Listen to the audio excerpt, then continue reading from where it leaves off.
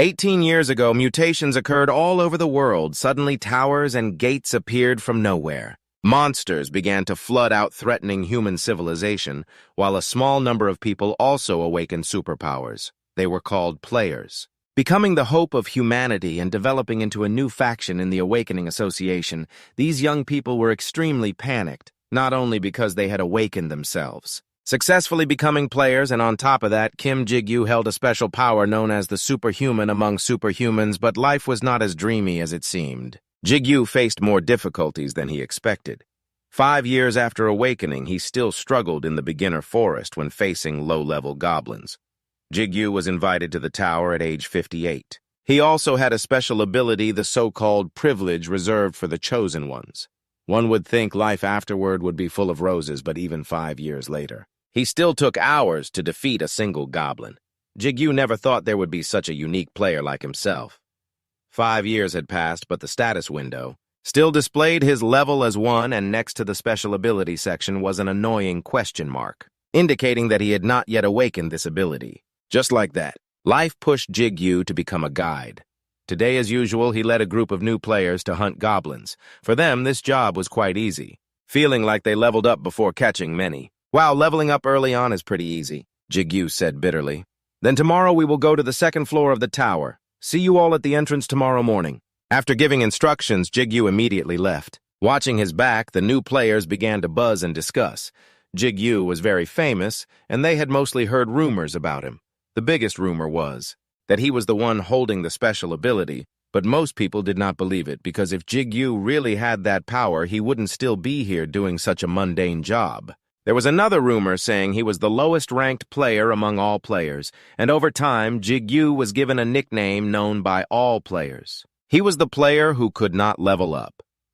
After finishing his guiding work, Jigu arrived at this place. It was a shabby place on the first floor of the tower that other players rarely passed through, a place he found because he spent more time on the lower floors than anyone else, and it had become his secret base.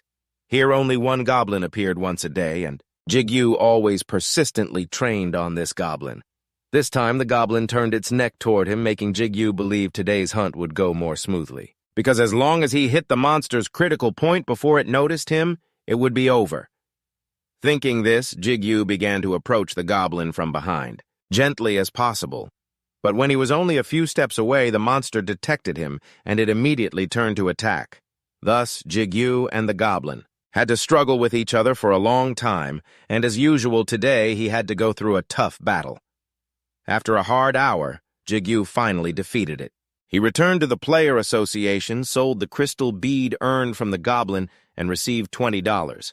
He silently calculated that after deducting the money spent on medicine, there was no profit left.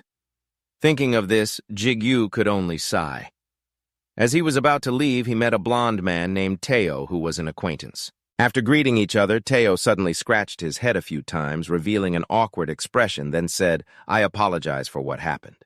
Jigu did not know what had happened. But before he could ask, Tayik had already left. Jigu, carrying that question, went into the office. Seeing the person inside, he immediately asked, "Hey Tayik, what's wrong with Tayik?" The man named Tayik was the manager overseeing the guides. His face also showed a very awkward expression. After a long time, Tayik finally spoke. "Well, you see, the new players you were in charge of today will be taken over by Tayik starting tomorrow." "Why?" Jigu immediately asked. "Everything was fine today." Tayik sighed heavily and replied, "It seems they have heard the rumors about you." This answer stunned Jigu for a few seconds, but he didn't seem surprised because this was not the first time such a thing had happened. Jigu truly felt confused not knowing about those rumors. What does it have to do with your job as a guide when you yourself have always done well in your role as a guide? Tetsuya could only sigh. Because after all those rumors were true, and every new player wants to find a decent guide for themselves, their conversation was interrupted by the latest news being broadcast on TV. The Angela Guild has just announced their intention to climb to the 75th floor of the tower, and the plan to clear the 75th floor will be carried out tomorrow morning through the Soul Gate. Recently, information about the players has become increasingly dense, turning them into a kind of idol even to ordinary residents who never come near the tower. But for Jigu, those news were like salt in his heart, because for Jigu, becoming a real player was already out of reach. Unable to bear the feeling of being bombarded by this news, Jigu grabbed the remote and quickly turned off the TV. "Why did you turn it off? I was still watching Tayik asked up to that point." He replied then. Tayik handed him an envelope containing today's guide fee and didn't forget to remind him about Teo, who seemed tough. But actually, he was also sad and thoughtful. "So don't hate him." Jigu nodded, though very sad, but he clearly knew from the start that this was not Teo's fault. He didn't even have the obligation to apologize to Jigu for this new hunter transfer, even though Teshi couldn't change this. Because the change of guide was the new hunter's wish, but to somewhat comfort Jigu, he gave him a special job afterward, arranged by Tayik. Jigu had a meeting with Kim Seong-pi, who turned out to be Suk-woo's cousin, and according to Seong-pi, he had always talked a lot about Jigu. It turned out that although Jigu hadn't leveled up for years, Suk-woo had been quietly watching over him this time. Jigu could become the guide for Seong-pi's team thanks to Suk-woo, the former player who guided Jigu when he awakened, speaking on his behalf afterward. He and the team members began to get acquainted. The only girl in the team was named Kim Han-yoon. The chubby mushroom-headed guy was Jun Seong-gu, and the other guy was named Ji-won. They were all quite open, so the atmosphere was comfortable. The introduction session ended. Jigu quickly instructed them on the necessary things for the 5-day, 4-night hunting trip. The first day went quite smoothly. As dusk fell, the group started setting up camp to rest, and with his experience, Jigu quickly finished this task. He also cooked a very delicious pot of curry. The whole group sat down to enjoy the meal when suddenly the guy Jigun asked, "Oh, right, guide, I heard you can't level up, right?" Seong-pi was startled and hurried to stop him, but Jigu didn't seem to mind and replied, "Yeah, that's right. Feel free to ask anything you're curious about." Jigun surely had many questions, but when he saw Seong-pi's bullet-like gaze, he dared not say anything more.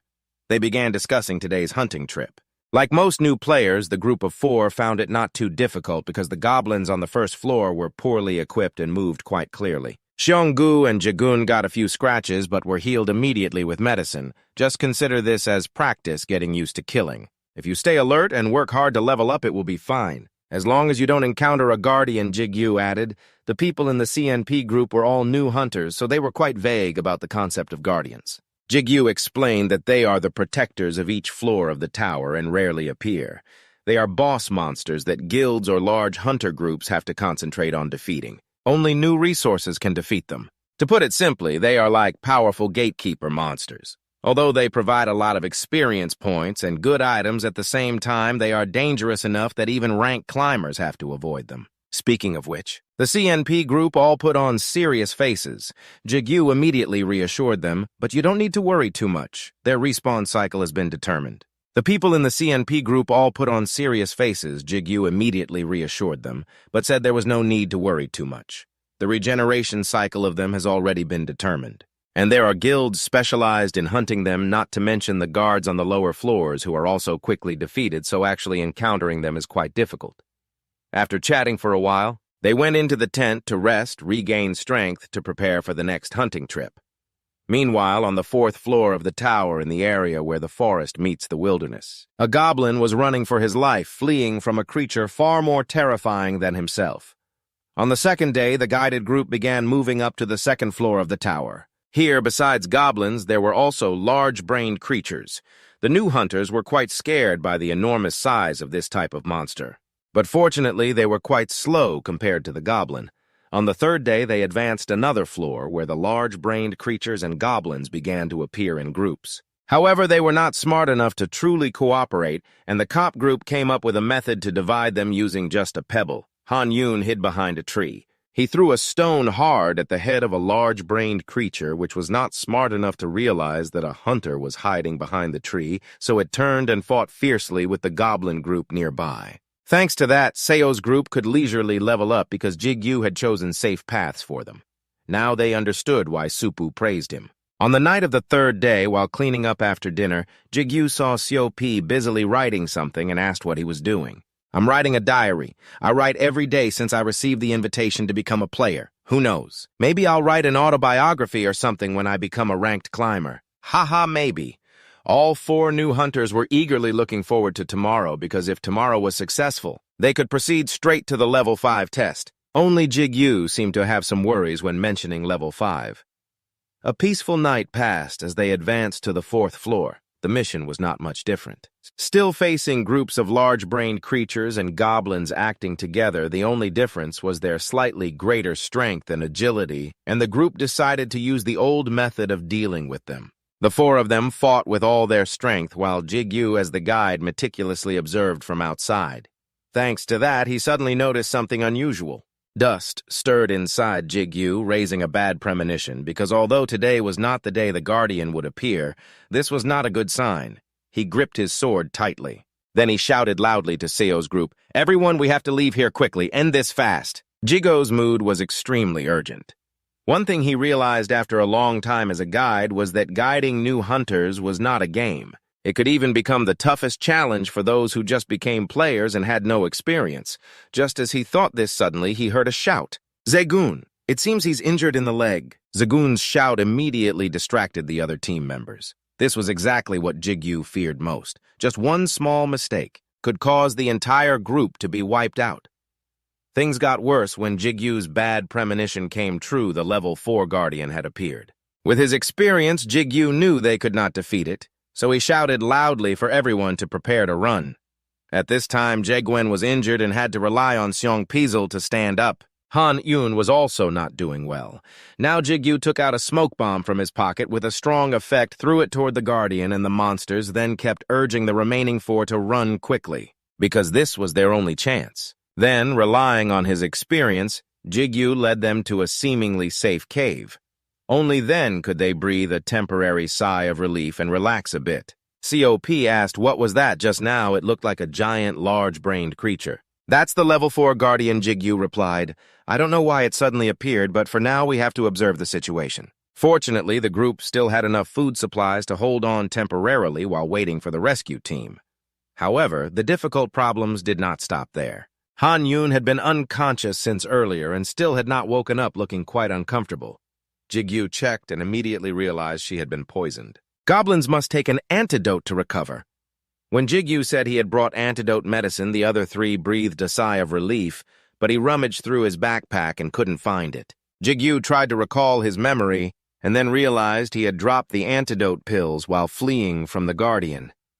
Negative emotions immediately overwhelmed him, although they had hurriedly run away at that time. But Jigu did not expect to make such an amateur mistake. He tried to calm down because this was not the time to be shaken, so Jigu decided he would go out to send a distress signal. When Jigu said this, all of Songpi, Zegun, and Seonggu both firmly opposed it because they thought it was too dangerous, but Jigu reassured them that he had already gone through several rounds of guiding new people and was getting tired of it. "And I only went to the nearby hill to catch fireworks. I know I don't look like it much, but I'm the best level 1 in the world." Jigu spoke calmly, but in reality, those were just words of encouragement for the CMP group. Once out of the cave, everything became much more difficult due to the appearance of the Guardian, so the movement direction of the monsters all changed, making it hard to predict where they would be. After a while of groping around, Jigu had to abandon the old route to find another way because too many brains blocked the path. In his pocket, he only had one smoke bomb left to save him. This time, Jigu followed the steep cliff and successfully approached the hill at this speed. He would arrive there in about 3 minutes and had to shoot the fireworks quickly, then return to the cave. As long as he didn't encounter the Guardian, it would be fine. Just avoid it, Jigu thought to himself. But usually the thing people fear the most arrives the earliest, because right after that, the level 4 Guardian suddenly appeared behind him. Jigu faced it directly but couldn't fight it, especially being ambushed like this. So he was punched hard by the Guardian, flying straight into the cliff. Jigu coughed up a mouthful of blood, his whole body aching as if his bones were shattered. But he still had to try to throw the smoke bomb to limit the opponent's vision. Then Jigu picked up the firework launcher, aimed it straight up, and decisively fired a shot. The signal for help was completed. Now he had to figure out how to escape from the Guardian's grasp. Jigu stood up and started running. First of all, he had to keep the distance between him and it. Jigu understood this guidance screen the best, so he believed there must be a way, and then the gate leading to the 5th floor suddenly appeared before him. The level 4 test was a sorrowful ordeal for Jigu. That gate was something he always wanted to jump into, giving up everything, but because of his family, he couldn't. Behind that gate was a place that seemed to be waiting only for death for a level 5 like him. Why did I come here? Jigu approached the gate and bowed his head on it. At this moment, he really wanted to cry. He was just someone who couldn't even handle level 4, so how could he get to level 5? But behind him, the Guardian was crazily chasing. If he didn't go up to level 5, he would surely die here. Jigu gritted his teeth. Staying here would definitely mean death, but going to level 5, he wasn't sure if he could survive. So he definitely had to choose the second option, because at least there was still a chance to struggle otherwise. Jigu had entered his first test. Giguk reluctantly entered level 5, but after confirming the player's information, the tower announced that his ability was not confirmed, leading to the difficulty of the challenge being continuously reduced, and Giguk's first test was simply to hunt a goat. Jigu stood up staring at the status window, seemingly unable to believe what was happening before his eyes. He only needed one breath to take down that goat. And the tower immediately sent a notification that he had passed the test, thereby determining his job and discovering his unconfirmed ability. Jigu passed the stage perfectly and easily. At the same time, he received his first reward. Holding the sword in his hand, Jigu kept trembling not because of fear, but because it felt unbelievable. He had already prepared himself to sell salt when entering here. But unexpectedly, he only had to face a goat. While staring at the goat's corpse, Jigu suddenly felt something unusual coming from behind. He turned around and saw a dense black aura approaching, then engulfing him. Jigu didn't know what it was, but in the blink of an eye he was swallowed by it and lost consciousness. Who exactly are you? Jigu woke up because of a strange voice. He looked around in confusion, not knowing where he was, but continued to hear that voice. Are you my master? This time he could hear more clearly that it was the voice of a boy. Jigu stammered and asked back, What master? Damn it, an idiot can't even answer a question properly. Are you really my master? The voice suddenly rose sharply, making Jigu feel extremely insulted. Fine. I've waited too long anyway, so whatever. Choose a name for me. Giggles up to now still truly does not know what entity is communicating with him, but it seems like it is trying to ask him to connect with it, so he still agrees to connect with it. This experience passed very quickly, just like a kind of hallucination shortly after. Jigu woke up and found himself lying on a hospital bed. The first thing that struck his eyes was the worried face of his younger sister Ayu Dung and Tayik. He thought he had fainted for only a short time, but in fact it had been 2 weeks since he was found unconscious at the door to the 5th floor afterward. Jigu could only hear what had happened from Tayik. After the guild players saw the flare, they managed to corner the bodyguard and bow. They entered the 4th floor before the door to the 5th floor, but ultimately let him escape.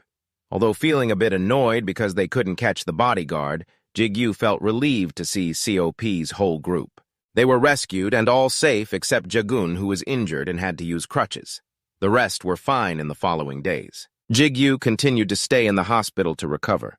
His mother called several times, feeling very guilty seeing herself as a burden causing her son to take risks. Earning money like that? Of course, Jigu kept comforting her.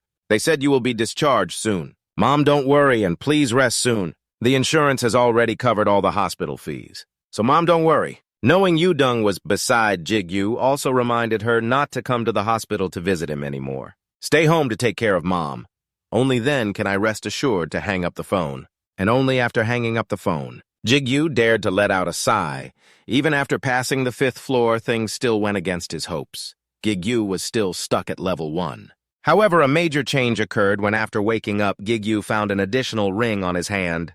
After discharge, he returned to his daily work. New hunters seeing Jigu reappear in the world, many couldn't help but sneer. Is that really him? The one famous as the guide who couldn't level up.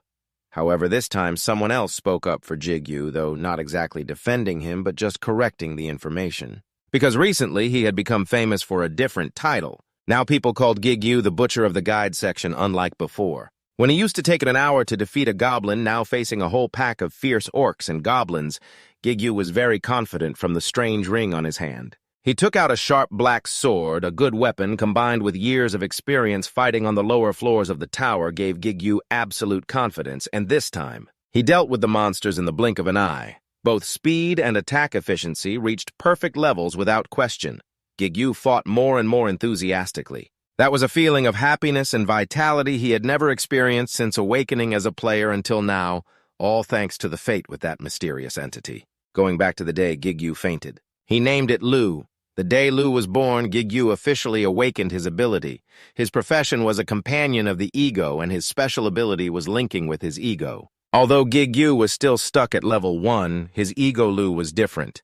In a very short time, it rose from level 1 to level 7 with 18 strength points, 18 dexterity points, 7 endurance points, and magic power. After Jigu defeated all these monsters, Lu's level even jumped straight to 8 surprisingly fast.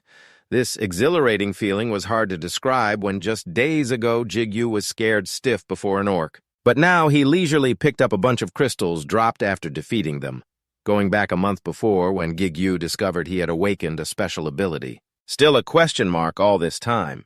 He was so eager that he rushed to the tower right after discharge, although he could imagine his sister's fury then. But Jigu still decided to teleport from the hospital bed here to test the new ability. After all, he couldn't sit still when his status window finally changed after 5 years. At that time, Jigu still didn't know how to link with what was called his ego.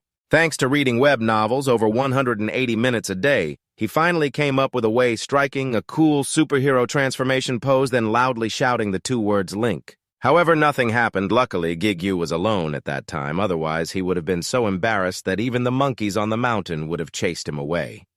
He was very troubled. He didn't know how to use that power. He even gave it a name, Lu. Just when Jigu was at his most frustrated, suddenly, a sphere appeared in front of him along with a notification that the ephemeral ego Lu had been summoned. At that time, Lu did not yet have a fixed form. Because Jigu was not skilled enough, his ego would be randomly chosen to form a physical body that would freely absorb matter from the surrounding environment. Jigu listened and became even more confused. What does it mean to freely absorb matter from the surrounding environment? But the answer quickly appeared before his eyes. Because from that sphere suddenly emerged a strong suction force that pulled everything around it, including Jigu and the equipment on him. Jigu desperately tried to hold on to his gear. Because of these items, even the cheapest ones were worth up to 50001, but the suction was too strong, so in the end, Jigu could only blink as the sphere swallowed them whole. It even sucked off his clothes. Even his underwear was not spared. Jigu had to risk everything to hold on to his waistband, otherwise he would have had to wrap banana leaves to go home. It seemed the sphere had absorbed enough matter from the surroundings. The wave then stopped, and the sphere began to change, emitting a dazzling light. It took a long time before Jigu's vision was restored, and what was floating before him now was a black sword sheath with a glaring red eye. After getting acquainted, Jigu realized that the sword was his ego Lu. At first he was skeptical, but its cheeky tone was exactly like the voice he heard when he fainted on the 5th floor of the tower, so he believed this was real. He asked it to explain a few things because at that time he didn't even know exactly what an ego was. Is an ego a soul? Not a soul, I don't even know what it is. Hey, stop touching my body, you pervert, Lu shouted when Jigu kept fondling it. He tried to endure it since this was a breakthrough in his special ability. Although it was a bit rude later, Jigu still had to rely on it. Hey Lu, can you move on your own? He asked again. Oh, not yet. But maybe later. Oh, okay. Can you sever the link with me and change masters? That depends on the ego's master. It can't do that. I see. Next question. When you can move on your own, can you attack me? Attacking you is possible, but if the master dies, the linked ego also disappears, so practically speaking, attacking your own master is quite impossible. Hearing this, Jigu's mouth twitched. Finally, he asked a concluding question. Can Lu feel pain? Even though it is currently in the form of a sword, Lu's answer was definitely yes. Because it is a great ego, not just emotions. As long as Jigu sets it up, all his senses can be 100% replicated on the ego's body. Hearing this, Jigu completely understood Lu's weakness. He immediately stood up, grabbed a rock, and approached it. All right, I've been holding back for a long time, you little bastard. And he threw the rock straight at it. Lu used force to teach it the lesson of first learn manners, then learn knowledge, so it wouldn't dare to be cheeky with its master him anymore. With such harsh colonial-style discipline, Lu really became much more obedient and well-behaved in the following days. It accompanied Jigu to attack the tower continuously, absorbing blood and experience from monsters to level up, and its stats increased relentlessly. Jigu was very satisfied, because this not only brought power to him, but above all now it was very sensible. Today our loot bags are full, so Jigu decided to go back and rest. On the way back, Lu complained that it was eager to go outside. To satisfy his ego, Jigu decided that next time, instead of entering the tower, he would enter a gate. However, when he returned, Tayik advised him not to enter any gate for the time being, because recently many abnormal gates have appeared, and the latest incident involved 4 high-rank named individuals dying in a gate in America. The abnormalities of these gates were also different, like a gate showing rank F but actually being rank C, or some gates having very strange structures. This has never happened in the past 23 years. But for the past month, Jigu has been continuously appearing, and after hearing him speak, I felt a bit uneasy. Because exactly 1 month ago was when he found Lu, but then Jigu also reassured himself that maybe it was just a coincidence. Seeing that he did not speak, Tayik continued to advise. I'm not saying you should never step through any gate again, but I just want you to be safe during this current chaotic time. I know you're very excited to finally be able to use your supernatural power, but please be patient. Jigu knew the other party only wanted the best for him, so he did not object. Then the two said goodbye, and Jigu left the headquarters to return home. Not being able to enter the gate made him quite frustrated. Whether it was pure crystal rare items or mission completion rewards, no matter what, those gates clearly brought greater profits than the tower. Although Tayik advised Jigu not to go. But above his head was a huge debt which forced Jigu to quickly earn money to pay the interest. Anyway, those abnormal gates were quite rare. Jigu didn't believe his luck was that bad. So he still went online to look for recruitment information to find members to enter the gates together. After choosing a mission suitable for himself, Jigu dialed the phone number to contact the poster. Outside a building, people were coming and going busily. Samsu stood up to shake hands and greeted Jigu. Very nice to meet you. I am Samsu, and I am the team leader for this expedition. I am Kim Jigu, the one who contacted you. He wondered, is this your first time gate hunting? He bowed slightly, about to sit down, and upon hearing this, he looked up and replied, yes. Song Su's face became serious when hearing Jigu confess, I'm still familiar with strategies for clearing stages and similar things. He immediately took out a contract and placed it down. The introduction stated this was a contract, but things like profit sharing and breach fees were quite standard. You will see when you read it. We decided to equip dice. While Jigu was reading carefully, Su reminded him, we will meet at Gaguri at 2 o'clock in 2 days, and remember not to be late. The magic gate was like a deep circular whirlpool. Gates were usually divided into 2 groups, one-time gates that disappeared after being cleared and fixed gates that did not disappear and allowed re-entry. Many people stood outside waiting to enter that gate, although the rewards from fixed gates could not compare to one-time gates that offered many special rewards. But many people raided these gates. Because the raiding strategy was widely publicized, the risk was lower. The torches hanging on the walls were still lit, and a voice announced, if you have finished checking your equipment, then let's go. The sound of hurried footsteps on the road, everyone quickly and without hesitation moved forward. Each person carried armor on their body and walked slowly. On the somewhat dark road, only a few torches lit the way. Jigu curiously glanced around once and suddenly thought to himself, they all look strange. They all came here through job introductions like himself. Jigu glanced at the couple right behind him and silently guessed that those two probably knew each other. Song Su suddenly looked up as if noticing something. He raised his hand, ordering everyone to hold their positions. From the deep darkness, some mysterious sounds echoed, adding to the fear. Song Su quickly took out a bow and signaled, they are coming! A whole group of crazy zombies rushed out from the darkness, making terrifying noises. Song Su's eyebrows furrowed, and he shouted loudly, Tanko, listen to the order, fly. Hun smiled excitedly and charged forward. Yes, sir. He just raised his large shield and could block a zombie. Jigu held his weapon, tightly jumped up, and shouted loudly, close combat, kill them all, come on. Shu aimed his bow with focused eyes, shooting an arrow straight at a zombie's head, making it fall backward. Another zombie was cut in the neck by a sword. Deo swung his sword powerfully, attacking with a satisfied grin. He fought while complaining that this group was excessive, especially since they were already rotten like this. Deo swung his sword, fiercely attacking with a grin of satisfaction. He fought while complaining that these guys were coming in excessive numbers, especially since they were already rotting like this. Suddenly, a shadow flashed past Deo, making him puzzled. That shadow was Jigu, who used lightning speed to surge forward through the zombie horde. Attacking all 10 at once, one by one, the zombies gradually decayed between Deo and Byong Hun's open mouths looking up. Even Song Su and Gazan, with mouths agape, froze and looked up. Byong Hun sat down right beside him, continuously praising, looks like this time we'll finish quickly thanks to you, Jigu. Deo smiled warmly and agreed, "Isn't it you who said you're level 7? I feel like I'm starting to get tired." You smiled faintly and replied, "Just lucky." Baeong-hun immediately brushed it off. "No, if you're modest," then he continued, "You also contributed the most when defeating that mini-boss." Baeong-hun suggested, after sweeping through, "Let me join your group." Jigu forced a smile but didn't respond. He glanced up secretly, feeling grateful. Luckily, he didn't seem to mind, but Jigu felt inside that behaving like this in front of the team leader was not polite.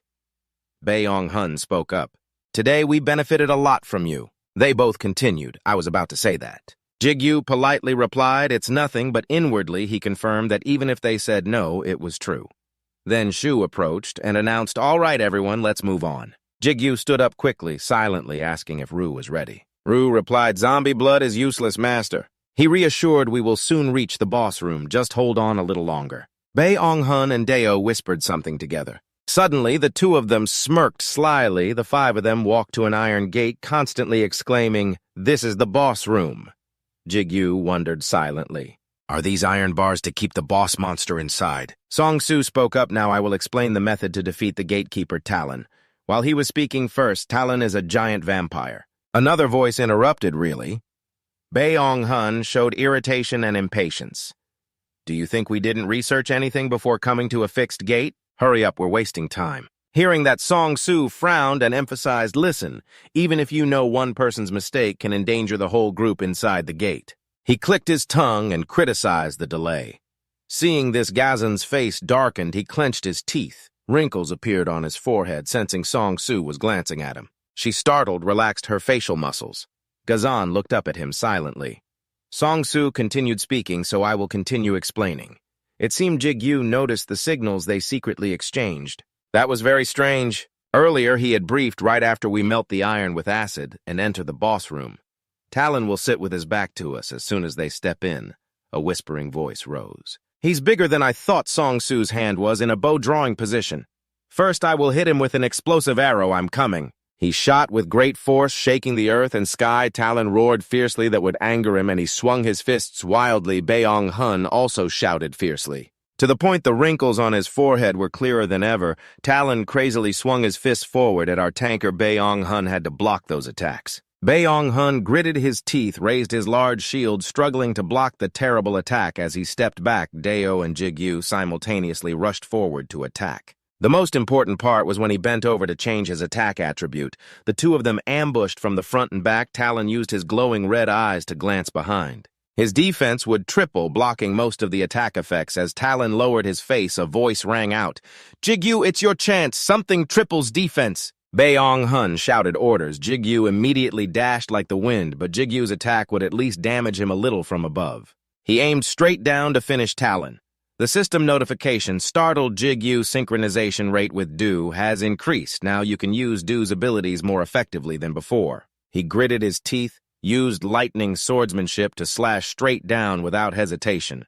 System notification: gatekeeper Talon has been defeated. Hearing that, Deo and Baeong-hun were once again surprised by Jigu's power. Gazan and Samsu were also very surprised, gained experience points. You killed the gatekeeper with one strike. Hearing the system notification, he widened his eyes, gained more experience points. Your stats slightly increased thanks to Thailand's blood system notification. You have acquired the skill Cannibalism. Cannibalism restores health by eating corpses. Seeing Talon lying on the ground, everyone started shouting, "What the hell is this? No way." Jigu Baeong-hun joyfully and wildly shook him. He begged, "Please give me your contact information." Deo also excitedly ran over to me. Jigu awkwardly waved it off and said, "Let's talk about that later." Zhongshu seriously spoke up. "Everyone listen.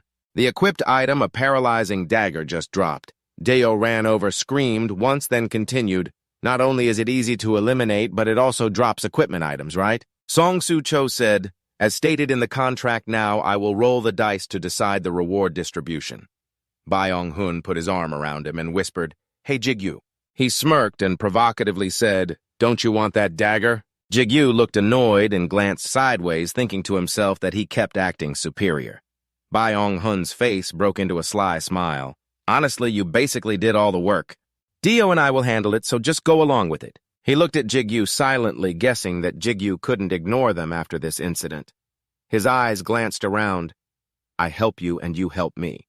He couldn't help but pay attention to those two. After 5 years as a guide, Jigu gradually developed an eye for people. Close combat Choi Deo and tanker Byung-hun, he didn't expect much. But unexpectedly, they wanted to do something like that. Jigu silently observed the others. Meanwhile, the team leader, Song-soo, and the girl whose name he didn't know, Song-soo, spoke up. If everyone is ready, let's start. Some doubt still arose in his mind. He wasn't sure, even though they seemed to be hiding something. He gently took something out from his sleeve. Now I will take out the dice. Byung-hun subtly signaled Deo with his eyes. Suddenly, Byung-hun jumped up from his seat, gripping the weapon tightly in his hand. Byung-hun smirked smugly and lunged to attack. Although Cho's blade came close, Song-soo remained calm and silent from afar. Jigu ran over, trying to push his hand away to stop him. He pulled Byung-hun and rushed to another spot. They both slammed hard onto the floor. Jigu pressed Byung-hun's head down firmly. He gritted his teeth and said, "Jigu, I thought we were on the same side. If I act rashly now, I might die." Then Byung-hun shouted loudly for help. "Deo, do something!" Deo trembled in fear and shrank back. His eyebrows furrowed, not daring to step forward. Jigu's eyes suddenly became serious and worried, thinking, almost.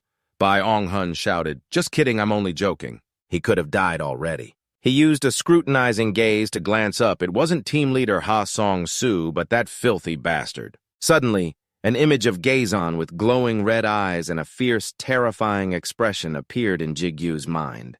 He didn't even see her draw the dagger. Thinking of this, his face darkened and he silently wondered, "Isn't she a mage really dangerous?" Jigu glanced at Song-soo, assuming Ha Song-soo was the same. He recalled the moment when he calmly faced the dagger. It was aimed at him. He didn't flinch as the blade swung toward his throat. Instead, he just sat and watched. Suddenly, Jigu bluntly questioned, "Who are those two?" Song-soo slightly tilted his head, his mouth curling into a faint smile. "Actually, we wanted to ask you the same question." While holding Byung-hun down, he pressed further. "What do you want to do with these guys?" Deo knelt down, trembling in fear, loudly confessed, "He said I'd be paid as long as I followed orders. I don't know if he really intended to stab you." Song-soo didn't answer, but asked, "Why are you asking me?" Jigu calmly replied, "After all, you're their target." He raised his hand to support his chin, looking thoughtful for a while. Then Song-soo turned and softly called Gazon, as if understanding. Gazon immediately cast magic. A black aura radiated from her body, her eyes blazing red. Jigu's eyes widened in disbelief at what was happening before him in an instant. Gazon shot forward at the speed of light toward Deo, striking him hard in the back from behind. Seeing Deo about to fall and smash his face on the ground, Jigu thought silently, "Just as I thought, she's very dangerous." His eyes widened and looked away.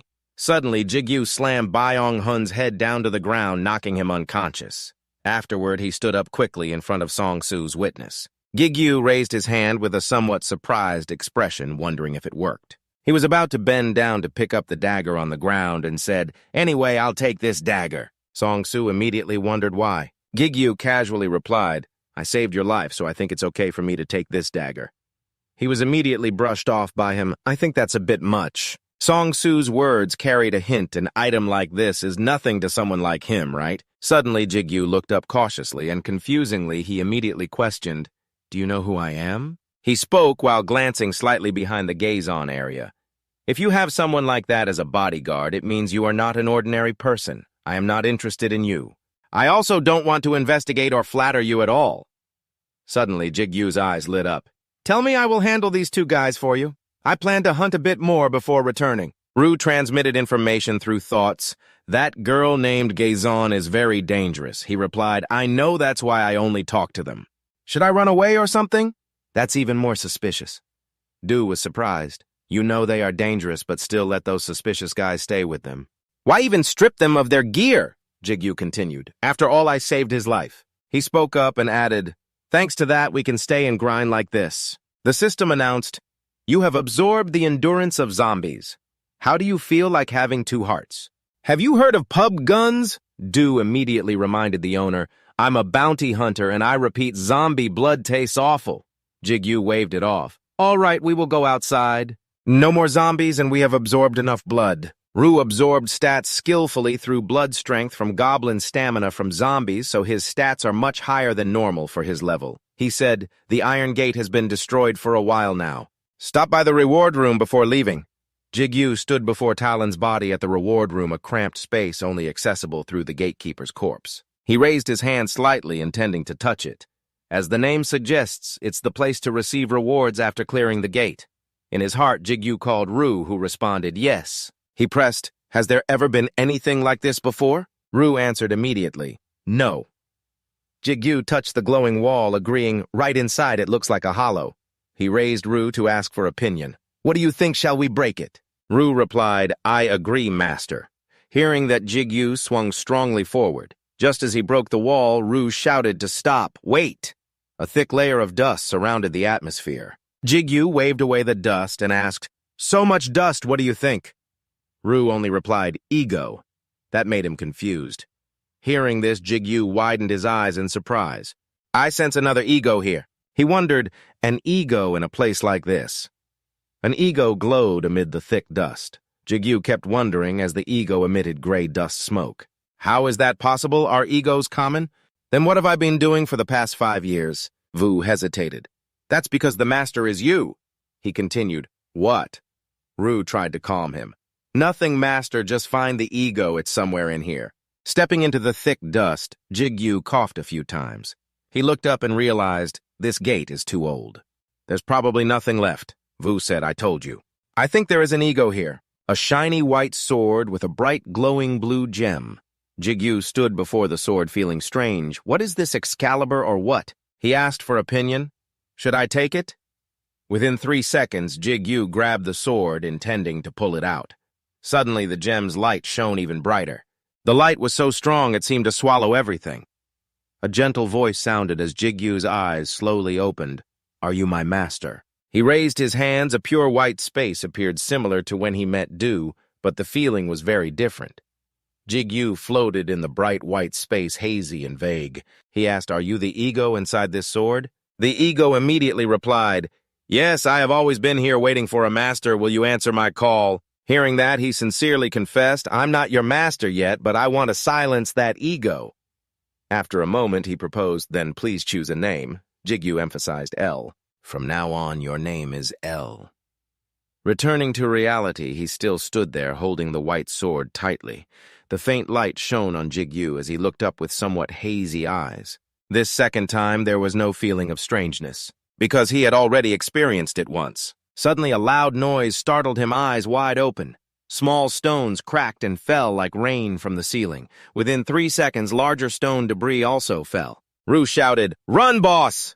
Worried, he urged the master to run. Jigu looked around and shouted, "I know already." Ru immediately questioned, "Who are you?" Io confusedly asked back, "Who is asking?" Ru arrogantly and confidently replied to me that he is an excellent and great ego while Jigu was busy fleeing from there. Angry, he shouted at the two of them to be quiet immediately as he stepped out, suddenly pausing, thinking about the sharpness of his talent. He had to go to the reward room. Suddenly, a large rock fell, startling Jigu. His eyes opened wide, looking as if worried about something on the floor. Gigu's feet stood on a very fragile boundary as the floor seemed about to crack. He opened his eyes wide, determined, reaching out and shouting, "Please, please." The system asked if you want to go to the reward room. Jigu immediately urged to hurry. His eyes looked down, gritting his teeth to endure. Suddenly, Jigu's eyes widened as he saw something surprising when the gate opened, revealing a giant orange-yellow pupil. A crowd of excited people lined up outside, waiting to enter a fixed gate that had been destroyed unprecedentedly for unknown reasons. On the screen, news reporters were talking about the information that the timing of the unusual incident coincided with the formation of multiple gates, causing a long-lasting major debate about the positive aspects. Because Jigu had left there a long time ago before the gate collapsed, he was not suspected. The screen displayed the reward passing the level grants 30 purple quartz and an additional reward. A talisman, an item that prevents common illnesses and prolongs life, which ordinary people can also use. Jigu and Dudong stood beside his mother's hospital bed. Although it was still not enough to cure his mother's illness, it was still useful, and the money he received from the quartz helped Jigu transfer her to the hospital where she seemed to improve a bit. The sky was clear outside the tall skyscraper. After deciding to climb the tower once more to the 5th floor, as he stepped up, he couldn't help but gape, looking up at himself. He had heard that the inspection floor was quite developed due to the lack of monsters, but this was just an ordinary city. Jigu walked on the crowded street. People passed by and through the 5th floor, where he was found unconscious as well as alone, with a sword fighting a pack of wolf beasts on the 6th floor. Then came another group of monsters defeated by Jigu on the 7th floor. After that, he and his teammates continued to fight on the 8th floor. In front of Jigu were towering mountain ranges. He held the sword firmly in both hands, and on the 9th floor, 2 gems on the 2 swords simultaneously emitted light. He had never dreamed of this until recently. In Jigu's mind appeared Sugo's words, "Rank is not important." Those words kept ringing in Jigu's ears, and as long as he did not give up, finally his special ability would unfold. Jigu slightly smiled inwardly, affirming that Sugo was right. The 2 rings on his hands also began to glow, seeing that Jigu lifted them up, smiling with satisfaction. Leveling up was quite good. Because experience was divided, leveling up was a bit slower, but thanks to synchronization, he also felt himself getting stronger, he thought silently. I thought it was extraordinarily strong because maybe there was a demon sealed inside it. But about the demon, sorry, I don't remember anything. Suddenly, Jigglypuff recalled the giant bright yellow pupil. The demon was that giant eye, he muttered, speculating. While pressing on the system panel, it seemed like he could be stronger if he had more egos. He thought he had to find more egos. Rue asked, "Do you know where to find them?" Jigu was very confident and immediately replied, "I know a place outside the building."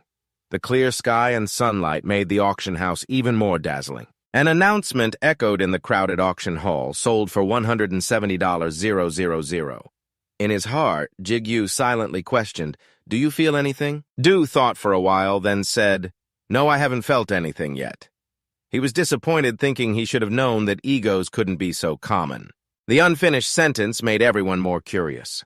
The last item of the day, a shiny bracelet appeared, and the main item of the auction was the wounded warrior's bracelet. Everyone who saw it couldn't help but admire it. It was an item that would increase regeneration speed. At the same time, Rue and Elle both confirmed it was an ego.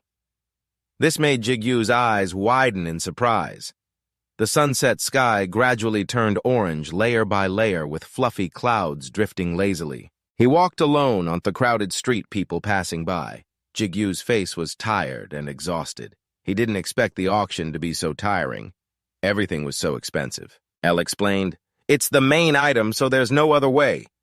The owner bluntly criticized the poor owner. He forced a smile to comfort himself. At least the paralysis charm sold for $100,000. Du seemed about to be speechless at the owner's strange expression. While speaking, Jigu smiled frighteningly and said, "Elle, let me kiss you all once." Du immediately scolded, "Are you crazy?" Elle tried to call out and stop the owner as Jigu stepped out of the convenience store, saying, "Thank you for coming again." He walked while talking on the phone. "Yes, I'm on my way back. Is there a problem?" "No. Yes, there is a problem." Jigu immediately complained, "It's hard to find the team. I just left the gate."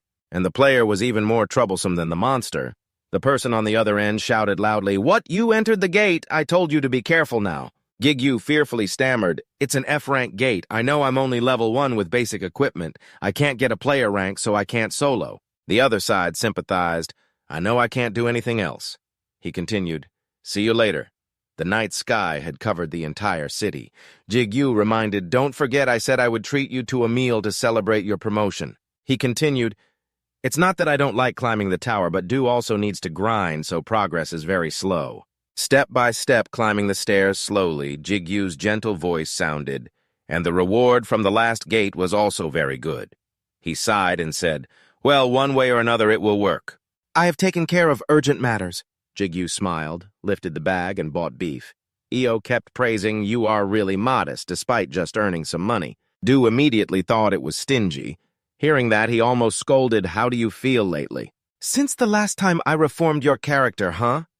Fearfully, he replied, "I'm sorry, Jigu, troubled by thoughts of wanting to earn a lot of money and move elsewhere as soon as possible. I want Du to be able to go out more safely." He quietly climbed the stairs. Suddenly, Jigu noticed something in midair. A small cluster of light appeared unexpectedly. "What is that?" The light burst larger and larger in front of him, each ray seeming to cover the entire city. Jigu wondered, a gate. The screen displayed standardized text about gate formation. Stay calm. A gate has just formed and is not dangerous. Please assess the situation before calling 112 or contacting the association. Keep distance. Entering an unclear rank gate is very dangerous. Even if you are a player, entering a gate without association verification will result in up to 5 years in prison, or a fine up to $10,000. Collect reliable evidence. If there are many witnesses present before association verification, conflicts may occur.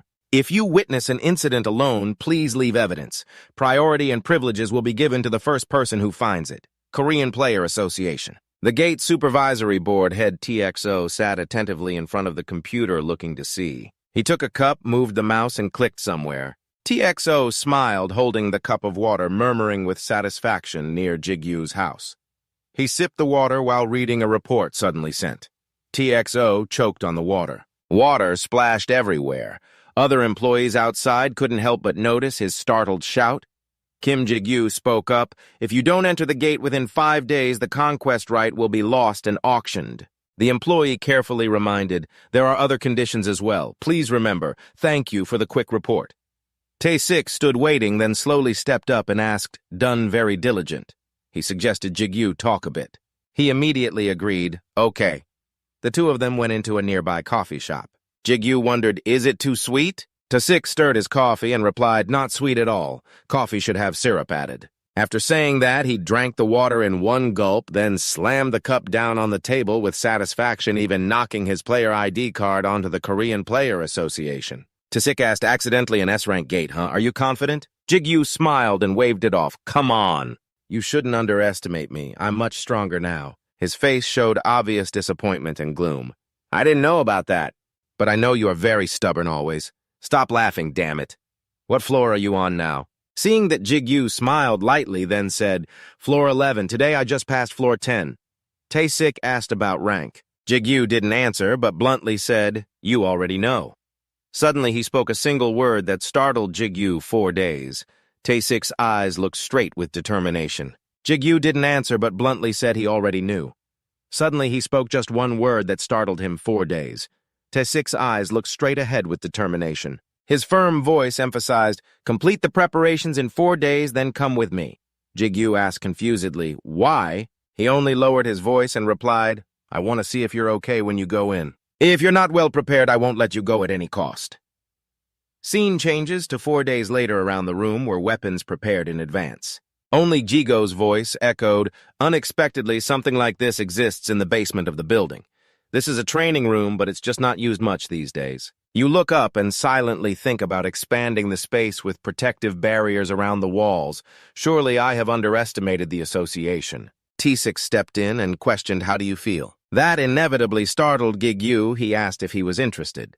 "There is a position in that association." Tayik adjusted his sleeve cuff and calmly confessed, "I think you would make a good intermediary, or another position would also be fine." Jigu flatly refused immediately. "Thank you for the suggestion, but I have to decline." You scratched your head shyly and shared, "I don't want to settle anywhere yet." Tayik's calm voice sounded, "Is that so? You will always be welcomed here, so just say a word." Suddenly, Jigu remembered someone and immediately inquired, "What about Teoban, the guide who disappeared when he was promoted?" He then continued while still rolling up his sleeves. "The Caravan Guild Gate, right? I think he joined there. He is very different from the resilient kid I once knew." Jigu couldn't help but be happy to hear that news. "Great. I have to visit him sometimes. Although I have never heard of that guild." At some point, Tayik's 2 hands were full of veins. Jigu pressed on like this. "You said we will fight without weapons." He was startled and exclaimed, "What?" Suddenly Tayik's eyebrows furrowed. His gaze seemed disdainful. "Oh my, it seems like you are underestimating me because I have been too busy with office work lately." He reached out to a small layer of bone, which suddenly dissolved in a circle as the wind blew in. Jigu stood still increasingly. The wind approached, making him open his eyes wide in surprise. In an instant, a strong wind blew, making Jigu stagger and unable to stand firm. Tayik's confident words and gaze sounded, "You couldn't hide your fear. Once an expert, always an expert. Don't underestimate someone who was once a Dan Sao." His whole body was suddenly surrounded by a cursed aura. "Stop joking, get up." In his heart, Jigu thought he knew he couldn't defeat him, so he decided, "Then I will learn a bit, but I won't back down before fighting." When looking up suddenly, Jigu was startled, opening his eyes wide. Tayik stomped strongly. Another strong gust flew to him. Jigu immediately stood to block that wind. He tightly held the sword in his hand and gritted his teeth, enduring Gigu's one foot brushed aside just as T6 lifted his foot to attack again. Jigu held the sword firmly, intending to charge. He asked, "Are you sure you are prepared?" You did not answer, but kept panting. Dan Sao is still Dan Sao, after all. It reminded T6's pale face as he shouted loudly, "Focus losing vigilance at the gate means death." Panting, Jigu looked straight ahead with determination. He said, "Right, I have been too arrogant." He gritted his teeth, enduring thinking if he had prepared a plan. Scene changes to 4 days earlier, East Demon District player item auction market. Rue said, "What are the items for? There are no items better than ours, boss." Jigu lifted the phone to answer while brushing it off. "Not like that, I still don't have any good armor." He said, "I can't keep wandering around like this. And who knows, maybe I will find a true self." Io continued, "I will let you know as soon as I sense one nearby." Master, under the clear sky, the sunlight shone brightly. The voice echoed, "Look around." Jigu was suddenly attracted by a set of iron armor in the shop. The system recorded it as useless iron armor from a clumsy blacksmith. Normal rarity effect increases defense by 9 points. He quietly turned and looked around at the sets opposite. Jigu bent down to look at the price, startled. The system recorded it as useless armor from a clumsy blacksmith effect increases defense by 7 points. He left and sat down by the roadside, depressed and gloomy. Both Elle and Rue couldn't comfort Jigu, who complained that cheap stuff was terrible and disgusting, while good stuff was disgustingly expensive. Not easy at all. Rue and Io simultaneously called out boss matter. Outside a shop, an adult and a child were arguing. Mitsu shouted loudly, "That's not true." "Your grandfather was a great artisan," the adult dismissed. "Equipment that cannot display item information. What's so great about that?" The boys still thought Uncle Sai was wrong and the old man was very skilled. The other person then disdainfully said that advertising a store that doesn't do business properly is useless. Even if you go, you'll just be kicked out again. From afar, Jigu approached and called out, "Hey, Minsu!" Surprised, the boy turned around to look at him, and Jigu suggested that the boy lead the way for him. Jigu bowed gently and spoke about the boy's store. Hearing that Minsu immediately agreed, his face lighting up like a star. Yes, the two of them quietly went down to a basement level. Jigu still felt doubtful inside. "Are you sure?" Elle and Rue answered firmly, "Yes, master, absolutely sure." Rue explained that all the clothes the boy was wearing were egos. Elle explained that they were created by humans but still somewhat held the power of an ego. Rue was angry and scolded. "Don't say what I want to say anymore, damn it." Minsu opened the door, smiling brightly, and called out loudly, "Grandpa, I brought a guest here." The old man gently reminded Mitsu, "Didn't I tell you not to bring guests here?" The boy replied, "But I want everyone to know about you." The old man then scolded him, "You also have many beautiful clothes, so why are you wearing the ones I made? Your father will be angry if he sees that." Jigu quietly looked inside the door. Suddenly his eyes lit up as he sensed something. "This has a fragrant smell," he emphasized. Jigu stood still in front of the dark room filled with items. Everything here was ego. He looked at the items in the storage room. He couldn't help but exclaim, "How can one person—" Rue continued, "They all only have one Rue," affirming that all were egos. Jigu wondered, isn't ego the English word for banga? "Why are you standing still in front of the room for so long?" The old man propped his chin with his hand and bluntly said, "Not for sale, so please leave. I have no intention." "Selling to those who don't understand the value of the item?" Ji Chun, the blacksmith, said while flipping through pages of a book, his voice low and sincere. "This isn't the first time. I've met people who look down on this work." Suddenly, GGYU spoke firmly, making the old man look up. "I will buy it." Ji Chun waved his hand dismissively. "I said no sale. People like you wouldn't know how to use it even if you bought it." "You wonder if I can use it, then you'll sell it, right?" The old man showed disdain. "Ridiculous, please leave."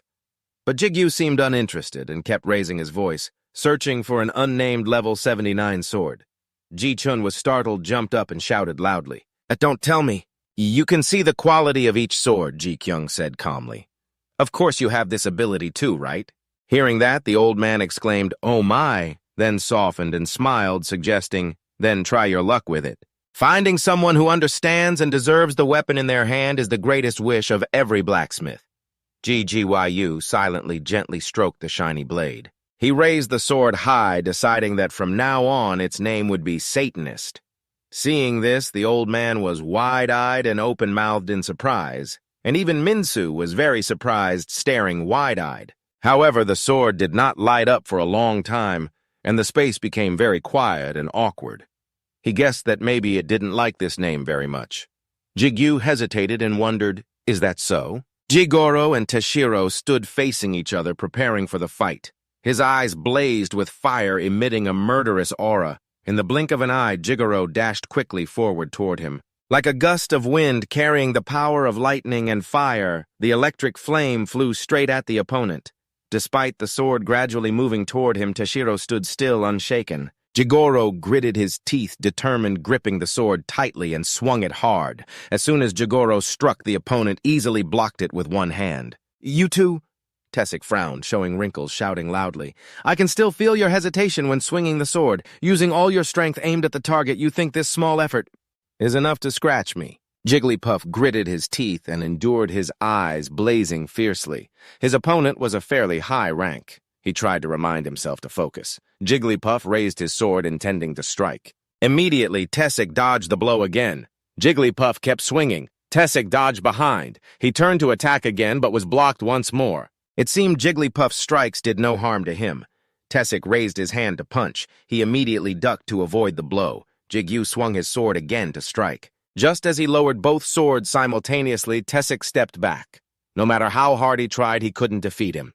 Jigu's eyes widened in surprise. Tayik seriously looked straight ahead, bent down, and threw a punch with his palm. As he approached, Jigu reflexively raised his sword to counterattack. The scene changed as he lowered his head, puzzled. "Why can't I connect with them? Are these the egos, Rucho, or are they just second-rate items? Not only that, egos are usually very strict in choosing their owners. I'm not too difficult, but don't think they can be like me. Aeolian comforts me. I like you, master. You have to decide. I will try one last time." Vu smiled faintly and said, "Give up." Jigu irritably questioned, "Since when did you learn to talk like that?" "You seriously placed your hand on an item named Branheart. Suddenly a light emitted. That light attached to you. The system announced connection established. You have just connected with an ego Branheart. Due to lacking some skills to use, you will not be able to fully utilize all Granthurst abilities, losing almost all ability to switch scenes back to reality." Tayik's fist punched hard into Jigu's body, immediately emitting light. Granthurst, level 7, power 15, speed 3, durability 40, mana 6, additional skill increases, defense 12, Granthurst regenerates accumulated damage. His face showed clear confusion. A burst of power exploded from Jigu's whole body, flying straight backward, hitting the wall hard. His eyes rolled, white mouth coughed painfully once. Then Jigu collapsed, face hitting the ground, coughing continuously. Still trying to stand up, a bottle of water was thrown in front of Jigu. Tayik suggested drinking it. "This is medicine for internal injuries," he sneered.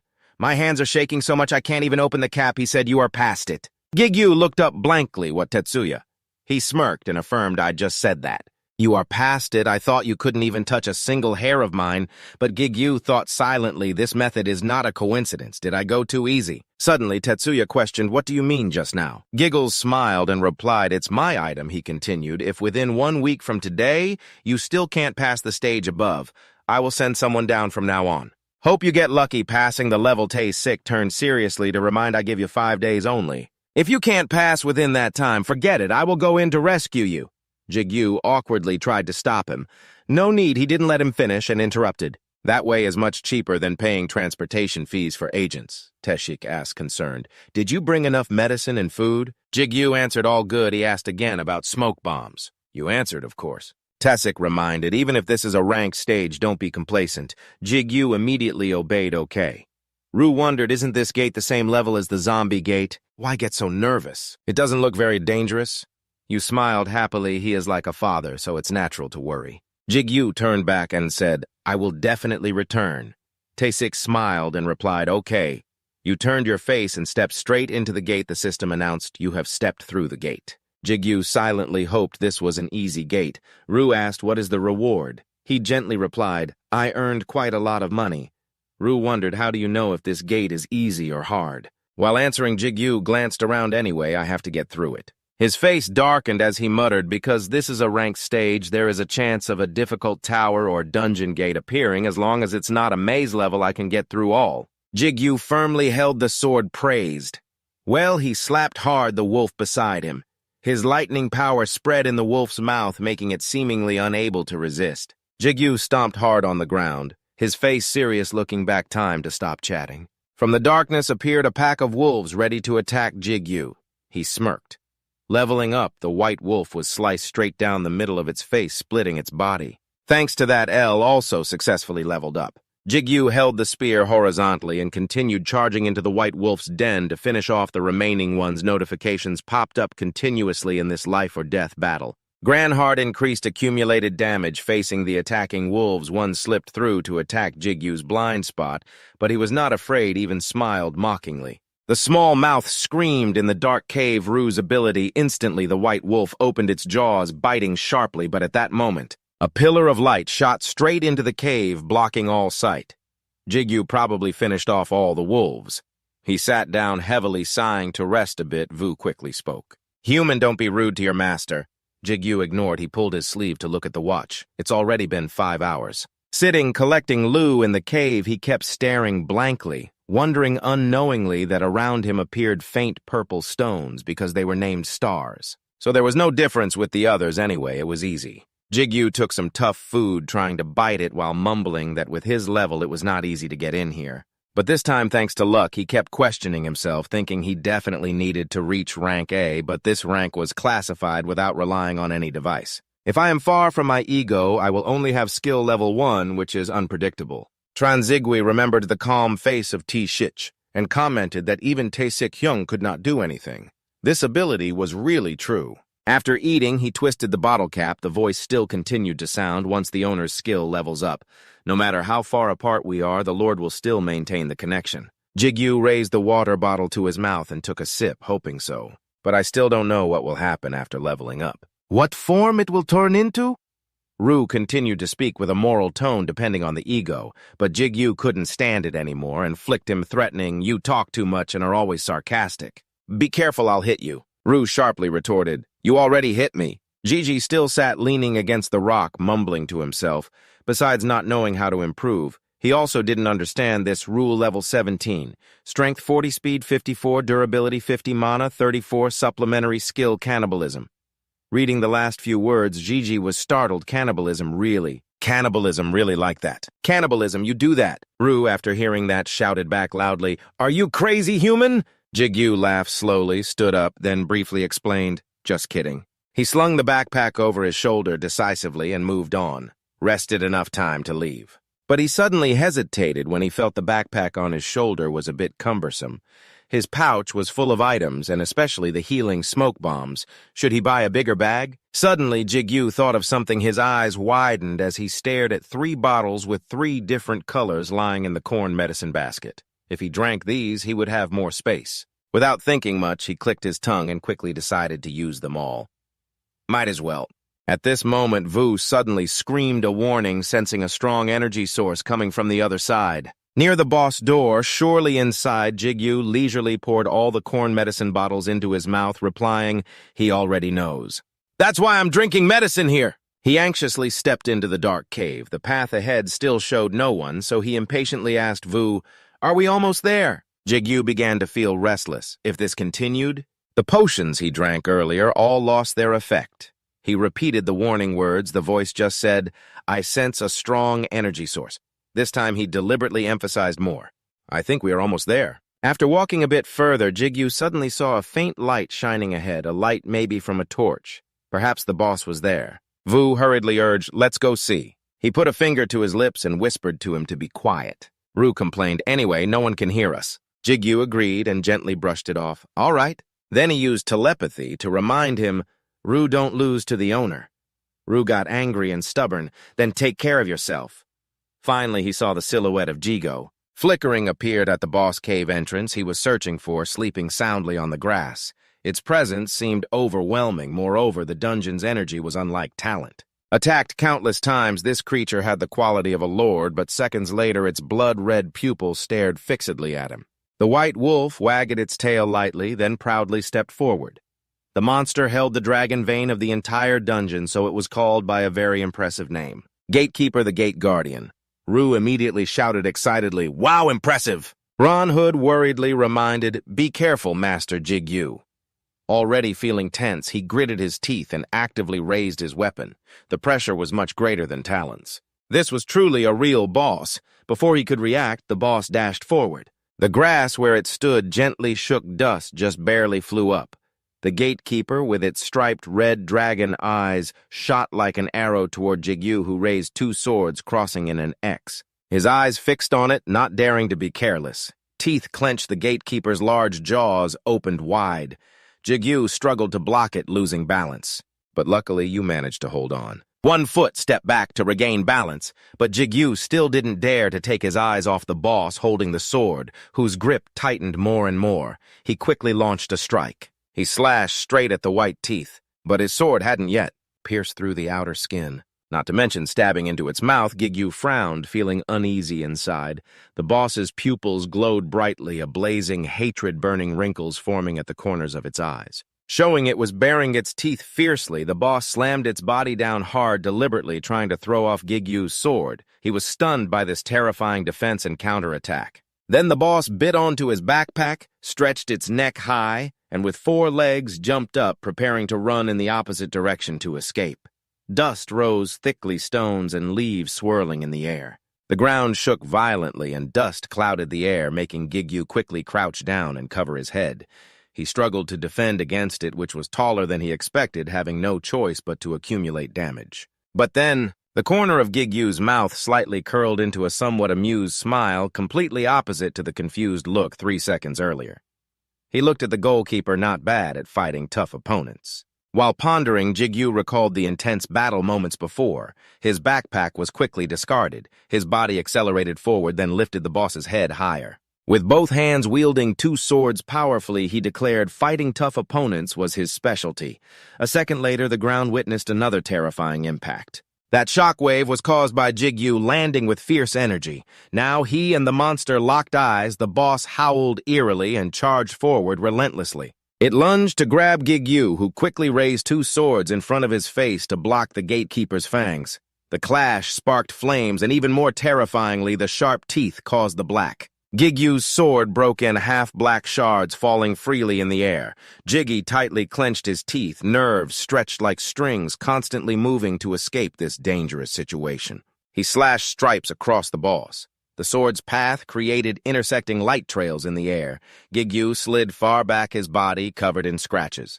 The boss's mouth was now wide open, drooling greedily and making disgusting noises. Moments later, the space cleared, heavy breathing sounded, and Jigu sat exhausted beside the boss's corpse. Breathing, he felt lucky, almost dying. He approached the monster's corpse, telling himself the effect of the corn medicine had just worn off, and without Brandheart, he probably would have lost. He still insisted that talent was not comparable to this one. Even though he had just won, Jigu raised the black sword gently to say goodbye, thanking it for dying by his hand. Each tip stabbed into the thick fur skin, black blood spurting out continuously.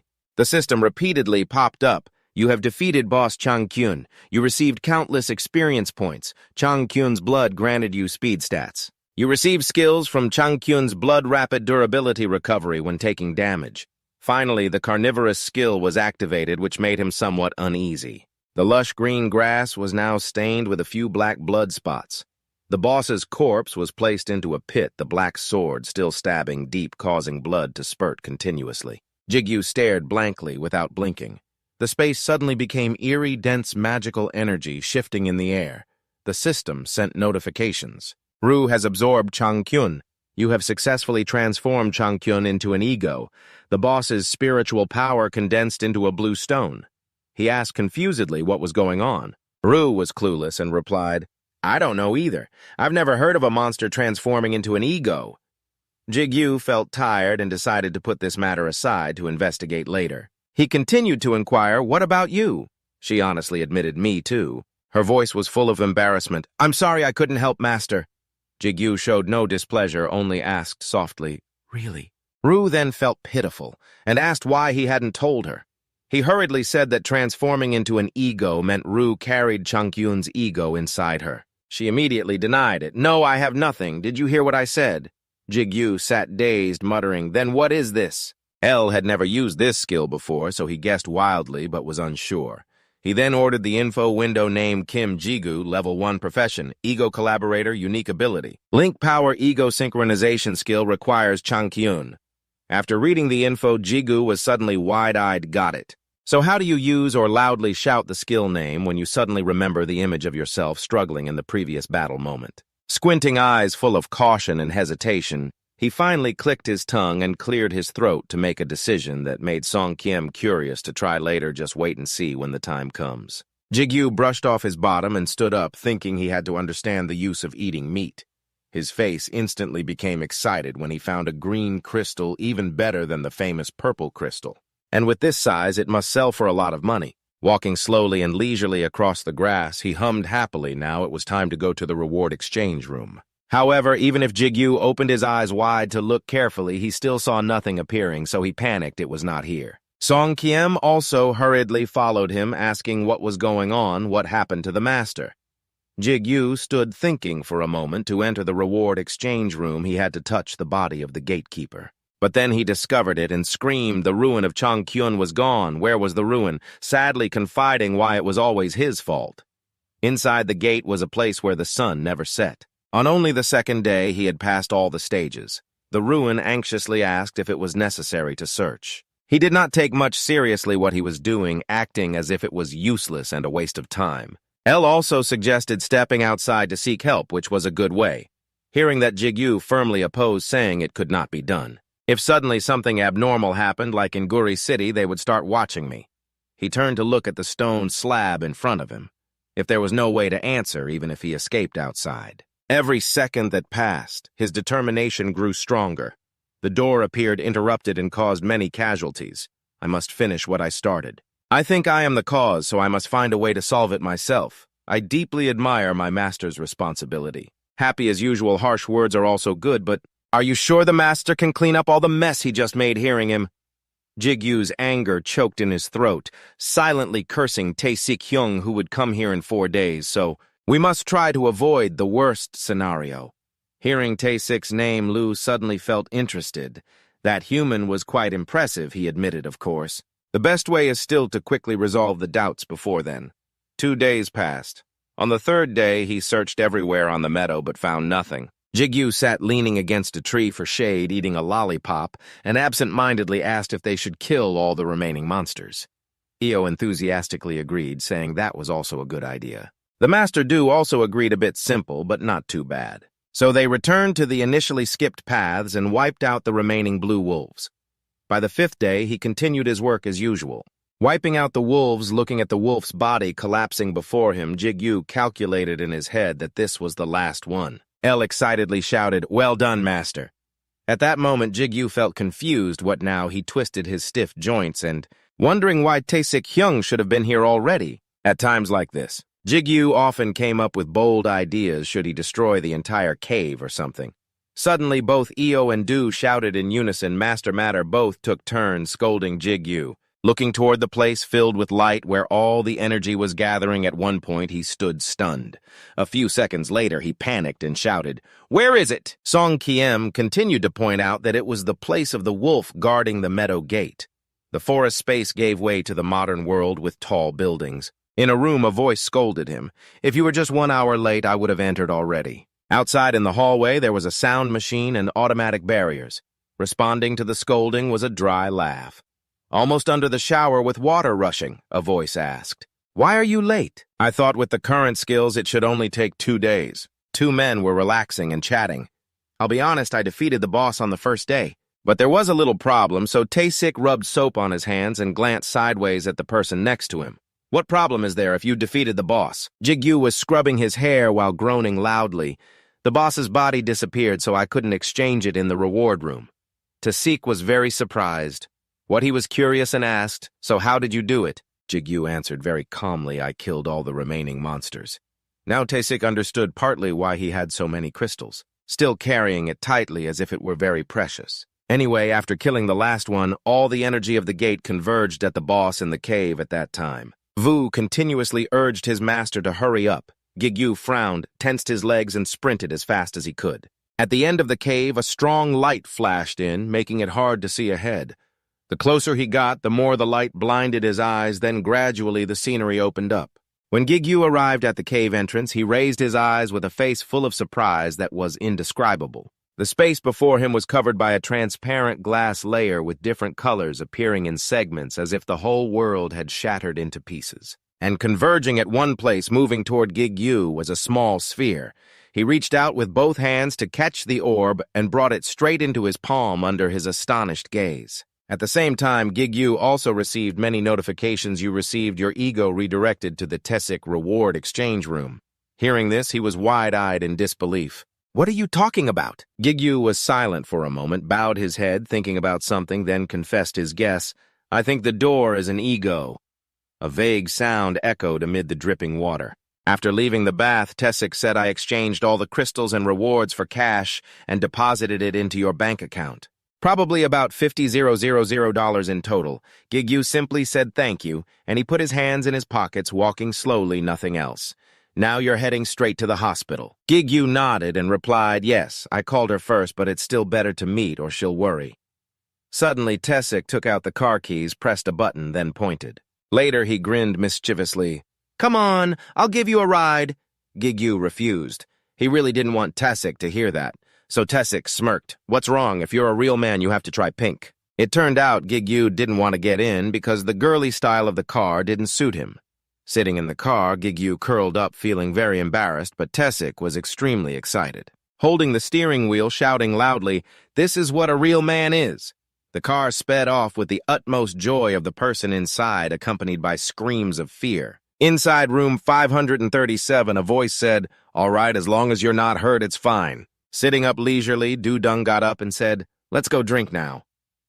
Outside, Jigu and Suzune turned and left.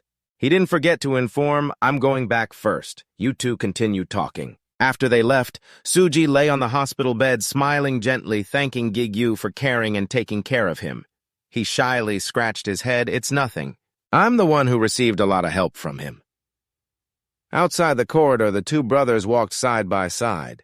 The little girl yawned until tears came out. He asked Han, "Are you so tired you're sleeping? Have you eaten yet?" Gigu's face was full of teasing, reminding the exam is coming soon. Dueling pouted, looked away, stretched. "I only napped a little." "So still study normally," he gently added. "Don't overdo it. Remember to take care of yourself." Hearing the concern in his words, Dueling also smiled and looked over. "Then let me feel protected." Suddenly a voice said, "Be careful." Someone with an IV drip approached. "Are you Dueling's brother?" The young man, they were surprised to see the old lady, Grandma. The little girl calmly approached Grandma. "You're still not asleep at this hour." She smiled, looked at Jigu, and explained, "I went out to relax my limbs a bit. I heard voices here, so I came back." The old lady glanced as if sensing something. Then she approached, smiling, holding Gigu's hand. "It's thanks to you that Dueling has become a good child." Jigu felt a bit embarrassed. "It's nothing."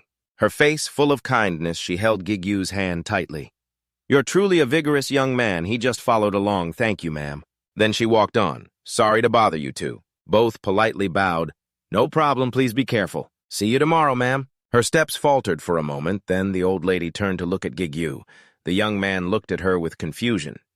"Yes," the old lady reminded, "there are some opposing energies." Gigu's face was full of confusion as he listened to her advice. "Try not to lose yourself." Finally, she turned and walked away. "Hopefully you overcome your hesitation." The two stood silently in the corridor, watching Jigu, puzzled, thinking, "What does she mean?" He looked at the ring on his hand and sighed. Did she sense something? The next day, at a large hospital in the city, he stood at the door, stretching comfortably after a sleep that was much longer than in that damp cave. This place was like a five-star hotel. Someone approached, startling Jigu. The doctor looking at him, along with the nurse holding the medical records beside him, was the family member of patient Lee Soo-jin right across from him. Jigu calmly replied, "Yes, is there something you need?" He cleared his throat with a serious expression. "Do you have time to talk?" In another corner of the city, the prison gate was open, surrounded by a crowd. Suk-gu smiled excitedly. "Finally, after 3 days, I can go home." "After showering, do you want to go drink some alcohol?" The person beside him coldly reminded, "Drink less beer." "I still want to rest," he said confusingly, looking at Jigu. Suk-gu still suggested something or wanted to switch to soju, then both of their gazes turned to him, whispering, "Isn't that the master assassin?" Seeing that Suk-gu was also excited. "Wow, I'm a big fan. Should I go say hello?" The person beside him encouraged, "If you like, go ahead." Then their eyes gradually shifted to astonishment. On the other side, Jigu bit his lip tightly, confused by their reaction. Wow, his expression is a bit over here. He also recalled what he had heard at the hospital. The patient was currently in a very critical condition. Although she did not show it, her muscles were severely affected. Jigu's footsteps moved forward unconsciously. Inside the hospital room, Du was slumped next to his mother. He stood outside the door, not daring to face her. The doctor's voice still echoed in his mind about the treatment. Even with medication, it won't last much longer. No matter how carefully you care for her now, it's already too late. Currently, Jigu entered the prison. In front of him were two demons holding weapons fiercely. The doctor confirmed there was one last problem, but they did not know the cause. His face was full of panic, stammering, "What is the problem?" He said regretfully, "Unfortunately, all we can say now is, she has at most 1 year left. At worst, 3 months. Currently, Jigu bit his lip tightly, his eyes full of resentment, his body radiating killing intent. The monsters quickly rushed over crazily. He also charged forward to attack them with self-blame. It's all my fault. In his mind, Jigu thought about the door in the past and screamed that it was because he was always shy that they had to suffer. If only he had been braver before. Jigu's body flashed past the monsters with powerful attacks, thinking, if only I were stronger faster. Then heavy rain poured down. His body stood motionless in the rain. Seeing that, Du worriedly reminded him, but he remained unmoved. Has the master gone crazy? Does he want to die? So this is when things start to go wrong. Ao warned him to watch his words. Du comforted her, making Jigu's hand grip the sword tighter. The master's mother's condition was very serious. We could understand how much pain was in your heart. Currently, he could only grit his teeth helplessly. Then, on the 19th floor of the tower, the crowd turned around in astonishment at a pile of messy items tied together.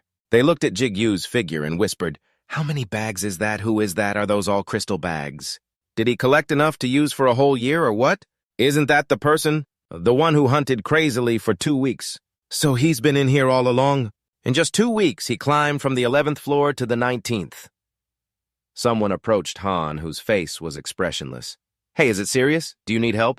Seeing that the crowd gradually became cautious, why did they go all the way up to the 19th floor? Their faces were full of malice and contempt. This was the Red Player regular group. The black-faced leader sneered, "Let me help carry that." Hearing this, Jigu also opened his mouth to say something unclear. A burst of energy flashed past, surprising him. His eyes widened. Du's sword rested straight on his shoulder, carrying a suffocating aura and a cold expression. The bastard looked cautiously at the sword near his neck. Don't you know who I am?" Jigu cut him off. "Shut up." His eyes seemed to contain killing intent as he stared at him, nearly saying, "Get lost. Don't even think about taking anything of mine." The legs above trembled as he shouted inside, "What the hell is this guy? He's as cold as a demon." He panicked. So scary. Jigu thrust his weapon right at the opponent's throat and disappeared. His eyes flashed with threatening electric sparks as he growled each word, "And don't be greedy for other stuff." A man in a uniformed vest ran over from afar, shouting loudly, "Hey, what's going on over there?" The Red Player group immediately gritted their teeth in frustration. Damn it, the guild didn't need anyone to order them. They automatically gathered all the items and told each other to run. "I won't forget your face. Consider yourself lucky." Jigu didn't chase after him, but stood still. Very quickly, he heard someone from the guild come to ask what was going on, and he followed reflexively. Turning his head, his lips curled down slightly, and his eyes glanced cautiously. He raised his ID card and introduced himself. "My name is Seong-hoon, security staff of the 19th floor. From the Korean Player Guild, I ask for your cooperation a bit." Jigu pointed backward and expressed his suspicion that it seemed like the Red Players were eyeing his bag. Seong-hoon looked at the bag almost as big as him and smiled wryly. It was so big that he understood why. Then he continued to ask if by any chance he was the player Kim Jigu. Jigu was taken to a cleaner and warmer room, but his face showed discomfort. What had he done that made them put a bounty on his head? By the way, the person who brought me here is named Hel Seong-hoon. The other party gave a few instructions. Please report to the team leader. He promised to give an additional reward. The person opposite him now was Tayik, who smiled brightly and said to Seo-hoon, "I probably have to double your salary this month already." Jigu anxiously asked directly what he wanted. Tayik stopped joking and seriously asked back, "What do you think? Do you really think I would look for you after 2 weeks of no contact in the tower?" Jigu shrugged indifferently just like that. Tayik emphasized, "Of course not." Finally, he made Jigu waver with just one sentence. "There is a way to cure your mother." On Tayik's face appeared a trustworthy expression, the only way to cure an unknown disease. "You probably already know, right?" Jigu immediately exclaimed the two words miracle drug, but then he shrank his shoulders full of insecurity, an all-powerful medicine that can cure any disease. But miracle drugs are very expensive. Understanding Gigu's doubt, Tetsuya quickly confirmed, exactly raising 3 fingers to illustrate that only 3 miracle drugs have ever been found. One was at the early stage of the tower's appearance as a reward for Marco Alonso's test, the first to sweep floor 50, Jigu automatically continued. And the other 2 were rewards for passing the gate. Seeing him speak clearly, Tayik leaned forward slightly and remarked, "You know more about this than I thought." Jigu then said that he had investigated many times already. Tayik slightly lowered his face to probe the other party, "So I don't need to tell you, right?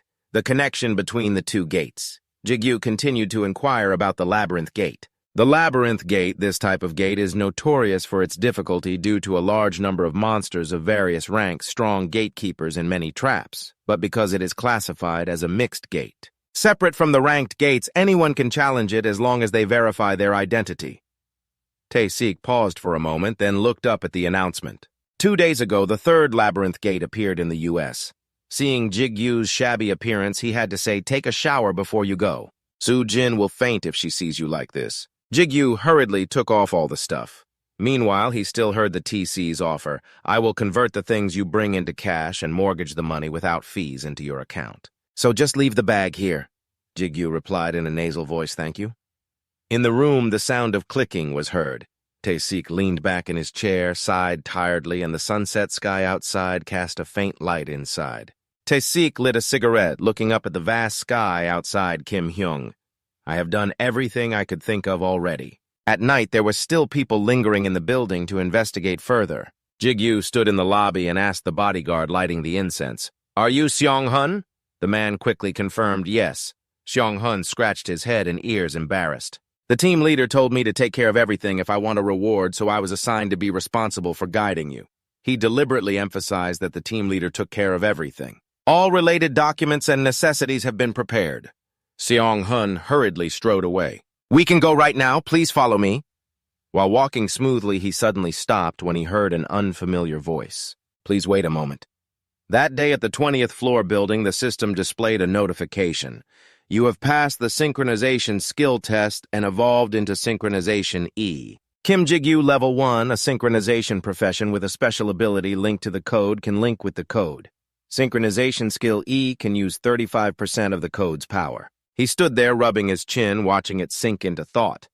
The ranked skill was not very common, even though I could only use 35%. I still felt my body full of strength compared to before the test. Next to Seong-hun, Kim Jigu, the suspicious player, also responded. Yes, he announced it usually takes a day to pass the 20th floor test. Jigu closed the confusing system window, right? So what? His expression was somewhat awkward. Then he went in. It hadn't been 20 minutes. Then he cleared his throat and smiled. Standard, don't worry, shall we go? He put his hands in his pockets and asked about our flight time, feeling like he was wasting too much of our time. Seo-hun confirmed we wouldn't board the plane. Hearing that, Jigu also widened his eyes in confusion. Then he added, we will go to the 5th floor in an open area. The maze tower, although not often encountered, had players from many different countries inside due to the separated area.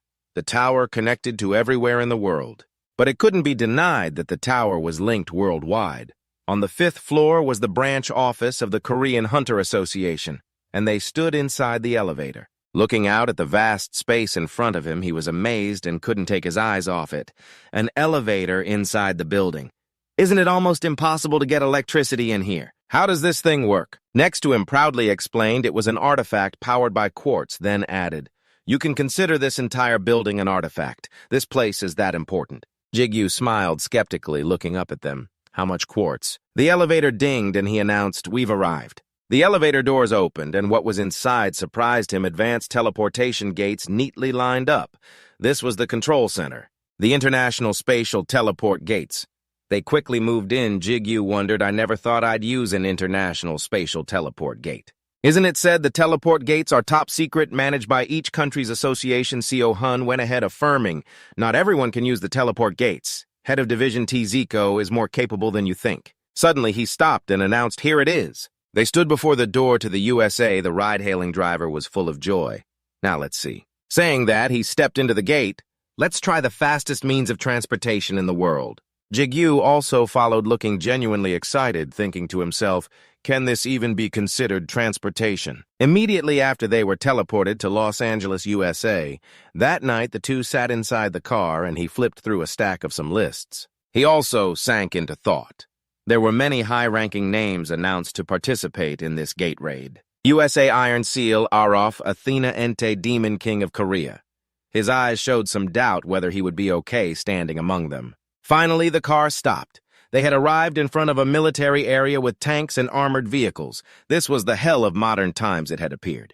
A large dungeon gate appeared, the third maze gate, the Haron maze. On the other side, there was chatter band, "Do you know anything?" "I don't know anything." The soldiers looked at Jigu and Seong-hun. "Who is that?" "He looks Korean." Ban adjusted his glasses and said, "I haven't seen him before."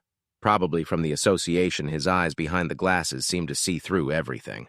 While he was concentrating, puzzled, the person beside him also looked up and asked, "What's wrong?" Ban replied, "He's just level 1, a rank 1, and has no special abilities."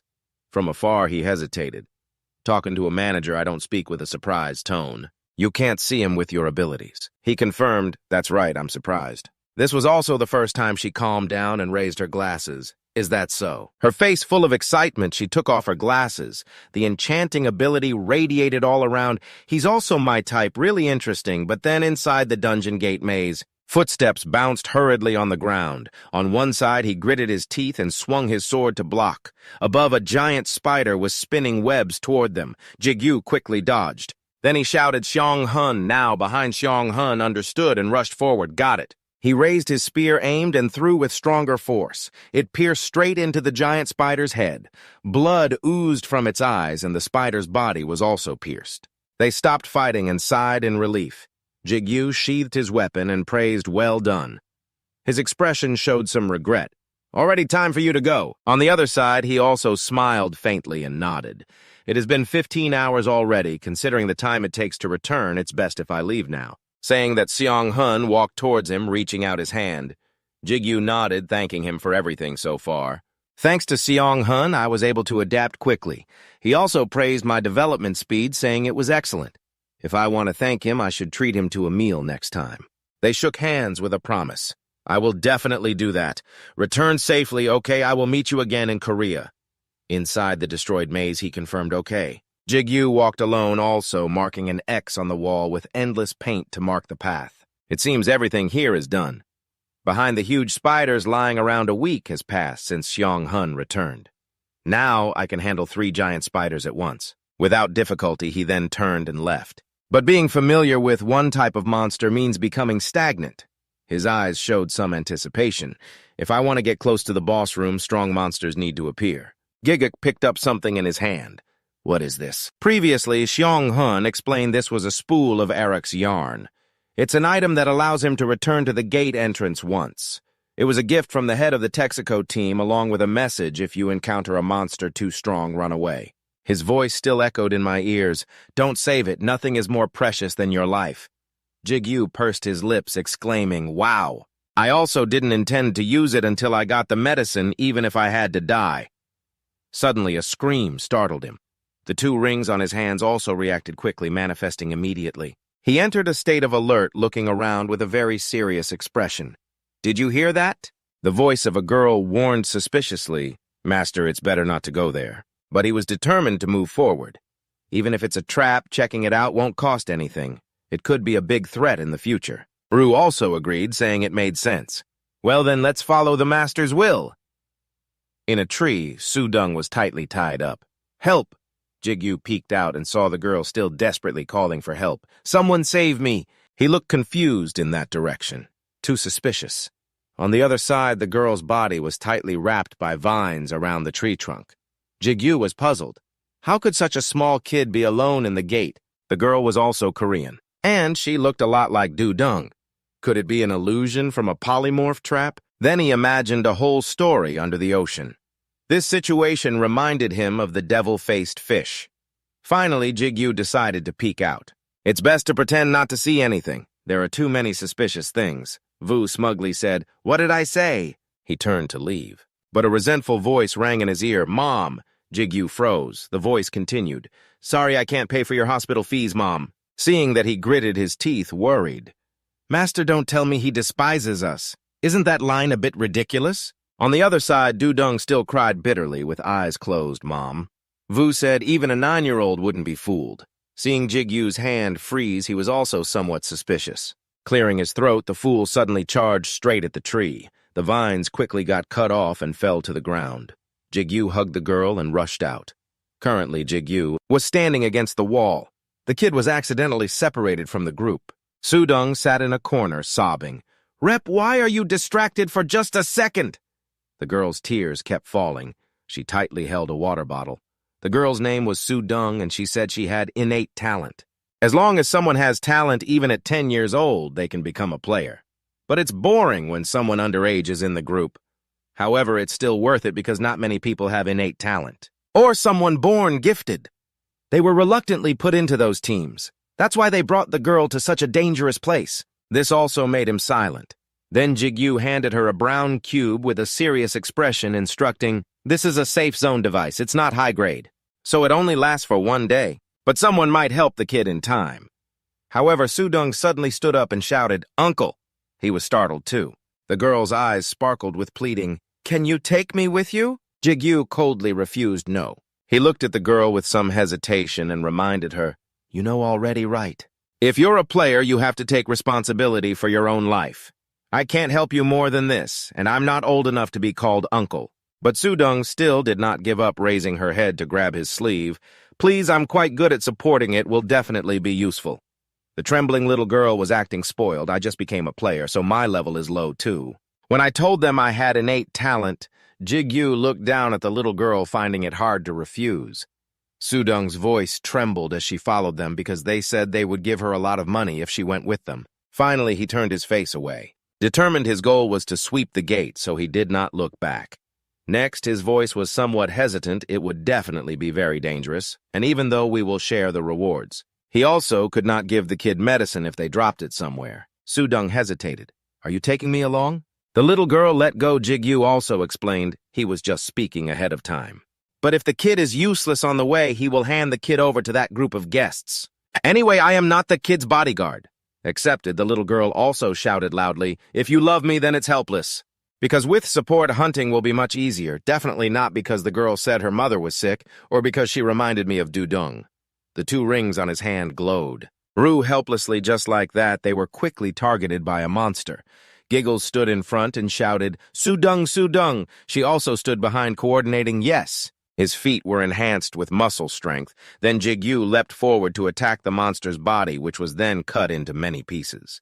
His expression was somewhat determined, his body still lunging forward. In front, another monster stared at him, but Jigyu just needed to lightly slash once to cut its body in half.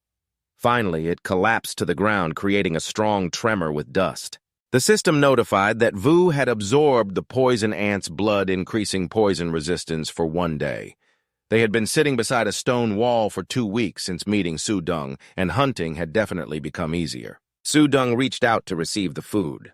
"Your cup has increased again." Jigyu also happily replied, "Congratulations."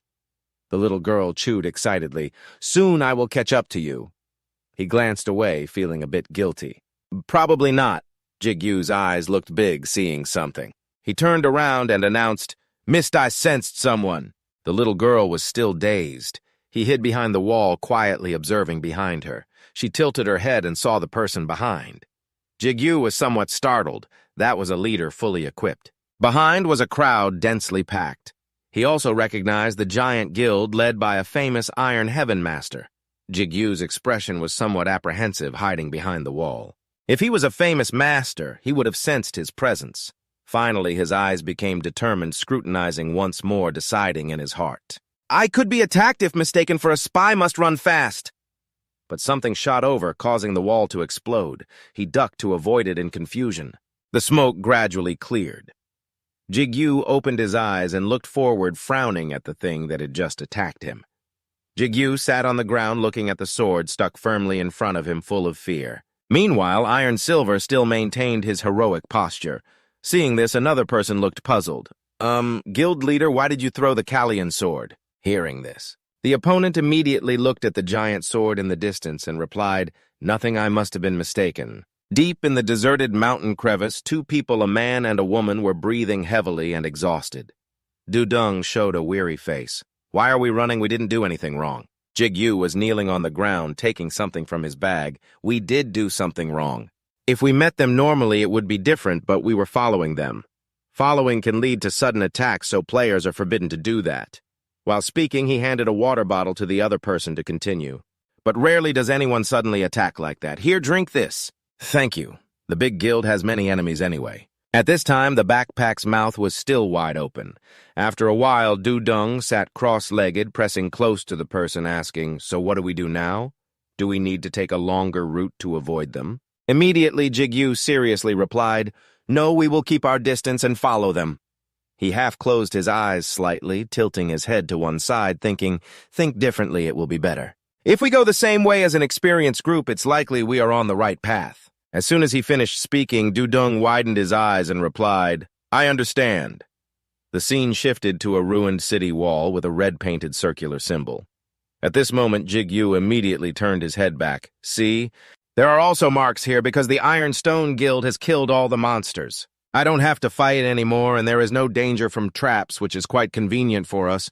You open your eyes wide and observe now. I just need to find the boss room first, Dueling. When he didn't see the other person, Jigu was a bit confused. Where did the girl go? He stood still, staring in one direction, still holding tightly onto the long sword. Something was coming from somewhere. A warning voice rang out, dodge, you fool, dodge, the master is behind you. Iron Seal looked at Jigu with stunned eyes. Found you, you bastard! At that moment, he glanced back, and immediately a hand stretched out and slapped Gigu's face. His face was pressed tightly against the stone wall. I couldn't do anything. Jigu gradually lost consciousness and fainted. Scene changed. A slap landed on his cheek along with a shouting voice. One side of Gigu's face was scratched. He glanced at the person speaking. Finally, he opened his mouth but still didn't say a word. Then Gigu's hair was grabbed. Iron Seal brought his face close to Gigu's. Who hired you, you damn spy? After hearing that, he couldn't help but show an angry expression. Damn, I don't know, English spy. He knew I was following him. Meanwhile, Iron Seal kept questioning, who are you? How did you deceive my senses? If you're honest, I'll kill you without pain. As soon as he finished speaking, Jigu suddenly shouted loudly, kill! Please don't kill me, I'm not a spy, just a hunter just hunting. At the same time, the other seemed to realize the problem, you can't speak English. Maybe he was acting. The guild leader glanced sideways and clicked his tongue. Well, let's see. Then that guy called someone else, Rogers. Immediately, the other respectfully bowed and replied, yes, guild leader. That person is a player who announced joining the Ironstone Guild, an American of Korean descent.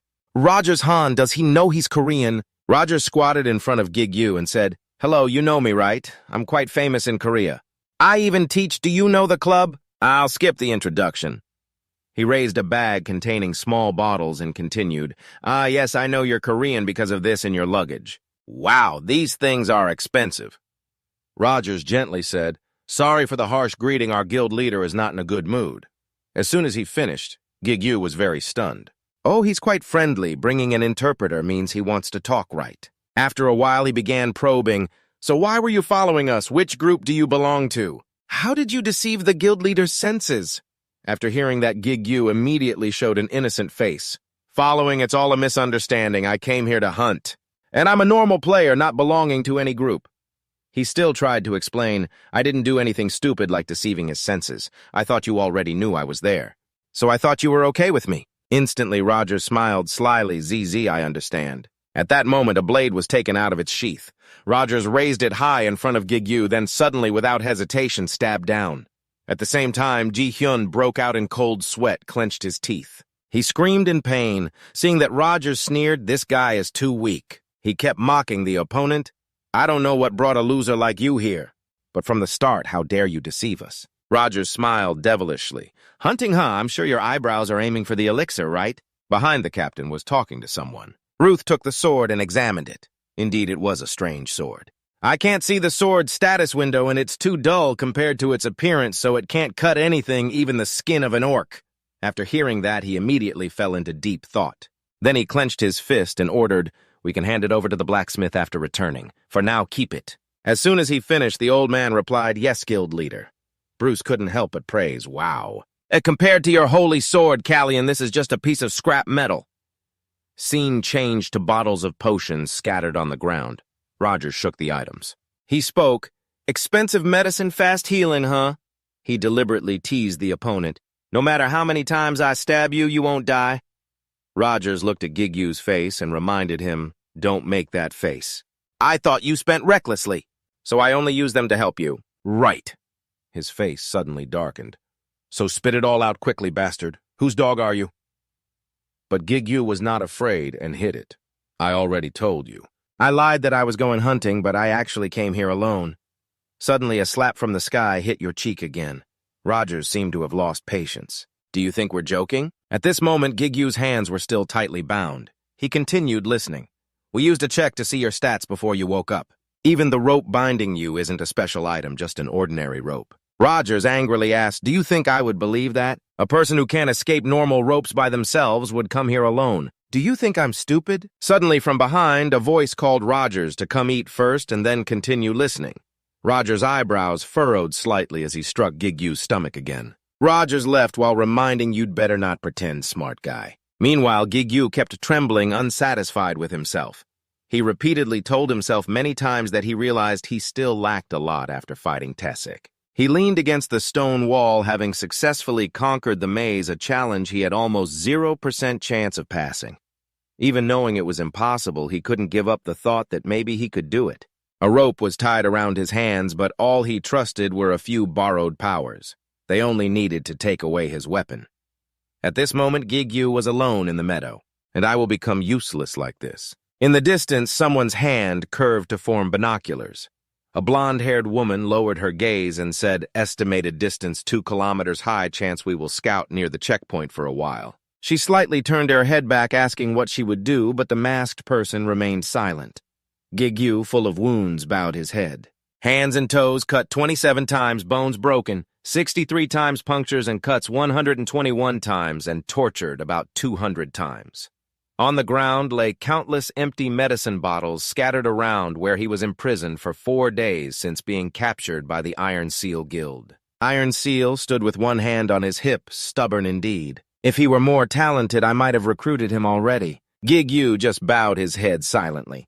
Seeing this, Iron Seal immediately called his group to bring this guy's sword here. This made the other person a bit confused, both of them. Immediately, Iron Seal quickly replied, "All right then." Looking at the battered guy below, he said, "I intended to melt them down and recycle, but I changed my mind. Someone like him deserves my sincerity. I will personally kill you with your own sword." Iron Seal glanced at his opponent. "Your grieving soldiers will be your grave. When you are buried with the gate, it will go down in history as a rather rank D death for a player, huh?" At the same time, still gripping the sharp sword hilt, Iron Seal put on a cold expression. "I will send you off quickly." After saying that, his sword immediately slashed toward Gigu's torso. He stood with legs shoulder-width apart, ready to stab. Meanwhile, Jigu remained motionless. Around him appeared countless red lightning bolts linked to his re-established ego. The rope binding his hands snapped. Jigu, like a madman, rushed forward. His hand quickly grabbed a sword and pointed the longsword at Iron Seal's chest. Seeing that, Rogers immediately widened his eyes and mouth in shock. Others became extremely angry. Suddenly, his face returned to normal. At the same time, Iron Seal caught the sword tip barehanded from the person in front of him and quickly sneered. "So you were hiding your cards all along? No wonder. I thought I sensed the Demon King's energy. It's no surprise if she is interested in you," Jigu kept mocking. "It seems she treats you like a toy." A thought rose in his mind. He didn't even bother to move at this moment. Iron Seal spoke again, "But how did you fool the check? Even the Demon King can't. He clearly stated his purpose. I still need to get more information from you." At this point, Jigu clenched his teeth. It seemed he had no choice but to use it. These two people faced an uneven battle. Athena, in the dark corner, coldly ordered an immediate attack.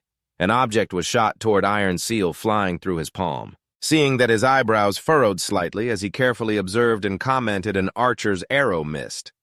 At the same time, Athena suddenly appeared. Athena precisely, another voice also continued. "Long time no see, Iron Shield." Hearing this, Iron Seal couldn't contain his anger, breaking the arrow and dropping the fragments to the ground.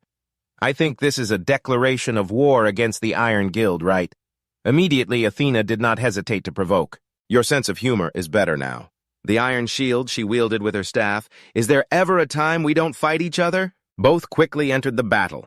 A powerful gust of wind rushed toward Iron Seal. Seeing this, he remained calm, drew the sword from his back, gripping the handle with both hands and thrust the tip forcefully into the ground. From below, blue-green energy radiated from the earth, and a symbol instantly appeared in midair. Two streams of energy clashed, creating an unprecedented explosion. A nearby large tree was uprooted by the strong wind that struck the faces of the others.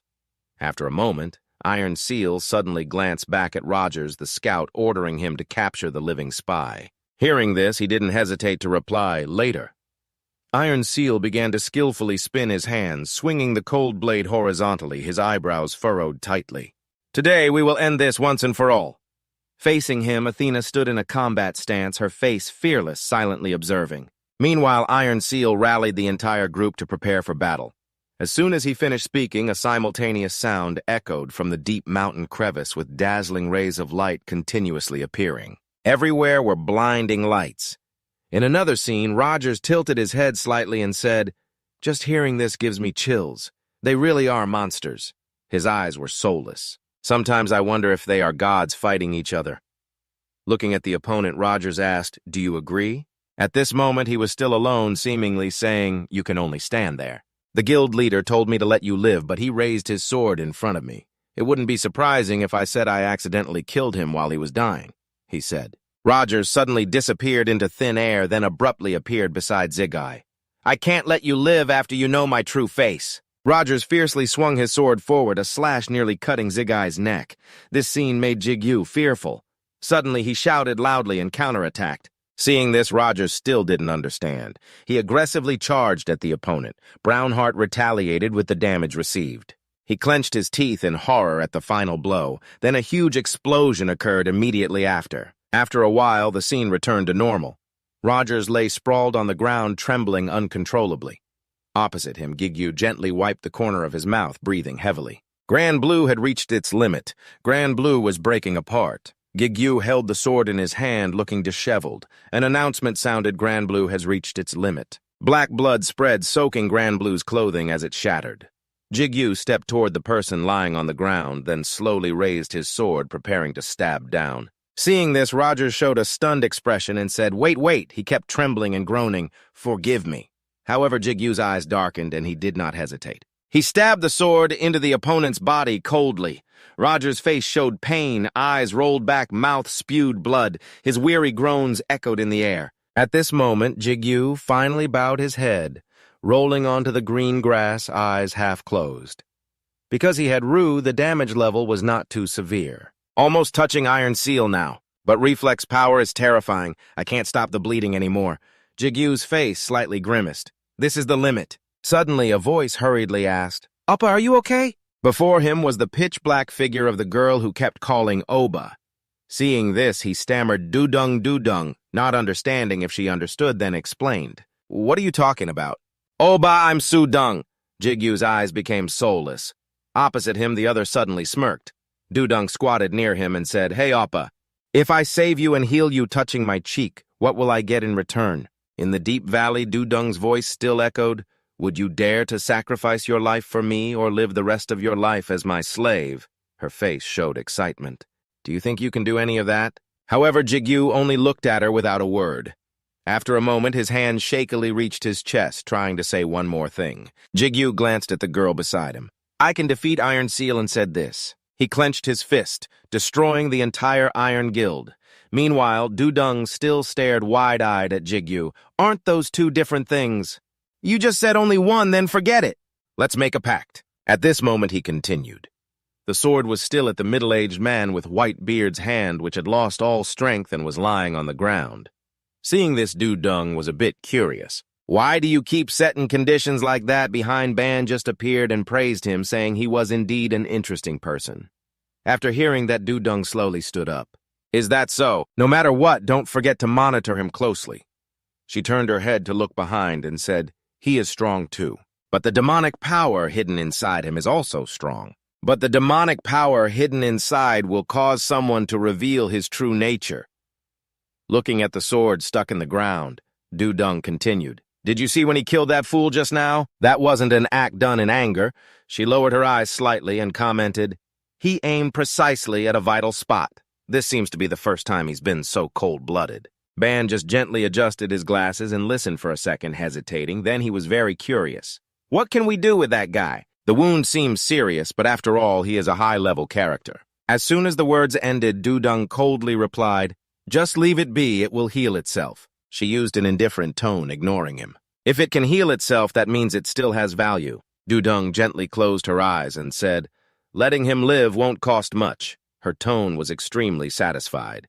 Revenge is more interesting the longer it takes, along with the sharp gaze of the Demon King who was about to arrive. These words surprised Ban a little, is that so? Immediately, Dueling reminded him to be silent. Only the ignorant dare mention that name. Her long hair fluttered in the air as Dueling transformed into another person and said, I am the one who killed the Demon King. In the boxed space, someone's thought echoed. This is Jigu, moving closer to that object. Oh, I remember now. He looked over and over, examining inside his dream, the nightmare that had followed him for 5 years. Jigu saw the bars in front of his eyes and raised his hand to try to touch them. After meeting Ju, it disappeared. Jigu's face suddenly darkened. He clenched his hand on the rope. This bucket, Jigu half closed his eyes, thinking for a long time. In his thoughts appeared a blurry scene looking out, and even after escaping through the wall, he was still stuck here. Jigu twitched the rope slightly. Now even the dream had become ridiculous. Thoughts kept arising in his mind, of course simply grabbing the rope to climb up. This is not my power. All of them originated from suddenly behind. A cold snort sounded loser. Just a broken connection. How long do you intend to complain? The other continued in a hellish tone. Borrowed power. How is that different from others? The sound kept rising in space. Whether through training or luck, the one who had it was the fool. While Jigu was a bit puzzled, another voice spoke up. He is right, master. Immediately, he quickly glanced behind the girl with dazzling light shining out, continuing, my power belongs to the master. Please don't despair. Jigu's eyes immediately widened in surprise, then he unconsciously sat up. Ban saw this and asked, oh, you're awake. As for Jigu, he was very curious. Who is this? He thought of another person, Dueling, right? However, when he saw the other smile, Jigu quickly realized he was someone related to the Demon King. Ban just calmly tilted his head to look at the other and pointed out the sword right next to him. Immediately, Jigu softly called Elru, and both of those quickly responded, Master, you finally woke up. After a while, Ban once again said, you should rest a bit. Although the wound has been first aided by me. You should avoid strong movements. He coldly continued, you could be in danger at any time. Suddenly, the surrounding scene began to shake. Jigu was very confused, glancing around. His eyes looked up to the sky where Dueling was hovering over Kaohsiung. The ground was shattered rocks lifted into the sky, sucked into a blue hole in the sky. Seeing this, Jigu was stunned. What is that? After hearing that, Ban calmly replied, Monster Commander, I'm sure this is the first time you've witnessed both. They exchanged words while looking at the scene in front of them, the Monster Commander Z. Ban looked at the giant body in front and continued, this is the master of this maze, Monster Commander Haron. Seeing that muscular body, Jigu spoke up. As the gatekeeper, Ban couldn't help but click his tongue. Well, not wrong. It was a bit confusing behind him, and he immediately pondered that he would have to fight this thing. Hertzone approached the place where Dueling was using a large flame surrounding it. Seeing this, Sujung's eyes became even more sinister. It seemed he had transmitted energy into Haron's eyes. At this moment, it looked even more spirited. The power surged elsewhere. Jigu could only widen his eyes and couldn't help but ask sharply, how the hell did the gate do that? Ban immediately replied, here. Just a little glance and it could kill you. He clenched his hand tightly beside me. Blood continuously poured out from inside and dripped down. A drop of blood soaked into the ground instantly. A sinister black-red circle appeared around Ban. A strong gust of wind appeared and blew fiercely. Seeing this, Jigu was very confused. This is a barrier. Just as he finished speaking, Ban remained calm. That's right, looks like you're not completely stupid. Behind the thick smoke and swirling wind was Haron's tall figure. Dark energy continuously rose as a legion from the underworld immediately advanced. The birds flapped their wings and flew into the sky. Sudong slightly furrowed her brows and smirked. Meanwhile, the monsters were still approaching her and her whole body emitted a strong light. Immediately, all those monsters exploded into pieces. That was the exclusive skill with the beautiful name Inferno. At this moment, another wave of beasts charged to attack. A sudden flash of light bound the eyes, and at the same time, a giant sword instantly appeared. Sudong stood behind, slightly curling her lips in satisfaction. Jigu's eyes widened, mouth agape in astonishment. Around the sword suddenly appeared an evil purple aura. Roger's image suddenly appeared. Sometimes I wonder if they are the bodies of those fighting each other. Meanwhile, the sword was pointing straight down at Haron. Instantly, a quick explosion appeared, cracking the ground, in another scene at a long and wide mountain crevice. Then the scene shifted to the reward exchange room. Someone's hand lightly touched the lid of the box. It was opened. 2 swords beside it couldn't help but speak, finally obtained congratulations to the master. Jigu was very calm. I really did it. Although this was the result of hard work, I felt it wasn't very real. He rose to a not-so-happy state, feeling more disappointed than joyful. At the same time, Sudong also continued, I kept my promise. She glanced at the person next to her and said, Actually, you still have many enemies to avenge later, but I probably won't have to get involved, right? Jigu was a bit curious. Is your real name Sudong? Instantly, the other party didn't hesitate to honestly say, Yes, Sudong, a Korean person. Sudong looks good. My medicine is rare, too. How about you, Ban? After hearing that, he picked up the medicine bottle. It's medicine, too. Sudong held it in her hand, took it, seeing the other person give it to her. He was very surprised. Why do you still... Sudong calmly replied, Helping you defeat the Iron Guild isn't one of the conditions. Consider it part of the job. Sudong expressed her kindness. Your body isn't very healthy. Some parts haven't been treated yet. This will help. She frankly admitted, My first purpose isn't the medicine, but to become a commander. Also, I still have other bottles, so just take it as my investment in the contract. As she finished speaking, Jigu stared intently at the medicine bottle in his hand. I didn't expect she could give it away. The thing I've struggled so hard to get all this time. So easily. His hand clenched tightly, not letting go. I can't keep dependent on others forever. I need to grow up more. I don't know why, but I feel if I accept this, I'll be talked about endlessly. Suddenly, a voice unexpectedly rang out. Glad the master finally understands the matter? Hearing this, Jigu glanced sideways, but surely she wouldn't give me such a precious item without expecting something in return. Was she calculating to take something from me? He seriously asked Sudong, It's not about becoming a slave for life, right? After hesitating for a while, Sudong cupped her hands and replied, No, disciple. She narrowed her eyes with a calm tone. I want you to become my disciple. Then Sudong suddenly shouted, Don't yell at me right now, you're useless just because you're weak. But she reached out her hand and continued, When you pass level 50, come back to see me. Sudong pressed both hands on the other's cheeks. Then I will take care of you. After speaking, she removed her hands from Jigu's head. A sudden purple lightning appeared beside your ear. Seeing that, Sudong slowly explained that this is a sign of the covenant. She was sitting on a stone bench. At this moment, he no longer had any skills or abilities. But I don't want to go around saying this and that.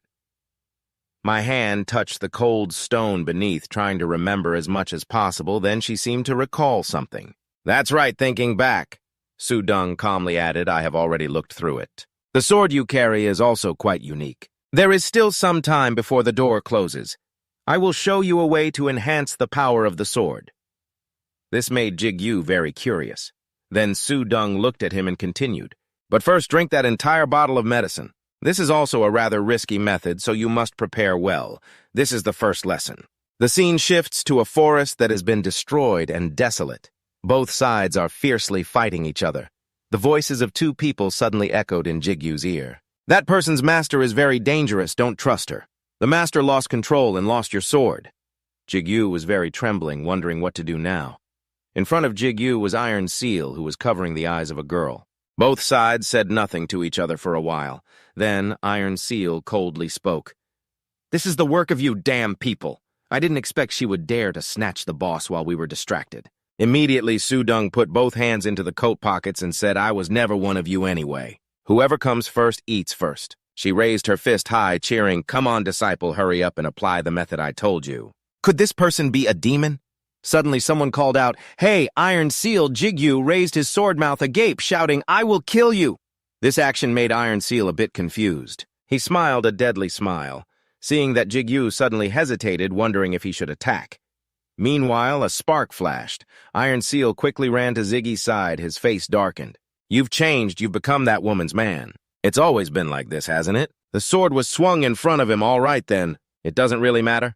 Anyway, you will die under my sword." Iron Seal's face darkened as he swung his hand forward. "You've changed, you've become that demon's subordinate." He clicked his tongue sarcastically. "Well, it doesn't matter. No matter what, I will kill you here." Scene shifts. Jigu is drinking a bottle of medicine with purple liquid. He focused and drank it all. Suddenly, the system notification appeared. Rebuilding Gigu's entire body foundation, there is a transformation. His eyes widened, sweat continuously dripping. On the other side, Sudong and Bon silently observed.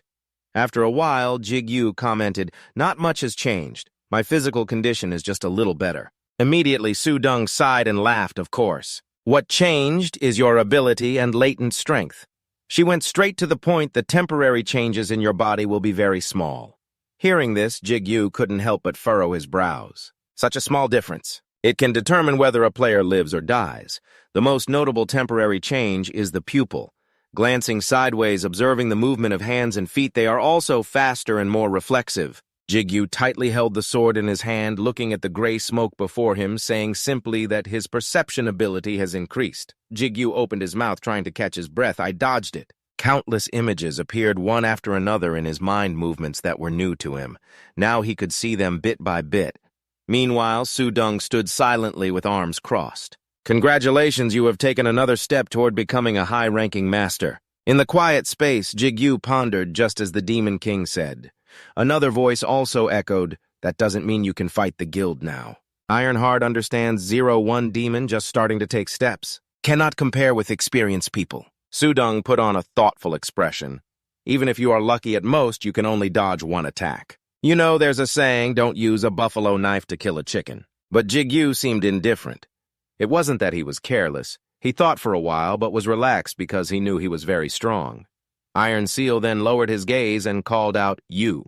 His face twitched slightly. "I understand now. And in just one move, he could grasp your development. The exchange with me and the elixir, he didn't miss any clues." After a while, he spoke. "So that's it. After understanding the situation, he would attack more seriously."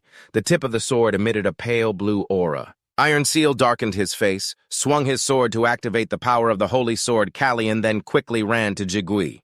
Iron Seal flew over and stabbed his sword into him without hesitation. "Just block him with your sword at the same time." Jigu struggled to use his sword to block the opponent's attack. His teeth clenched tightly. A dazzling yellow light appeared from his hand grip. Voices continuously echoed, interspersed with Iron Seal's voice. "The Lord of the Holy Sword, El, has awakened the ability to absorb the power of the Holy Sword Kallian, but because the owner's level is too low, he can only absorb part of the power." After a while, the two blades touched each other, absorption completed. Seeing this, Jigu slightly curled his lips into a faint smile, taking advantage of the moment when Iron Seal was probably confused, thinking his attack could not be blocked. And taking advantage of the exhaustion feeling when the power of the Holy Sword was stolen, it would make him hesitate. Without hesitation, he jumped up. Jigu looked at the person in front of him while planning to stretch the distance as much as possible. He slowly took out from his shirt, and finally, a memory fragment appeared. This was the item that helped him escape from the gate. Jigu held the tiny thread of arachnid web with both hands. Seeing this, Iron Seal couldn't help but furrow his brows tightly. Countless white rings poured out and approached him. However, Iron Seal was not afraid at all, frowning and thinking, "Do you think I will miss?" Meanwhile, Jigu remained very calm. He raised his middle finger to mock the opponent. Seeing this, Iron Seal's face darkened even more. He grabbed the saber and slashed to cut the threads. Two eyebrows furrowed tightly, teeth clenched. In the wild mountain forest space, Iron Seal's growl echoed everywhere. At this time, Sudong was standing behind him. She calmly spoke. "Then let's talk, shall we?" Around Sudong appeared countless purple spots of iron shields. She curled her lips into a sarcastic smile. As soon as she finished speaking, Iron Seal cursed irritably, "Damn it." In another development, it was already dark. The sky had a blood-red glow. The car was surrounded by several soldiers. The door slowly opened and Mr. Hun stepped out, breathing heavily. Suddenly, his face relaxed and became comfortable. In front of Mr. Hun were several soldiers guarding someone. Jigu smiled friendly. Darkness still covered the urban area outside. Scene change, a voice suddenly sounded. "I be Mr. Hun also helped take my mother home. Anyway, she can't drink the elixir at the hospital." He slowly walked toward the door and replied, "Z, let me know when you arrive in Korea. See you later, Tayik." The two men said one after another, "Thank you for helping." Mr. Hun replied, "No problem." "Then I'll go." "Yes, be careful." On the bed, a woman lay motionless. She slowly opened her eyes.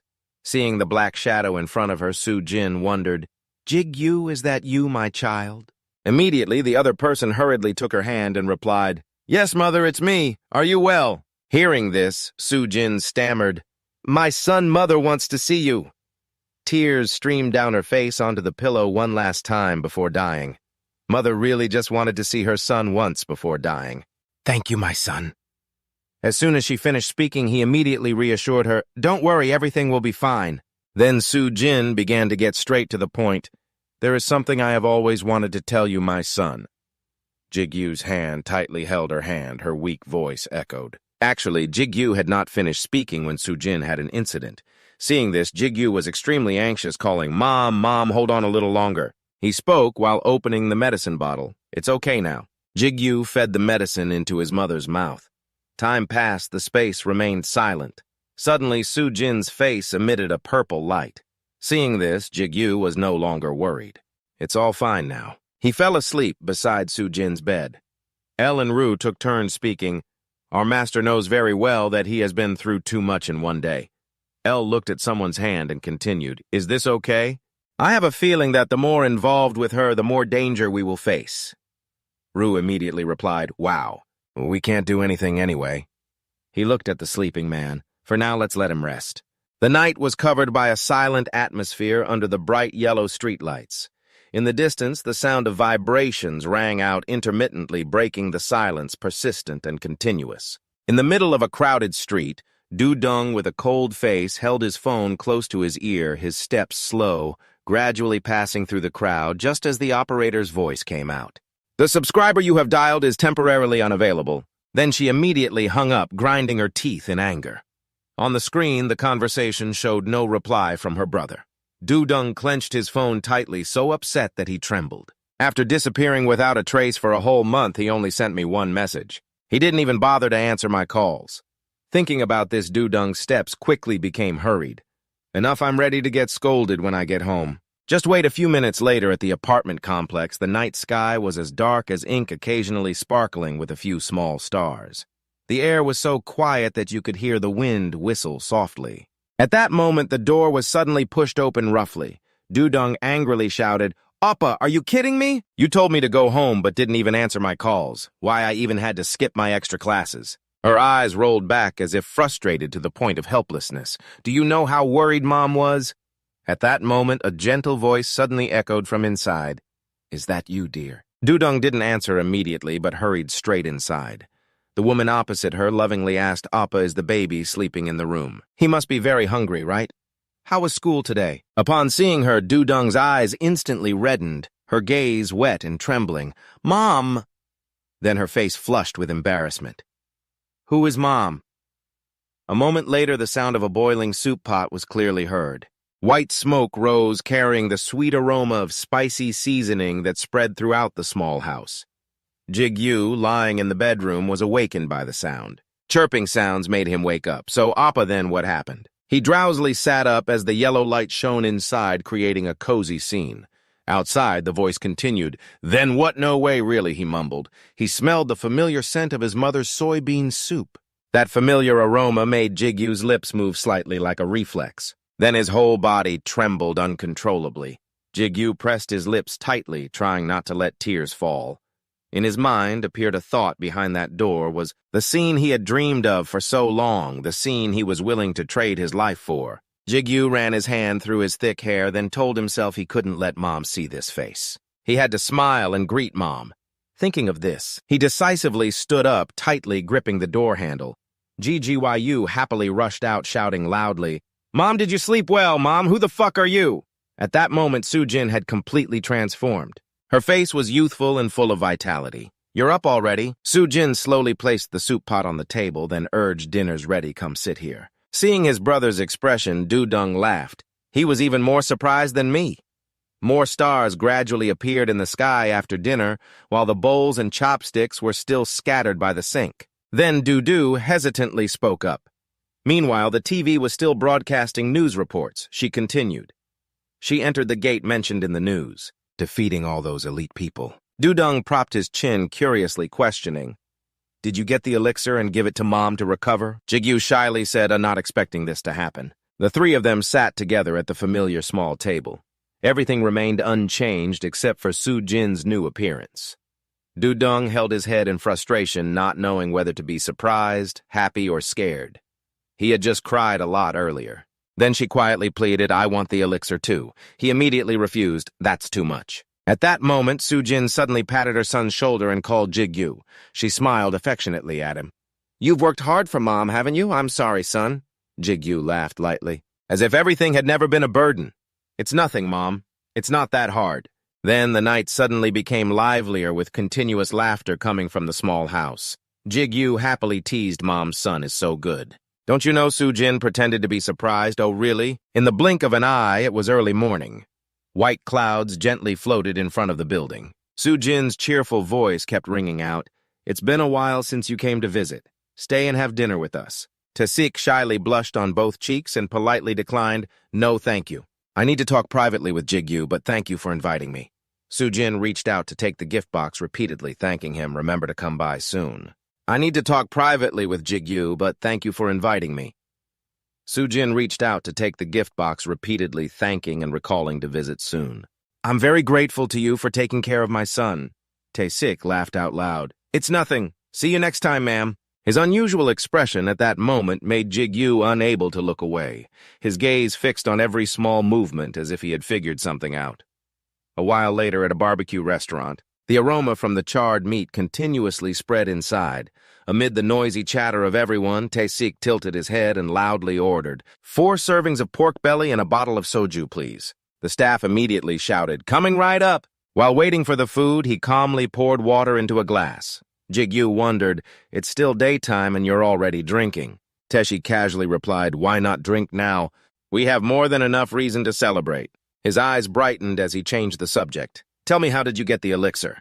Tayik sipped water while explaining, I had to hold back a lot not to ask you over the phone. However, faced with his question, Jigu slowly began speaking, and his next words immediately made Tayik spit out all the water. Are you interested in my mother? The people in the restaurant heard the noise and turned their heads to eavesdrop. At that moment, he trembled, uncontrollably speechless. What did you say? Jigu kindly reminded him, and his face turned bright red. He reached for a tissue and pointed to his feet. I've been suspicious for a while now. Jigu calmly wiped his wet face. I know you often take care of my mother when I'm not around, and I know it's definitely not because she's getting younger. Although today you're more obvious than usual, I still support you two. Feel free to speak up. If my mother ends up with someone like you, my father wouldn't mind either. At that moment, the restaurant owner brought the dishes over. Tayik hastily cleared his throat. Ahem. Thin smoke began to rise from the kitchen, and he quickly changed the subject.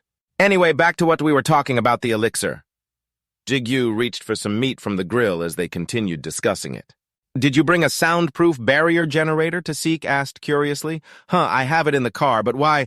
He sighed, complaining about a long and complicated story. The sound of meat sizzling lightly on the grill with fat dripping onto the red coals crackled, mixing with the rising white smoke and the story being told at the table. After understanding the whole situation, Tayik immediately became furious. What, those damn dogs dared to do that? He lost his temper, stood up and shouted, give me the address so I can feed them some naked chicken. Jigu nervously raised his hand to stop him. Calm down, you're holding a bottle of soju. Oh, what are you going to do? Then he rested his chin on his hand and sighed deeply. Thanks for standing up for me, but there's no need to get so angry. I'll defeat them myself. Clenching his fists in anger, he cursed the damn Iron Gill gang. Tayik seriously reminded his juniors, revenge must come from the heart. He hurriedly grabbed a piece of meat from the grill and then stood up again. Only with a sincere heart can one uphold the way. Eat your meat. Jigu shyly waved his hand. What are you talking about? Suddenly he remembered something else. Speaking of revenge, he still had another debt to repay. Jigu loudly asked, "How's the guardian beast on the 4th floor?" Tayik slowly recounted that a C-rank tamer team had just been sent out yesterday. His face gradually flushed pink from the alcohol. There are 37 people in total, 70% of whom are C-rank players. That manpower is enough to take down a guardian beast on the 30th floor. So they should be about to report success. He sighed sadly. What a pity. I was planning to relieve some stress and get some exercise. Scene shifts to a dark forest where hurried footsteps and heavy breathing continuously echoed in the silent space. The man kept gasping, "I have to report to the association." He tightly held his arm, half lost, saying the entire C-rank tamer team was suddenly ambushed by a giant monster approaching. The man's eyes lit up like a predator's. However, he was still unaware and muttered, "They've all been wiped out." Suddenly, a piercing scream of pain and agony echoed, shaking the once quiet forest. Meanwhile, outside Jigu's house, inside a black car, a conversation was heard. "Our priority now is to check the condition of you and your mother after drinking. This elixir isn't something that can be handled at a regular hospital," Mr. Hun said as he operated a tablet, reassuring, "But don't worry too much. TXO will take care of this for you." He also announced that he had given half of the reward from the Kim Stone and the elixir to the head of the department as requested. Mr. Hun smiled as he tilted his head. He almost fainted upon hearing the news, but told the man it was his wish, so he would no longer owe him anything, and he accepted it reluctantly. At that moment, Xiong-hoon reached out to smooth the report to take a look. After paying taxes and some miscellaneous fees, there was still about 20,000,000 left. He then mentioned another matter regarding his desire to move with his family to a new house. "I have researched a few places north of the Han River, pulling out a tablet displaying the map as per your family's request. I have narrowed down the options, so you just need to make a decision. Do you have any questions?" Jigu looked away for a long moment, his lips moving silently without speaking. At this point, he shook his head no. "I understand. But why are you still choosing the house we will move to now?" Seo Hun was surprised and asked, "Is that all?" He tapped something on his phone screen, then explained, "Following the instructions of Team Leader T, starting today, I will be Seo Hun's personal assistant," showing his phone number. His voice was very cooperative, looking forward to working with you. Jigu awkwardly waved his hand inwardly, wondering if he was always like this. Scene shifts to a busy alley demon. The sky had gradually turned ink purple. At this moment, both of them pulled their suitcases outside. Mr. Hun hesitated before speaking. "I have prepared according to your instructions, but what do you intend to do with this?" Saying this, he glanced at the pile of suitcases with $8,000,000 in cash. Jigu bowed his head and explained some equipment I bought was destroyed, so I will repay the debt and buy some new gear. Seo Hun was horrified and asked exactly how much was hit. The next words from him were like a thunderclap. $3.5 million, he gaped in shock. A voice in Jigu's head sighed, recalling that old man was crazy enough to not hesitate to owe $3.5 million. But I must be crazy too to accept without thinking. Ji-chun calmly announced that item cost $3.5 million, sir. He looked again, not knowing what he was thinking, even though he managed in the end. Scene shifts to Ji-chun's house. The back door was slightly ajar, smoke from the furnace spreading thickly. Glowing red coals crackled and flickered with red light. At that moment, a fierce spark shot from the iron bar, sending out sparks. Ji-chun continuously swung the hammer with decisive blows, the sound of metal clashing, ringing sharply through the smoky air. Min-soo, circling around the forge from outside, suddenly ran in. "Sir, we have guests." The weapons neatly hung on the wall. Ji-chun gently replied, "Guess, huh?" Xiong-hun turned toward the stairs and instructed, "I will wait upstairs." Ji-Yu nodded and thanked him. At that moment, Ji-chun called out from afar, "It's you, sir." He slowly stepped forward. "Just a few months and you don't recognize me anymore." Jigu smiled as well. "Hello, sir," he said, calmly approaching to ask how he was doing. Ji-chun nodded and replied, "Of course, I also received the money you sent through the association." He teasingly raised his hand, though a bit lacking. Ji-gil shyly scratched his head. "I'm sorry." Ji-chun smiled. "I was just joking. Anyone who looks at the accompanying letter knows basically it's a will." He raised his head and continued honestly. "I didn't think you would still be alive to come back. I was going to treat it as condolence money for you and erase the debt." Ji-Yu laughed and said, "I came to pay the rest." "Is that so?" Ji-chun calmly said, "If you insist, I will gladly accept it." At that moment, his gaze suddenly grew serious, fixating on the thin coat Gyu wore. Ji-chun vaguely asked, "Gran Hurt is dead. You calmly admitted Z saved my life." Then the other's words made Ji-chun ponder for a long time. A few minutes later, he raised his eyes and said, "Wow, that's what it had to do, so I have no reason to be sad. But the life of an armor is still quite sad."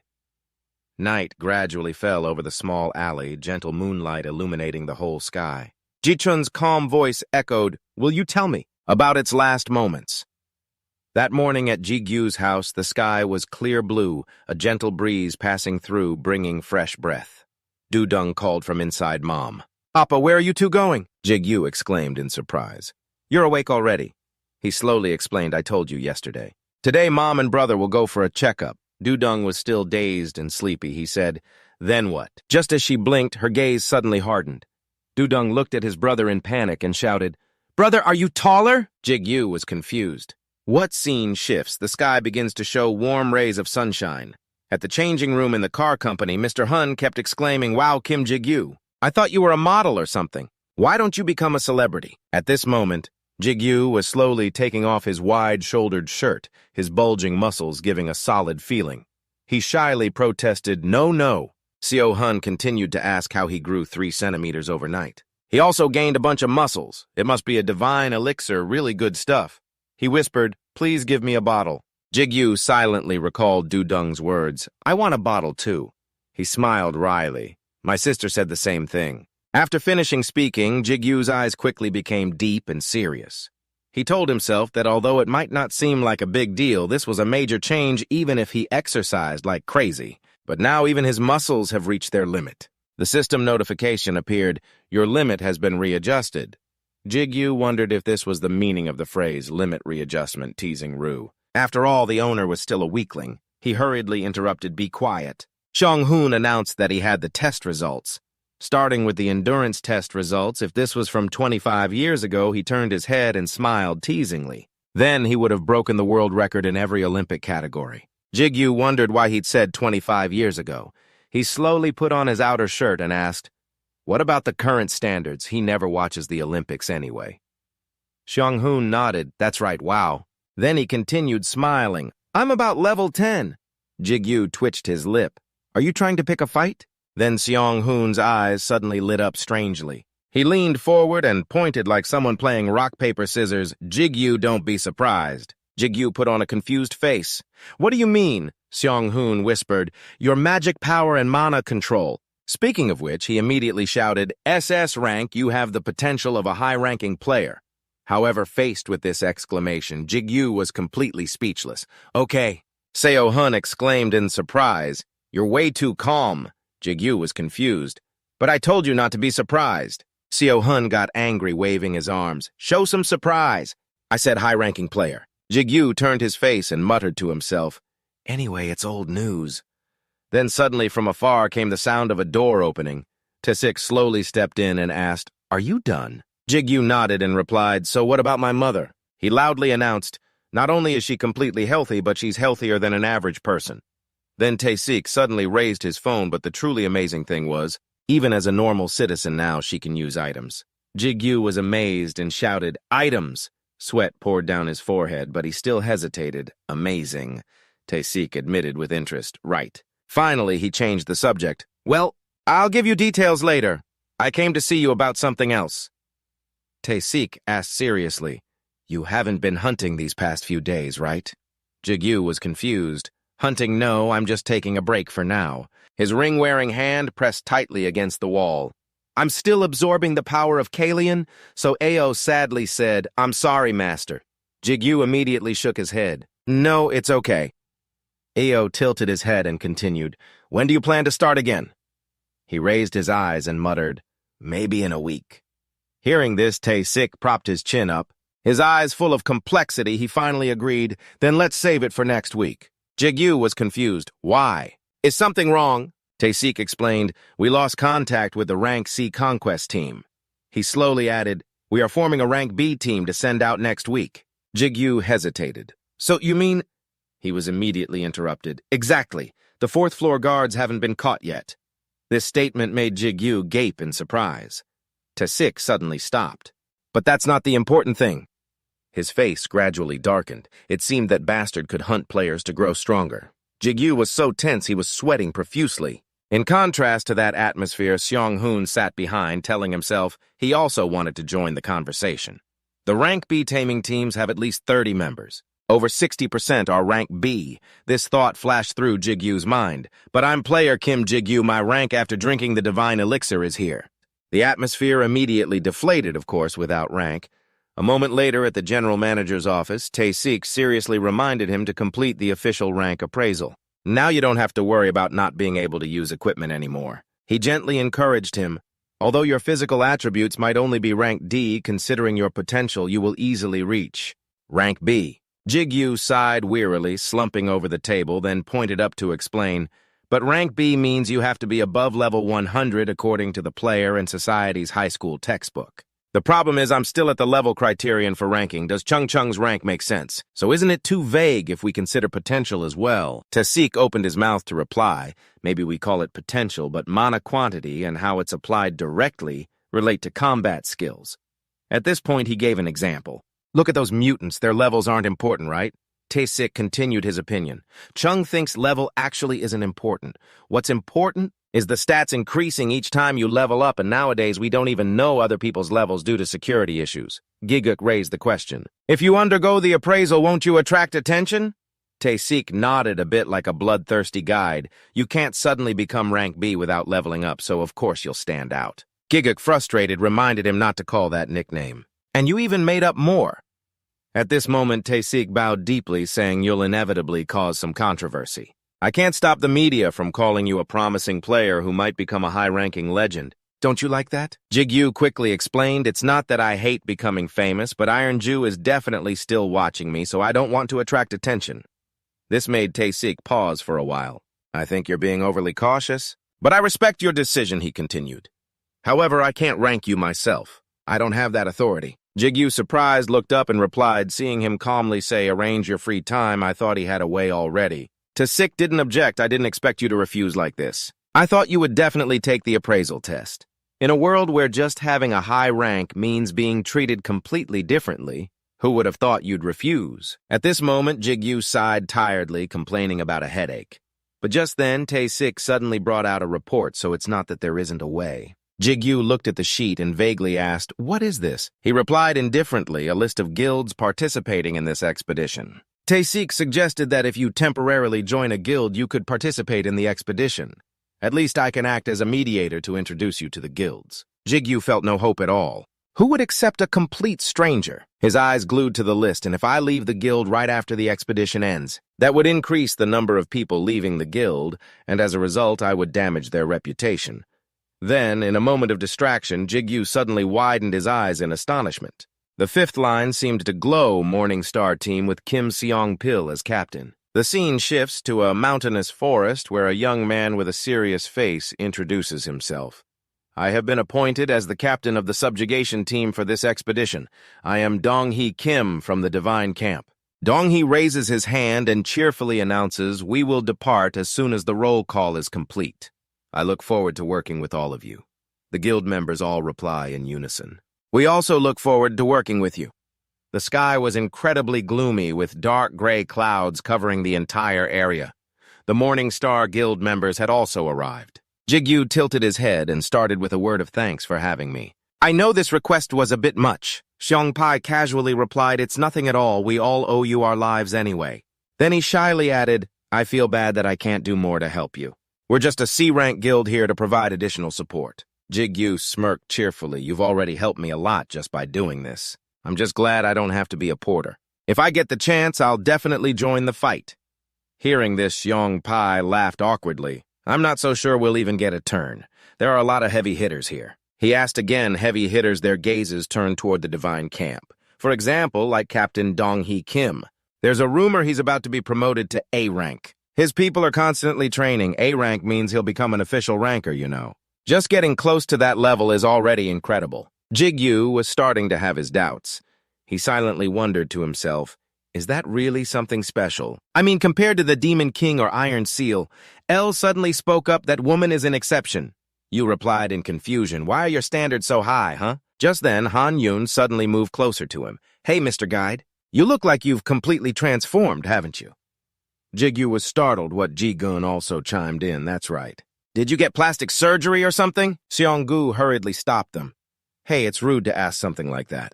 Jigu fell silent, thinking to himself, "Have I really changed that much?" "You spoke up well. Your whole vibe is completely different now, isn't it? Finally, you've got something about you that can leave an impression on others." At this, he quickly waved his hands. "It's not plastic surgery. It's probably because I obtained a unique skill on the 5th floor. I just grew a little taller, that's all." You immediately cursed. "What a crappy excuse." The group kept exclaiming in admiration. Han Yun sighed. "I'm so jealous. I didn't know a skill like that even existed." "I wish I could get a skill like that too," you said contemptuously. "Damn, they actually believe that." He cut her off in frustration. "Shut up, you." They all moved forward together. The sound of their lively chatter and laughter echoed through the forest. The Brother Guild on the other side found this sight incredibly annoying. A while later, everyone arrived at the 4th floor of the tower.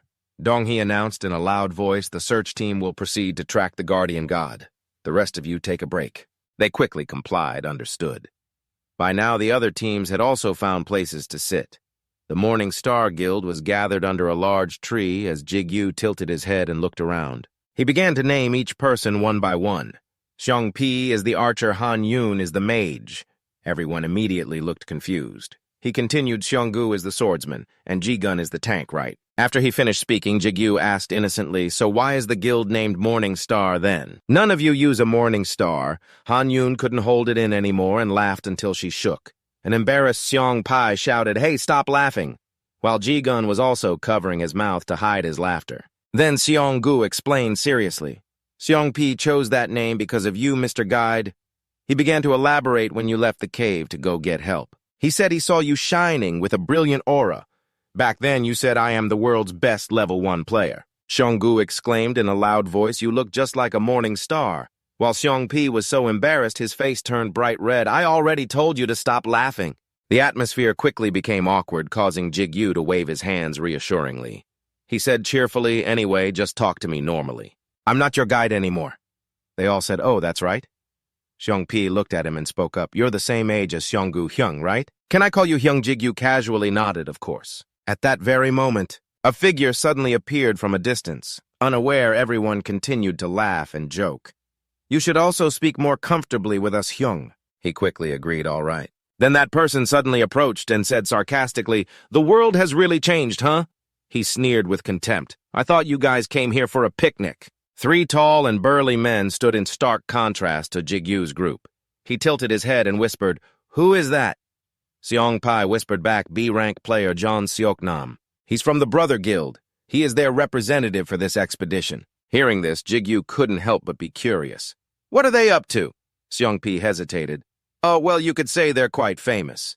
He slowly began to explain they pursue strength with the motto, "Survival of the fittest." They also value traditional principles and a hierarchical system, but above all, they prize loyalty, Jigu said wearily.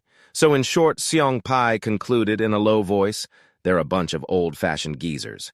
He immediately nodded, "I see." Just then, John Seok spoke again, absolutely useless. He looked at his cronies and chuckled. "I guess this is all you can expect from C-rankers, huh?" Ji-Gun's face darkened as he started to get up. "What did you just say?" But then Han Yun, who was beside him, reached out and stopped him.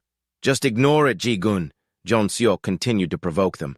"I asked if you all came here for a picnic, didn't I? You're probably all cocky because you got into a B-rank subjugation team," he sneered, glancing over each of them.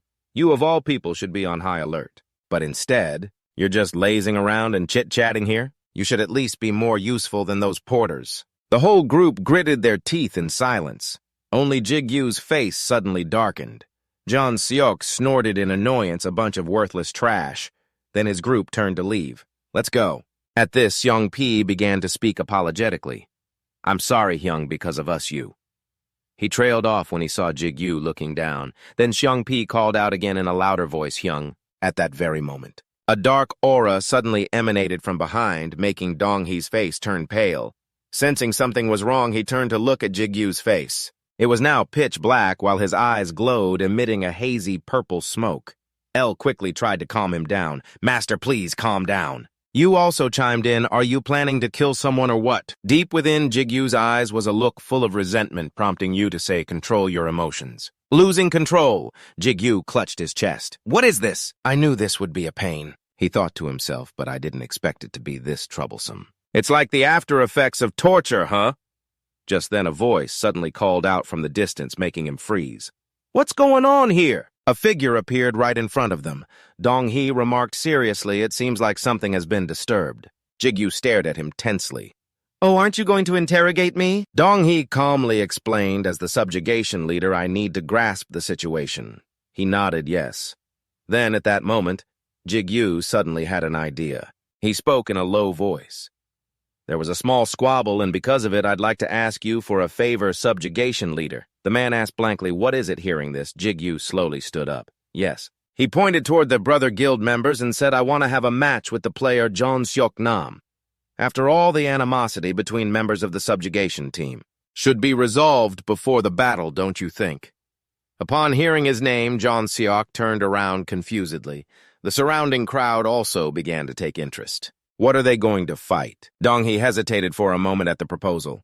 "Would that be all right? The gap between a C rank and a B rank is more than just one level, you know." Jigu calmly held up one finger. "I know that. That's why I want to add one more condition. As you already know, the C rank players from Morning Star are all reserve members."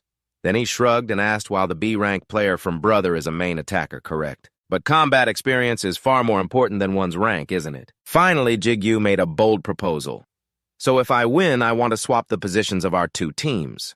Xiongpi hesitantly called out to him as Jigu continued in a low voice, "I'm sorry for not consulting you first, but please just trust me this once." At this, John Seok in the distance scoffed relentlessly. "Wait a minute, who are you to decide things on your own? Ridiculous. You're of no help to us anyway. Why should I have to then?" Jigu suddenly threw out a number to shut him up. 500 million. He confidently held up 5 fingers toward his opponent. "If I win, you get 500 million. These terms are not so bad, are they?" Of course, upon hearing that number, John Seok hesitated for a long moment. A shocked team member whispered, "Really spending that much money just for hush money?" John Seok turned his head and replied, "Am I supposed to play dumb when so many people are watching us?" Finally, he put his hands on his hips and declared loudly, "In that case, it is a great deal, isn't it? I can't lose anyway." Dong-hee was now extremely conflicted. The match was about to begin. As the leader, I have to prevent any useless trouble from happening. He recalled the feeling from before, if what I just felt was not just my emotions. In the end, Dong-hee still decided it was better to prove it now. Thinking this, he opened his mouth and said, "All right. As the leader, I agree." A moment later, everyone around had formed a tight circle. Both Jigu and John Seok stood facing each other. Dong-hee set the rules: no weapons and no vicious attacks. The match will stop if one side admits defeat. Seong-pil hesitated, looking at him as if wanting to say something, but stopping. Jigu sensed his worried gaze and immediately nodded to reassure him. Then he turned his head and asked, "Ru, is this distance between us enough?" He replied in a deep voice, "It is enough." Ru continued to remind him for the ability to develop the connection range will be continuously expanded. El worriedly advised, "Master, please be careful." Just then, John Seok spoke contemptuously. "But you finished too quickly before. Where is the fun in that?" Then he confidently waved his hand. "Come on, bring it on." Now Jigu's face turned serious as he assessed his opponent, a B-rank player. From his posture, he has a lot of openings. Judging by his build, he is either a typical strength-based melee damage dealer or a tank. Thinking this, Jigu quickly crouched down. He is B-rank, but he must have some kind of hidden power. Then he immediately dashed forward. Layers of dirt and sand were kicked up by his powerful steps, flying in all directions with each of Jigu's long strides. He put all his strength into running straight ahead without a hint of hesitation. But first I have to close the distance quickly and seize the initiative. No need to probe too much. I will trust in my enhanced burst ability.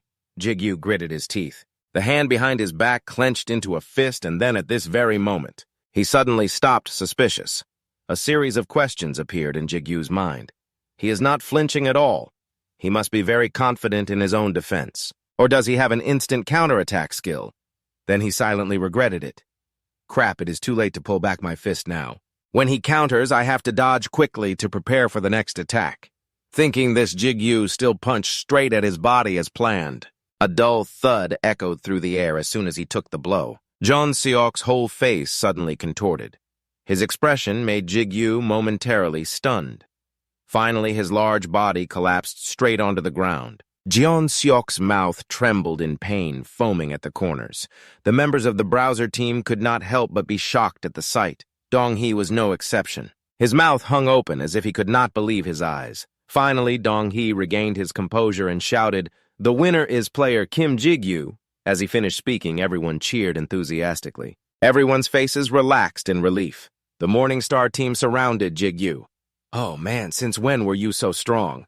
What level are you now? What is your level?" Meanwhile, the brother team gathered around their leader, asking, "Captain, are you okay?" At that moment, Dong-hee's mouth twitched slightly as he thought to himself about the attack just now. "I was just watching and I could not even see it clearly."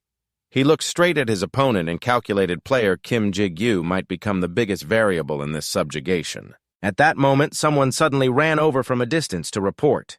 Subjugation team leader Dong-hee looked bewildered as he heard the news the search party has returned. Now the group of them were all hunched over, panting with exhaustion. The atmosphere in the mountain forest suddenly became unusually quiet. Scene changed to the city. The sun was gradually setting, turning the sky a dazzling, brilliant orange. The mechanical sound of an elevator rang out. The screen displayed floor 43, in the chairman's office. Tayik stood seriously and confirmed it, meaning a B-rank subjugation team has been urgently formed and will depart on Friday morning. The chairman continuously flipped through the documents, humming in response as each name in the text appeared one by one. Kim Seong-pil, Kim Jigu, Jun Jae-won, Kim Han-yeon. He suddenly raised his voice and called out, "Director Oh Tayik." Tayik immediately responded yes. The chairman continued to speak. The training room in the association's basement is a domestic teleportation gate. He recounted that recently at the hospital for association officials, even Ho Seong-hun's secretary went there. Finally, the chairman gently placed the report on the table, his voice slightly lowered. "It seems we have given the outside players far too many benefits." He bowed his head low, the shadows obscuring his face enough to hide any expression.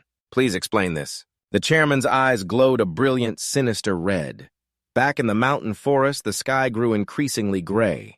The Morningstar team was fully focused on the challenge before them. A giant monster with long hair was tightly gripping someone's body. In its hands, near its mouth, it continuously growled with strange sounds. The ones with the highest mortality rate are the players. Whether you like it or not, you have to get used to death. But if one of your own kind who is supposed to be a predator is reduced to mere prey, then of course it is hard to get used to death. At this moment, Dong-hee stepped back, tightening his grip on the hilt of his sword. Finally, he leaped high into the air, simultaneously swinging his sword and shouting with all his might. A giant pillar of water immediately erupted. Accompanied by a blinding light, a blade-like stream of water stabbed straight into the ferret's back. After finishing, Dong-hee crouched to one side, observing the situation. The ferret was driven into a complete frenzy by this display. Dong-hee continued to shout members of the subjugation team. Everyone heard the command and immediately got into a ready stance. He yelled, "Everyone attack!" Dong-hee swung his sword while shouting at the top of his lungs, "Water guillotine." This was the plan for this subjugation. It was very simple. The captain's attack was the signal. The ferret had become almost frenzied. We would wound the guardian with our most powerful spell, driving it completely berserk. It continuously slammed its feet onto the ground. Then it stomped hard, making the ground shake. After that, the tanks in the back line will step up. Dong-hee continued to command everyone more earth walls. He shouted once more, "Stone shield." At that moment, the ferret went berserk, rushing forward and punching hard against the stone shield. By simultaneously using defensive skills, they would block the guardian's attacks. They would then throw the explosive items they had prepared beforehand over the shield wall. Then, at the same time, the ranged attackers would use their long-range attacks. This was exactly what they were aiming for, a simple but effective strategy. All the attacks flew straight towards the bewildered ferret standing in front of them. Immediately after, a violent explosion rang out from behind the stone wall and flames flashed brilliantly. Accompanied by plumes of black smoke billowing straight into the sky, everyone bowed their heads in contemplation. No one said a word to anyone. However, Jigu clenched his teeth nervously, thinking of a name, Seong-pil. He quickly turned his head to warn him. "Be careful," Jigu said with a serious face. "Do not rush forward. Instead, stay back and observe the situation." Hearing this, Seong-pil was extremely confused. "Why?" "We finally got into position." But just then, a sound from the distance made his face contort. The stone walls had reached their limit. Cracks began to appear on them. The cloud of dust and smoke above grew thicker, and then the wall could no longer hold. It shattered, sending large chunks of rock flying out from within. A deafening explosion. Dong-hee tightened his grip on his sword, his face filled with shock at this scene. But the biggest problem with this strategy, the ferret's foot began to appear. It stomped violently on the ground, making the whole scene tremble. Through the thick, hazy cloud of dust, its massive body slowly stepped out. Its aura was completely overwhelming compared to the small group of people. The monster clenched its fist, opened its mouth wide, and let out a series of ear-splitting roars. Jigu continued to think to himself, "Is that if it fails, everything will spiral out of control." Just then, a sword in the distance was suddenly knocked back. The young man was sent staggering by the impact. He gritted his teeth in pain. After that, the young man fell straight backward. His teammate shouted in fear. Junggu's molars were rattled by the monster's power. He lay sprawled on the ground and struggled to speak. "You will have to cover me." His teammate immediately replied, "Got it." As he said this, he silently twisted open a vial of red potion in his hand. "How long has it been? 30 minutes?" His tired teammate shook his head. "Not even 5 minutes. Junggu could not help but swear, damn it. After drinking it, he wiped his mouth with his hand. Captain Kim Dong-hee is amazing fighting against a monster like that. On the other side, Dong-hee was completely focused on the current situation. His eyes shone with strong determination. The ferret continuously shrieked madly, flailing its arms to dodge his water guillotine skill. Dong-hee kept glancing back to assess its condition, and as soon as he saw the ferret was completely fine, he couldn't help but gasp. Its wounds were recovering too quickly, and a dense white smoke covered the mountain forest scenery as Dong-hee loudly commanded that its regeneration was comparable to a high-level guardian. Then Main Forces 1 and 2 switch positions support team prepare for battle.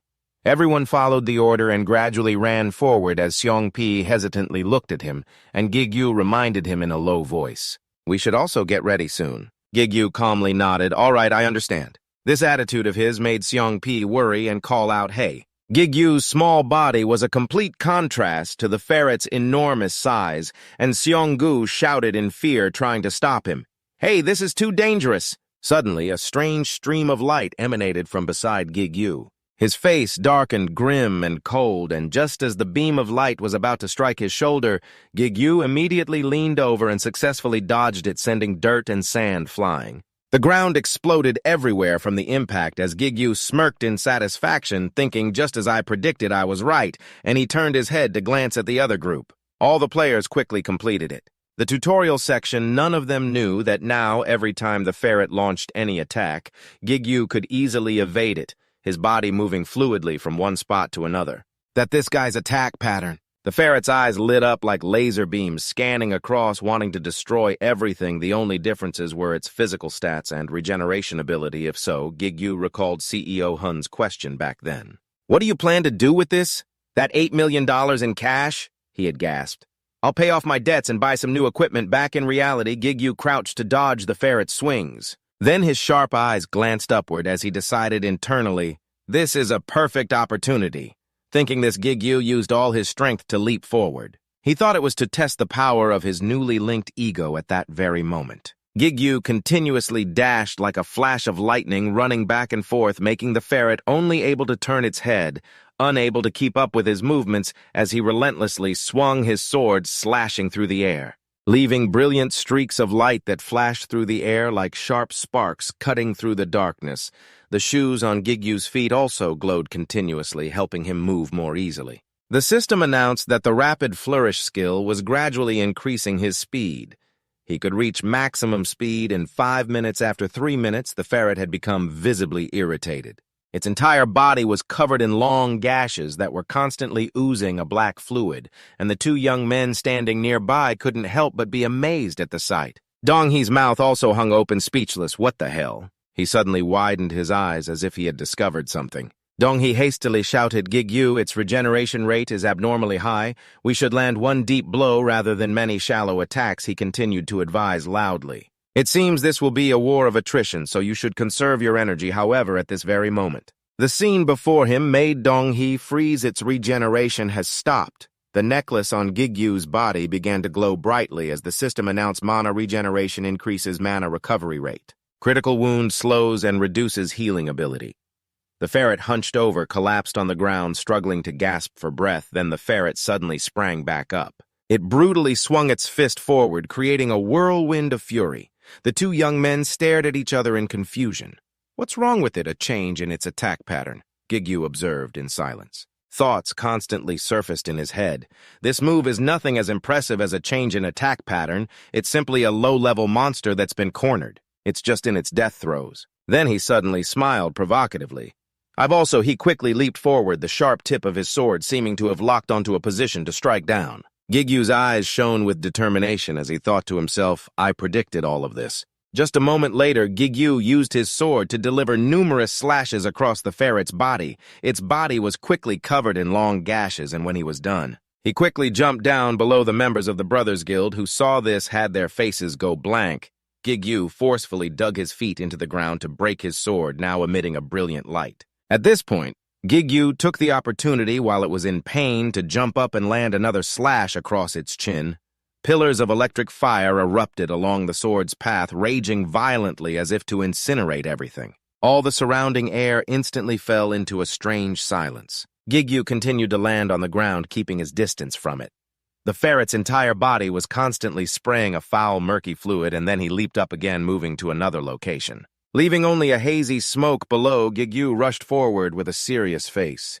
At the speed of light, he stared intently at it, silently calculating his path. A sweeping attack is obvious, however. If it reveals even a small opening, then no matter how many levels it gains, a mindless beast is still a mindless beast. Thinking this, Jigu confidently charged forward. "It can't scare me one bit." By now, Jigu had flown to be level with the ferret. He swung his arm behind his back to build momentum. Gigu's eyes shone brightly, full of hope and determination. Finally, he unleashed a continuous barrage of slashes without rest, each bright line cutting across the air. The air was filled with sharp, powerful force, and all who witnessed the scene were astonished as if they couldn't believe their eyes. Jigu held his sword and stood proudly before the monster's corpse. The astonished voices of the people rang out. He took it down. He turned to look at it on my own. A mechanical voice rang out, "You have defeated the low-level demon ferret."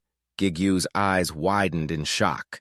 A demon. The mechanical voice rang out again. A single massive jaw of an animal appeared and took a bite, eating half of the monster's corpse. The demon devourer skill has been activated. The others stared with their eyes wide and jaws agape at the scene before them. The monster's corpse was devoured cleanly in front of them. While blood splattered everywhere, the mechanical voice rang out again. "The ferret's ego," it continued, "the ferret's egofication has failed." He narrowed his eyes and glanced down, silent. For a long moment, the voice continued to emanate from the black sword in his hand, the fragments from the failure of the ferret's egofication. Are being absorbed, the wind blew away the surrounding dust, revealing a clear space before everyone's eyes. Donghee's voice trembled in horror. Everyone, he turned his head and hurriedly raised his hand to give orders. "All injured members focus on recovery. Non-combat members start collecting the remaining belongings of the main assault team." He reminded them in a loud voice, "Don't let your guard down, stay focused," everyone said in unison. "Yes, sir." Donghee walked up behind Jigu, his voice serious player, Kim Jigu. "May I speak with you privately?" Gigu's expression was a bit tense as he glanced at him. The two walked to another place. He looked at Donghee in confusion, thinking, is he going to interrogate me about the disappearing corpse? Even though a sentinel's corpse is very valuable, he frowned a little worried now. All the spirit stones and items have disappeared. He's probably going to blame me. Jigu narrowed his eyes and quickly reassured himself, but no. He doesn't have any proof anyway. The whole thing is quite unusual, so he can't rush to conclusions. He and Donghee stood alone in a corner under everyone's scrutinizing gaze. Jigu thought, if that's the case, Donghee raised his hand with a serious expression and said, "Let me be direct. Do you want to join our Brothers Guild?" Gigu's expression was calm, but inside he was incredibly happy, so he's trying to recruit me. "I know you're interested." He quickly expressed, "I'm very grateful, but I don't plan on joining any guild right now. Even the group I'm in now is just a temporary measure to be able to participate in this subjugation." Donghee smiled, his voice tinged with regret. "I understand what a shame," he said, while putting his hand in his pocket to get something. "In any case, I'd still like to maintain a good relationship with you, Jigu." He offered his business card and said, "If you change your mind, Brothers Guild Vice Guild Master Kim Donghee. Or if you need help, just contact me. I'm sorry it's a bit wrinkled from the fight." The evening sun set as their voices echoed outside the tower. "Good work, everyone. Thanks for your cooperation." Jigu glanced to his side. He smiled faintly and asked, Can I ask you something? Xiong Pai replied in surprise. Yes, sir. Jigu asked doubtfully. I didn't ask before because I was afraid of upsetting you. But why didn't you join Sukgu's Kim Guild while the two were talking? Seonggu and Han Yun were discussing what should we eat. How about soup? Nah, forget it. Jigu commented enthusiastically. You could get in easily. You have more than enough potential and no shortage of connections. You could be exceptionally successful if you joined. He smiled and replied, Well, it's nothing special. Xiong Pai smiled, his tone full of confidence. It's just that I don't want to be accused of nepotism and I'd rather achieve everything with my own strength, he asked back casually. What about you? Jigu was startled and replied, Me Xiong Pai said cheerfully, even when you were a guide, or now I feel like Sukgu would still send a recruitment offer to someone as capable as you. He fell silent as if deep in thought. He looked up at the fiery red sunset sky and smiled softly. It's nothing special. Han Yun looked at them suspiciously. What are you two talking about so seriously? Seonggu said cheerfully, Let's go eat. I know a great spot. Jigu smiled and declined, Sorry, maybe next time. I have something to do. He glanced at everyone, waved, and said, I need to go home and pack. CEO Pai said in a sad voice, Oh, is that so? CEO Gu said, See you later then. Han Yun said, Thanks a lot, of course. Jigu waved cheerfully, I'll call you guys when I'm done, see you later. He took his phone out of his pocket and said softly, All right. I was told to call CEO Hoon when I was done. Jigu looked at his phone in surprise, a message from Tayik. He opened his phone and read Tayik's message. Hyung, call me after you're done with the conquest. The lights from the skyscrapers illuminated the city in the quiet night. A voice rang out, Sorry for calling you out so late, Jigu. Tayik, Jigu exclaimed in surprise, his voice stuttering. That old geezer, you mean? He calmly announced the association president wants to have dinner with you. He scratched his head a bit flustered and said, The association president? That's quite a surprise. I should have gotten a haircut or something first. I look so scruffy now. He joked, It's fine. The image of the mysterious man standing before the towering skyscraper appeared in his mind. Jigu thought with some curiosity, the president of the Korean Player Association. Besides that title, he's a self-made man. Information about this giant of the Korean player industry is still a mystery. Jigu asked nervously, Why would someone like him want to meet me? But this is your place. The elevator doors opened. He said calmly, Floor 10, that's right. He said he wanted to cook for you himself. He likes to cook. He asked doubtfully, Sure, but I mean, why at your house? The two stood in front of the door as he raised his hand to enter the passcode. The two of them entered. He said nonchalantly, We're here, old man. A voice rang out, You're finally back, Tayik. He glanced at the old man with a weary voice. How long are you going to keep quoting that movie? It's ancient. The old man shouted angrily, Shut up. The old man said cheerfully, But you're back just in time. What's on the menu? Tayik looked at him worriedly. I don't think we have enough ingredients at home. The old man's voice boomed, I bought ingredients, go set the table. Jigu was a bit surprised and silent for a long moment. He thought in astonishment, so that's the president of the Korean Player Association. Taigu, wearing a pink apron, stood by the stove with his hands on his hips and a displeased look on his face. Clean the rest of the house, too. It looks like a pigsty. He held out his hand with an enthusiastic expression and said, So you're the player Kim Jigu. He said cheerfully, It's a pleasure to meet you. Jigu, with a tense expression, quickly reached out to shake his hand. Yes, sir, me too. He smiled and introduced himself. I'm Jigu. Suddenly, something swept through his body, making Jigu flinch. He felt the man's powerful aura. The man introduced himself. I am Taegu, president of the Korean Player Association. Jigu gritted his teeth, his expression serious, thinking this heavy pressure. A person doesn't reach the top for no reason. A group of people with superpowers at that. Tayik frowned, looking at the two of them, and said doubtfully, Take it easy. What are you doing? Dad Jigu's shocked voice echoed throughout the building. Dad. A delicious meal appeared on the table. Everyone said, Let's eat, it doesn't look bad.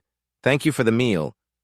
Jigu picked up a piece of food and put it in his mouth as Taegu glanced at him. He smiled and said, I've heard a lot about you from Tayik. He narrowed his eyes, a sharp glint in them, and said in a low voice, It seems he's helped you a lot with his authority as a general. Department Director, Jigu said while eating, looking a bit flustered. It was a huge help, actually. Tayik cried out, looking visibly annoyed. That's enough, old man, he's trying to eat. Let the kid eat. The old man disagreed, saying he can still eat. I'm just talking. Tayik frowned and retorted, How is he supposed to swallow? Taegu crossed his arms, his tone serious. Anyway, I want to offer you a job. Do you want to hear about it? Jigu quickly swallowed his food, then covered his mouth and coughed lightly before calmly asking, "A job, you mean?" The two began to discuss. "The association wants to hire you. I've already told Tayik." But Jigu smiled and replied nonchalantly, "I have no intention of joining any organization." The old man interrupted, "That's not it." Jigu looked at him, startled. The old man made a serious offer. "Do you want to become a mercenary for the association?" A small two-story house was silent in the dead of night. As Jigu walked up the stairs, Tayik's voice echoed in his ears, even though the old man was a bit harsh. "But he didn't mean to pressure or force you." Jigu remembered his words from when they stood in front of his house. "He just wanted to give you a title, so you can comfortably receive help from the association. So you can help when needed and get what you deserve. This isn't a bad deal," Jigu mused, affiliating with a party. "It would bring quite a few benefits, even if it's not full-time. It probably isn't bad if Tayik said so." He frowned, feeling a bit hesitant in affiliation, Jigu remembered what CEO Pai said that afternoon. "What about you?" He remembered the image of Sukgu with countless other powerful members and thought to himself, the Kim Guild. While I was fooling around at level 1, Sukgu has become the guild master of one of the 10 strongest guilds in Korea. Jigu thought worriedly, "I've been indebted to him ever since we met." Sukgu's tall and sturdy back appeared before his eyes. Jigu encouraged himself, "I can't be a burden anymore. I want to stand on equal footing with him." The image of a mysterious forest appeared in his mind. Jigu's heart filled with confidence. "See you later in the tower, Sukgu." A ball of fire hit a tree, causing an explosion. Something agile ran away. The mage holding a staff shouted angrily, "Damn it, I missed." A man held a sword to his chest and said seriously, "Don't worry, I'll finish it." A fierce fire blazed. He shouted, "It's coming." A saber-toothed tiger leaped through the flames. It opened its fanged mouth and pounced on him. He swung his sword through the blazing fire. The tiger fell to the ground motionless. He breathed a sigh of relief. The mage asked in amazement, "Should we keep going? It's already dark outside anyway." He smiled and said, "Let's hunt 2 more first." The two of them trembled as they approached the tiger, discussing in low voices, "I think I'm about to level up at this rate." "Is it getting colder?" "It must be because it's night, but this is strange." He hugged himself, shivering uncontrollably, and said doubtfully, "The 26th floor is usually hot." The two stood on a hilltop looking down. A voice said, "I think they're at the bottom of the hill." The mage was startled, his jaw dropping. Below the hill were countless animals. They were frozen into solid blocks of ice. He cried out in horror, "What is that?" A vast area seemed to have returned to the Ice Age. Ice and snow covered the entire region. A voice rang out, "Guildmaster, it seems it's not here." Sukgu was sitting on the corpse of a frozen animal. He said, "I understand." Sukgu placed his hands on his knees and slowly stood up. A puff of white breath escaped his lips as he said nonchalantly, "Then let's keep going." On the screen now, an image and sound announce the player of the week. A press conference is underway. Last weekend, the Angela Guild announced its conquest of the 80th floor, shocking the entire world. The Angela Guild master, the #1 global player Lee Sung-ho, and also player Shin Yubin, who was added to the high-ranker list back in March. They have solidified the fact that Korea is undoubtedly a nation of powerful players. The woman's voice continued so. "We have prepared a special event for the high-rankers." A fierce image of a player appeared with the introduction. The first one is the living legend Asura. The other editor added, "Even among the 5 great high-rankers considered the pioneer's information about Asura is extremely limited. No one knows anything about him. Nationality, age, and even gender are unknown." This information was being relayed to Jigu, who immediately asked, "And you're telling me that Asura, the one known as the world's strongest player, even before CEO Ho, is the president of the Korean Player Association, and also your grandfather," Tayik replied. "That's right, Jigu." He exclaimed, "Oh my God, you're really rich. Beyond imagination." Tayik reached into his breast pocket, took something out, and replied, "Ahem. Well, don't let this get out. This is top-secret information." Then Tayik took out a ring and placed it on the table. "Anyway, take this." He asked, startled, "What is this, a marriage proposal?" "I think you've got the wrong person. You're giving me goosebumps." His voice deepened as he scolded, "You idiot." Tayik said seriously, "It's an identification item provided to mercenaries. With it, you can receive authority equivalent to a director." Jigu's eyes widened in surprise as he exclaimed, "Really?" He smiled and said, "CEO Hoon will explain the details. From today on, he will be your secretary." A voice rang out in the dark room. You will receive special treatment. As a high-level player specializing in things related to the tower or clearing gates, you'll receive a reward every time you complete a mission, and the association can buy back your items. The ones you earn during missions without any commission. The more he spoke, the more excited he became. Furthermore, you have the right to refuse any mission sound good. Jigu was frozen still in shock when a voice echoed through the tower. So wonderful. Light from a high-rise building illuminated a patch of the dark sky. This is New York, America, the headquarters of the Iron Seal Guild. Standing opposite the glass window, he said in a deep voice, "So you wanted to see me." The man stared at his back in silence for a long time. He called out Rogers. He bowed respectfully and said, "Yes, Guildmaster." He suddenly started coughing continuously. The man glanced at him. With a cold expression, he asked, "What's wrong?" His eyes widened, bloodshot, his expression fierce as he gritted his teeth. "Korea, please let me go to Korea. I'm begging you, Guildmaster, I'll do anything." "I can give you everything." He calmly cut him off fine. He looked at him in astonishment. In a calm voice, he said, "I will open a branch in Korea and make you the director. Do as you please, even if you want revenge." Iron Seal continued, "And I will grant you number 9. He was startled and froze for a long moment. He exclaimed excitedly, "9? You mean Holy Sword number 9? He bowed his head, his voice hurried. "Thank you, Guildmaster, thank you." Amidst his joyful voice, he said, "Thank you so much." Iron Seal glanced at him, a flicker of cruelty in his eyes. He thought, "That's right, Roger's hand be the stepping stone for my revenge." His face darkened as he thought to himself and the Demon King. He gritted his teeth, his expression fierce as he whispered to himself. "The next time we meet." Light from a lamp shone on his metal leg. In his mind, he screamed madly, "I'll tear you into 1,000 pieces." A status window appeared. Title Holy Swordmaster, level 89. Strength 130, Agility 132, Stamina 147, Magic Power 122. Accessory skill Holy Swordmaster. Can reflect 5% of damage received from a holy sword. Can absorb any holy sword of a lower grade than Kalian.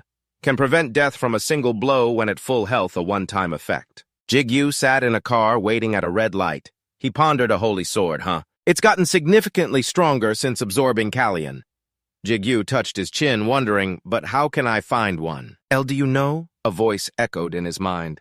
I'm sorry, Master. Although I have awakened my power, my memories are still incomplete. Jigu glanced at his own reflection. In the car window, he asked internally, what about you, Ru? He remembered the vicious wolf from before. Jigu began to analyze. You said you still don't know how to use the ego fragment. The one I took from Chankyun's ego, but you've already absorbed Ferris's ego. He asked curiously, how do you feel? Has anything changed? Xianghun smiled and asked, you got your hair done? Jigu replied, a bit flustered. Yes, I realized it was a bit messy, so I trimmed it a little. Ru's worried voice rang out. It's as if he can hear us talking. She calmly reassured him, no way. What about the fragments? Ru replied. I don't know. His voice was dejected. What was I expecting from it anyway? Jigu ended the conversation with Ru and El. He turned to ask him, excuse me, Mr. Xianghun, yes, where are we going? He explained gently a unique gate in Yosu. The gate's measuring device keeps fluctuating between F rank and C rank. You just need to clear it. Jigu touched his chin nervously. This is my first mission as a mercenary. I'm a little anxious. The car sped down the road. He said casually, there's no need to be because our first objective is just to gather information. The car drove past a billboard. He was startled when he saw it. A rest area. Xianghun said, I'll go in too.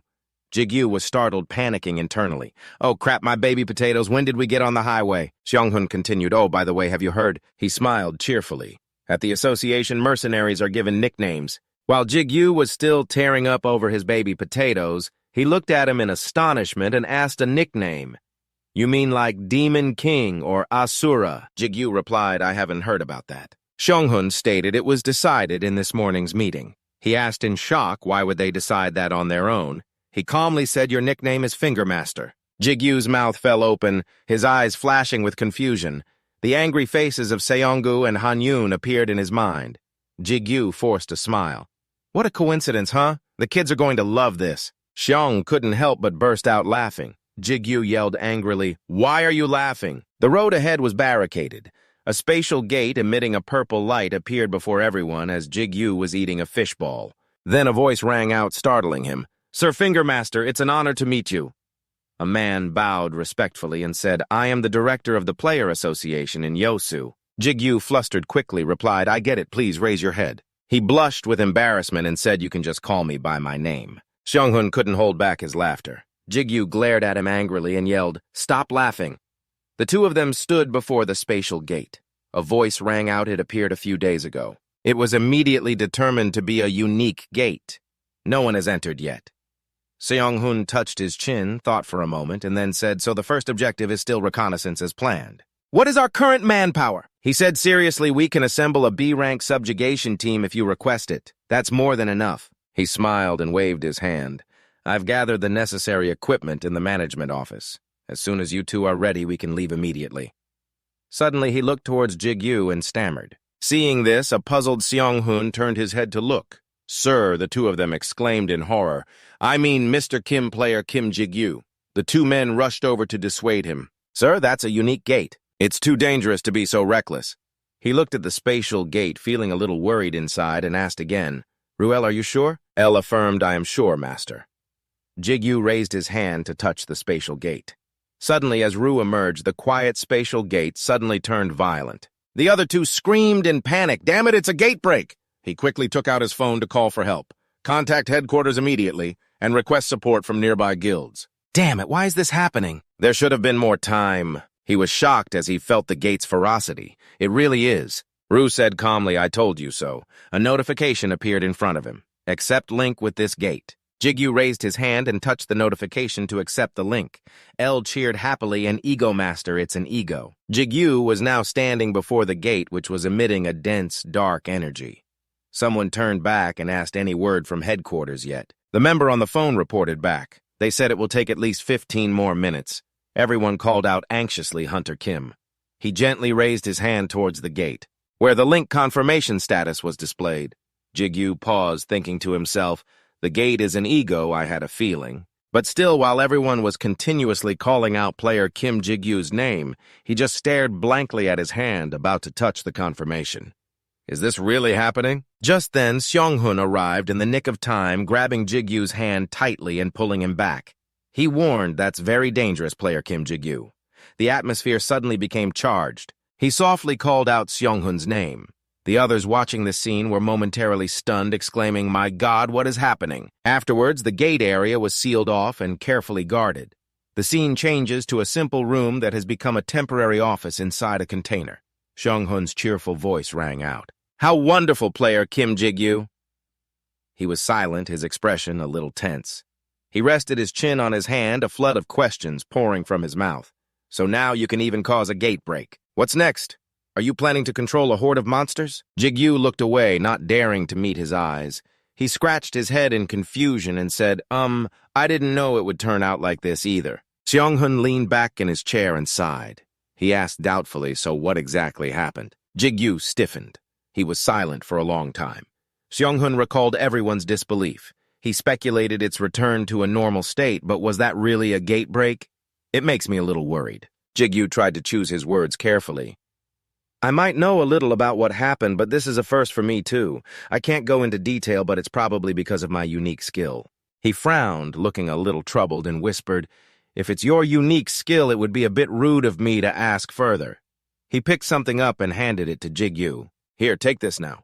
Jigu took the wooden mask in surprise and asked doubtfully, what is this? He calmly replied, a traditional Korean mask. I painted the lips on it myself. He recalled the countless players who had appeared outside the gate. Because there were signs of a gate break, the area around the gate was now full of urgently summoned players. He glanced at the gate not far away, then took out his phone. His voice worried.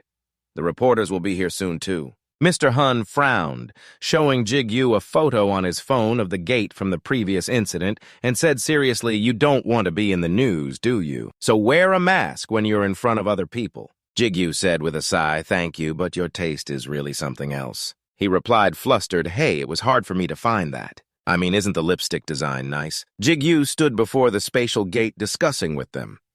After a 1-hour meeting, it was decided that I would enter the gate alone. He recalled the annoyed faces of the other players. But in the end, they just watched Jigu in silence. He guessed that although there were some objections, it seemed the guild had already handled it. Jigu cheered inwardly. Mercenaries are the best, the guild is the best, CEO. Hun asked again with some concern, "Are you sure you'll be all right going in alone?" Jigu replied calmly, "Yes, it's related to my unique ability. Just have everyone on standby outside the gate just in case." A notification window appeared, "Accept link." Jigu raised his hand, touched it, and said link. A beam of light slowly engulfed his body, and Jigu vanished before everyone's eyes. Moonlight filtered down onto a dead branch. A crow turned its head warily, scanning the area as a man hurried along the path. A voice rang out, "Checking your worthiness." He held his head and said dejectedly, "Worthiness." Jigu took off his mask, speculating that with Ru and El he just had to give them names. "Perhaps gates are different," Ru said angrily. "You're making us sound so cheap, master." He put the mask in his bag and said doubtfully, I'm not sure what's going on, but I just need to clear this place right." Ru replied, "I don't know either. But it's best if you just destroy everything and see what happens." Jigu crossed his arms, shivering, and said in a frightened voice, "But still, this place is terrifying. I'd better clear this place quickly." Ru and El commented cheerfully, "I can feel a damp and dreary magical presence. This place is pretty good." As he walked and looked around, he said, "For now, let's first find the place with the highest concentration of magical energy." Ru's calm voice startled Jigu, "Master, I don't think that will be necessary." He stopped as the ground beneath him trembled non-stop and a cloud of dust rose in the distance. Countless feet pounded the ground as armored skeletons swiftly ran towards them. They charged in terrifying numbers, and Jigu frowned, his expression growing serious. His voice was low. "Skeleton soldiers, huh?" Suddenly, Jigu's eyes narrowed at something in the distance. A headless skeleton on horseback holding a sword was charging at him. He cried out in shock, "It's a Dullahan! This is the first time I've ever seen a real one. But come on, isn't it a bit much to send out a sub-boss right at the start?" Jigu dropped his backpack and took a combat stance. He called out, "El Ru." They both replied in unison, "Okay, yes, master." 2 streams of light, 1 yellow and 1 red, burst from Jigu's body. He charged powerfully at the skeleton soldiers, accelerating. Wherever Jigu passed, the skeletons fell in droves, dropping countless purple gems. He said doubtfully, "Usually in a case like this." Jigu leaped and swung his sword, saying, "You're supposed to cut off the leader's head first." Ru cried out in confusion. "But master, it doesn't have a head." The ancient axe drew a circle on the ground. A skeleton soldier raised its axe to block his sword. The scene shifted to a gloomy cemetery thick with an aura of death. Jigu stood before the entrance to a royal tomb and said doubtfully, "Something is very strange here." He asked doubtfully, "What do you mean?" Ru replied, "The skeleton soldiers are one thing." Jigu recalled how easily he had dealt with the Dullahan. Ru continued his analysis, but even the sub-boss, the Dullahan, was too weak compared to the magical energy this gate is emitting. Jigu asked, a little worried, "That's true, they were weaker than I heard, but so what?" He was startled and looked in a specific direction. Jigu looked doubtfully at the largest tomb in the center of the cemetery. Behind the headstone was a coffin. He said calmly, "Looks like this is where the boss will come out, huh?" The coffin lid suddenly burst open and a plume of green smoke billowed out. Ru warned anxiously, "Be careful, master." The coffin lid crashed to the ground as green smoke poured out. Ru asserted there must be a reason for this, for that Dullahan to be so weak. Ru's sword glowed with a brilliant red light. Jigu frowned and charged forward aggressively as Ru stammered, for instance. The green smoke slowly dissipated, revealing a withered hand. A skull appeared before him. A lich-like monster wreathed in green smoke materialized in front of him.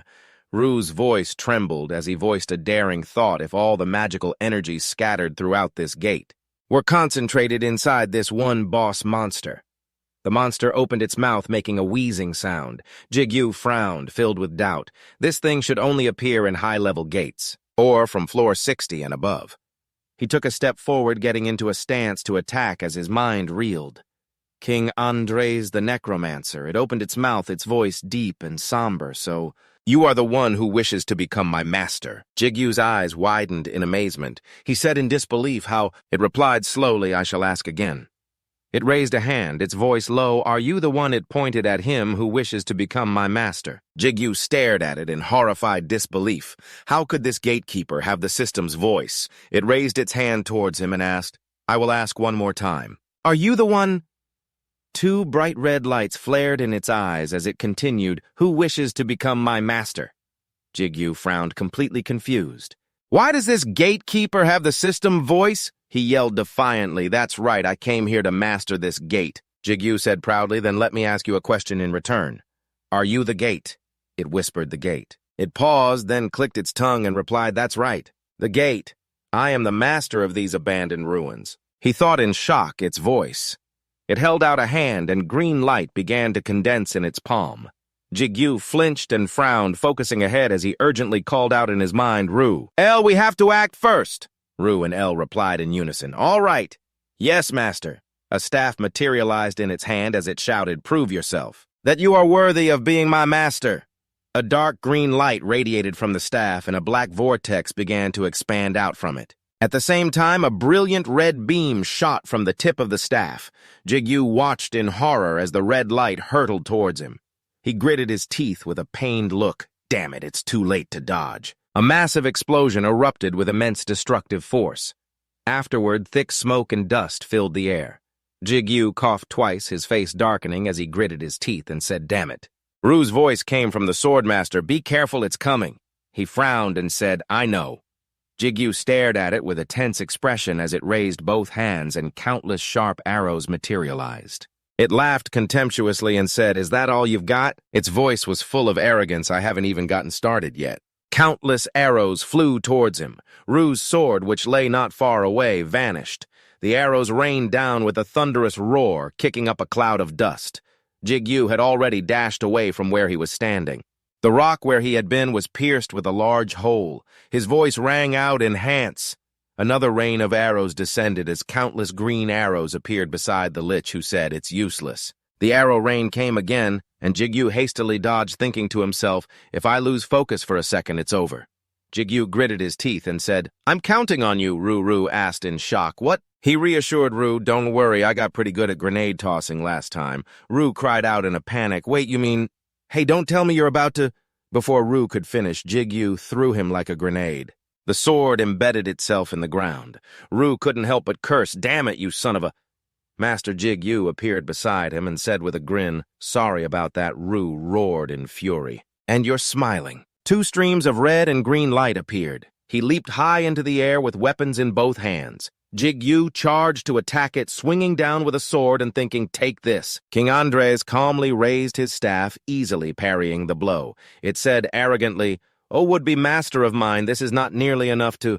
Jigu interrupted it. "This was my real plan." He spun in midair as fast as a whirlwind, and then he delivered an incredibly powerful slash straight to its chest. King Andres howled in pain. A long gash of light appeared on its chest, and a purple glow began to corrode its body. After the attack, Jigu quickly used the momentum to leap back, creating distance. It watched him retreat, a low growl rumbling in its throat as King Andres touched the wound on its chest. It looked at the silver sword with a green crystal in Jigu's hand and remarked in a low voice, "A rather annoying weapon, I see. It seems I'll have to stop dragging this out." Green sparks flashed in its large eyes. Jigu frowned as another arrow rain came, this time with more projectiles and a larger range. His annoyed voice rang out, "Damn it. The range of the arrow rain covers this entire area." Ru quashed the idea forming in Jigu's head, saying, "We can't dodge this one." El's voice was firm, "Master, swing me. I will block it." A volley of arrows began to descend, countless projectiles aiming for where he stood. Jigu roared, "Let's go, El." "Yes," Ru asked doubtfully, "What about me?" His speed increased to its limit as if one person had become two. Jigu swung his sword, deflecting all the arrows. He said to Ru, "Your attribute is not suited for this." Ru retorted unconvinced, "What do you mean? Those dull dark blades are nothing compared to me." He explained to Ru while parrying the arrows, "I am sorry, but now is not the time to talk about uncertainties." Jigu frowned, seemingly realizing something. The speed of the arrows kept increasing. He was losing some confidence, thinking, "They are getting faster. Can I even withstand this?" He gritted his teeth, his expression filled with determination. Jigu asked Ru again with some worry, "Are you sure?" Ru affirmed with absolute certainty. He glanced at Du and said, "I trust you." He held the sword Du and slashed at an arrow. The green arrow vanished the moment it touched Du. Du said, "Du is absorbing the dark energy." Du continued, "Du has begun to awaken to the Lord of the Dark Sword." Jigu asked doubtfully what Lord Du said, seriously, "Sacrifice something." "So that it can fully awaken." A red light spread from the eye on the sword. The eye emitted a brilliant radiance and a powerful surge of red energy erupted. He stared in astonishment at the scene before him, stammering, "What the how can a mere mortal?" King Andres was slightly surprised, gritting his teeth and growling as his voice rang out. "It seems you are not all talk, but I have not fully accepted you yet." He raised his hand and green smoke spread everywhere. Suddenly the ground cracked as if something was about to emerge. He said, "Let the final test begin." Inside the graveyard, the corpses underground suddenly came to life and crawled out. The undead scrambled up from the ground and slowly stood up. He stood atop a mountain of corpses, looking down at Jigu, his voice filled with confidence. "I still have many things to ask you about that lord or whatever. But it seems I do not have that much time now, do I? Whoa." A pair of blazing red eyes opened. The mountain of corpses had transformed into a giant monster. Jigu's eyes widened in horror as he whispered, "A living golem." It raised its fist, preparing to strike. The fist descended with incredible speed. The fist came down with terrifying force, creating a large crater in the ground and kicking up a cloud of dust. It stopped and searched around. He calmly analyzed, "If I am at an attribute disadvantage, I will overwhelm them with this fearsome power." In this case, a flash of light appeared in the thick dust. Jigu said, "Enhance." He was startled and glanced up. Jigu's speed was also incredibly fast. He slashed continuously from the hand up to the arm. The monster's arm was destroyed. He shot up into the air, his tone challenging. "How about this? The gate." Jigu smiled confidently and said, "Am I worthy enough now?" He cried out in surprise. At the same time, he slashed his sword across his body. He replied, "I accept you, O my master." A voice rang out, "The gate has accepted your connection. Please give it a name." In the center of the graveyard, smoke billowed. The necromancer's entire body was smoking. A voice rang out, "The gate has accepted your connection. Please name the gate." The black smoke gradually dissipated. Jigu whispered a name. He held his sword-swinging pose, wondering, what should I name it? Suddenly, the sword do absorb that black smoke. Jigu asked worriedly, "Ru, what is it now?" A blazing red light emanated from the eye on the sword. Lu let out a maniacal laugh. Lu said, "Do you see, this is me, this is the real me." Du's voice was full of jealousy. "Did you think I would just stand by and watch forever?" Watching that holy sword grow stronger than me, Ru continued to laugh madly. Jigu cried out in alarm, "Hey, what is wrong with you?" The red light grew increasingly blinding. Ru's laughter became more and more terrifying. Jigu screamed Ru, his face still filled with shock and worry. He looked at Du and asked, "Do you not think you have gone a little too far?" "What is wrong?" Du asked doubtfully. "What did I just do?" El casually said, "She is confused, master." Jigu looked at the sword in astonishment. El said, "Confused." She continued, Du quickly cut her off. "Be quiet. Do not say unnecessary things." Du's voice sounded a bit tired. "I'm going to rest for a bit, master. I think I have a bit of a headache." Jigu replied, "It is fine, although I have many things to ask you." Red crystals were scattered all over the ground. He said calmly, "Let us talk later then." Ru replied, "That is fine." Jigu watched as Du retreated into the ring on his hand, thinking to himself, "First, I need to come up with a name." He looked at the notification window, frowning in thought.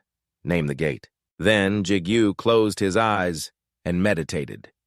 In his mind was the image of a crumbling body losing its life force. Jigu thought Brainheart is fading away. He said cheerfully, "All right, I have got it." Jigu looked at the notification window and said, "Your name is Branhart." The city was gradually entering the night. People walked nervously on the streets. This is really happening. They have confirmed a gate break. A person with a loudspeaker announced, "Please follow the association's agents and move to the designated evacuation shelters. I repeat, players are still standing by outside the gate." The warning voice echoed again. "This is not a drill. They have confirmed the break." Two players with worried expressions discussed in low voices. "It has been a long time since we had a gate break." "What rank did they say it was?" "They said it fluctuates between F and C rank." A man stepped out of a luxury car amidst the whispers of the crowd. A unique gate. What a headache. "This is too much." Tayik glanced at him. "What about the backup plan?" He quickly said, "We have already notified the nearby guilds, and the members of the Tri-Guild are on their way." He continued to ask, "Is the evacuation complete yet?" He opened his laptop and replied, "Everything is proceeding smoothly without any issues. We believe it will be complete in another 30 minutes. He ordered anxiously, "Make that 10. I will inform them." Tayik glanced in one direction with a troubled expression and said, "However, the biggest problem is." Over there, reporters with cameras were shouting loudly. Tayik thought with frustration, the press does not seem very cooperative, even if it is freedom of speech or whatever. Some of them used to be players, so they are a bit of a nuisance. He frowned with a dismissive look and said, ignore them. If they want to die, then let them die. A voice replied, understood. Tayik frowned, analyzing this gate break as not really a big deal. Our forces now including myself. It was already overkill. He looked at the spatial gate, feeling extremely worried inside, but Tayik's face darkened. He thought if a gate break is really happening, it means something bad happened to Jigu. The players outside all stared with wide eyes and open mouths, their faces filled with horror. The spatial gate suddenly emitted brilliant red flashes of light. Cracks appeared on its surface. Everyone screamed in panic, it is a gate break, prepare for battle. Tayik, both worried and frustrated, shouted, damn it, so it is really happening. A spear appeared in his hand. Tayik's heart was filled with sadness. Kim, I am sorry. This is all because I am incompetent. His expression turned fierce. He gripped the spear tightly, his heart resolute. I am sorry, Jigu, director. And what is worse is, Tayik charged forward, kicking up dust. He roared, I will avenge you. He dashed past the players in front, rushing towards the gate. He said with my own two hands. Everyone cried out in surprise, what? Tayik furiously roared. Kim Jigu stepped out. He replied doubtfully. Jigu said casually, were you calling me? He was silent for a moment, not understanding what was happening. Tayik, who was charging, cried out, you! He twisted his body mid-air and cursed. You bastard! Suddenly, he was thrown backward, tumbling to the ground as if he had hit something. Jigu scratched his ear with a surprised look. He turned his head and cried out in shock, what is this? A dazzling light shone on him, making him quickly cover his eyes. Shouts of praise and excitement rang out. Take a picture. Let us see his face. It is a special case. He cleared the gate by himself, even when it was about to break. They shouted excitedly, an interview. Please give us an interview. Jigu stammered, wait, excuse me. They asked curiously, is that ring an item? The scene changes to the building with Tayik's apartment. Tegu said with a serious face and ego. At the dinner table, he was pensive. He asked doubtfully, is that so? Is that the reason you were able to get so strong so quickly? Former CEO Hun asked a bit shyly, am I allowed to hear this story? A unique attribute is not just some random skill, is it? Tayik quickly reassured him, I brought you along because I trust you. Otherwise, I would not have made you my secretary in the first place. He looked at Jigu doubtfully and asked, so a connection with the gate. What happened to it? He replied with some concern, to be honest, this is a first for me, so I am not entirely sure. But it said it is balancing things and is not responding to me. I think something happened when the gate closed. He asked while eating, what about that ego named Du? You said it is not responding either. Did you say it went past its limit? Jigu said casually, it is quiet, but I can still use its abilities as usual, so I do not think anything is wrong. He replied, that is good news. Jigu exclaimed softly, oh my God, a player who can possess a gate. If this gets out, the whole world will go crazy, he reassured him. Of course, do not worry about the press leaking this. The association has handled it. The press will not find out. Jigu replied, all right, thank you, sir. Just then, Jigu's phone vibrated. He got up hastily, a bit embarrassed. Excuse me. Please wait a moment. You have a call, the man said calmly. Feel free. Jigu moved away, covered his mouth, and whispered, hello. Tegu was tasting the food, thinking to himself that it was a bit salty when a voice came from the phone. The guy on TV, that's you, right? The person repeated again. The guy on TV, that's you, right? The person laughed, their voice cheerful. Seeing that ring and necklace, it's definitely you. What's with that weird mask? Seonghun, who was eating, also got a call. Tayik asked doubtfully. You both got a call. Is it from the association? The person on the other end continued to tease Jigu, the mysterious hero who stopped a gate break. You look cool. Meanwhile, Tayik and Tegu opened their phones to check the news as the person on the phone said wittily, can I brag to my friends about this or not? But I'm sure many people will recognize you anyway. Hey, Jigu glanced towards the dining table as the voice on the phone continued, but he couldn't focus because the three people at the table were staring at him. What's going on? Tayik looked at his phone doubtfully. The phone displayed breaking news. A hero single-handedly prevents a disaster. Is this the birth of a high-level player? He exclaimed, I'm screwed. The picture on the front page was of Jigu with a panicked expression. A hero single-handedly prevents a disaster. Is this the birth of a high-level player? A girl was looking at the news about Jigu on her phone when a man appeared behind her and asked doubtfully, did something happen? She seemed to be in a good mood, smiling slightly as she replied, it's nothing. That girl was Sujung. Her eyes flashed with a hint of madness as she thought I've taught my student quite well. There's a type of player called player journalists. Most of them are retired players, and they gather news about the tower, the gates, and other players. At that moment, the two of them were washing dishes together. Tayik spoke regretfully. I couldn't control them. I'm sorry. Jigu shook his head. It's not like you did it on purpose. He closed his eyes and let out a sigh. We were just really unlucky. It seems a troublemaker snuck in with the reporters. Jigu raised an eyebrow doubtfully and asked a troublemaker. Tayik nodded. He's quite famous. He was a ranker before he retired. His name is Go Hyung-jun. He was ranked quite high, even among other rankers, Tayik warned seriously, but you shouldn't get involved with him. Be careful if you happen to meet him in the future. Hearing this, he slowly replied, All right. Scene changed to Dongdaemun at Senior Huang's shop. Gentle sunlight streamed down. Just then, Lu's scolding voice echoed in Jigu's head. So now you're interested in collecting items? Such a bad habit. You selfish, ego-craving master. He closed his eyes with a wry smile, thinking Lu would definitely say that if she were awake. Jigu walked around the room. It feels quite empty without her here. Elle spoke up guiltily. I apologize, master. But I could never speak to you that way, she said cautiously and fearfully.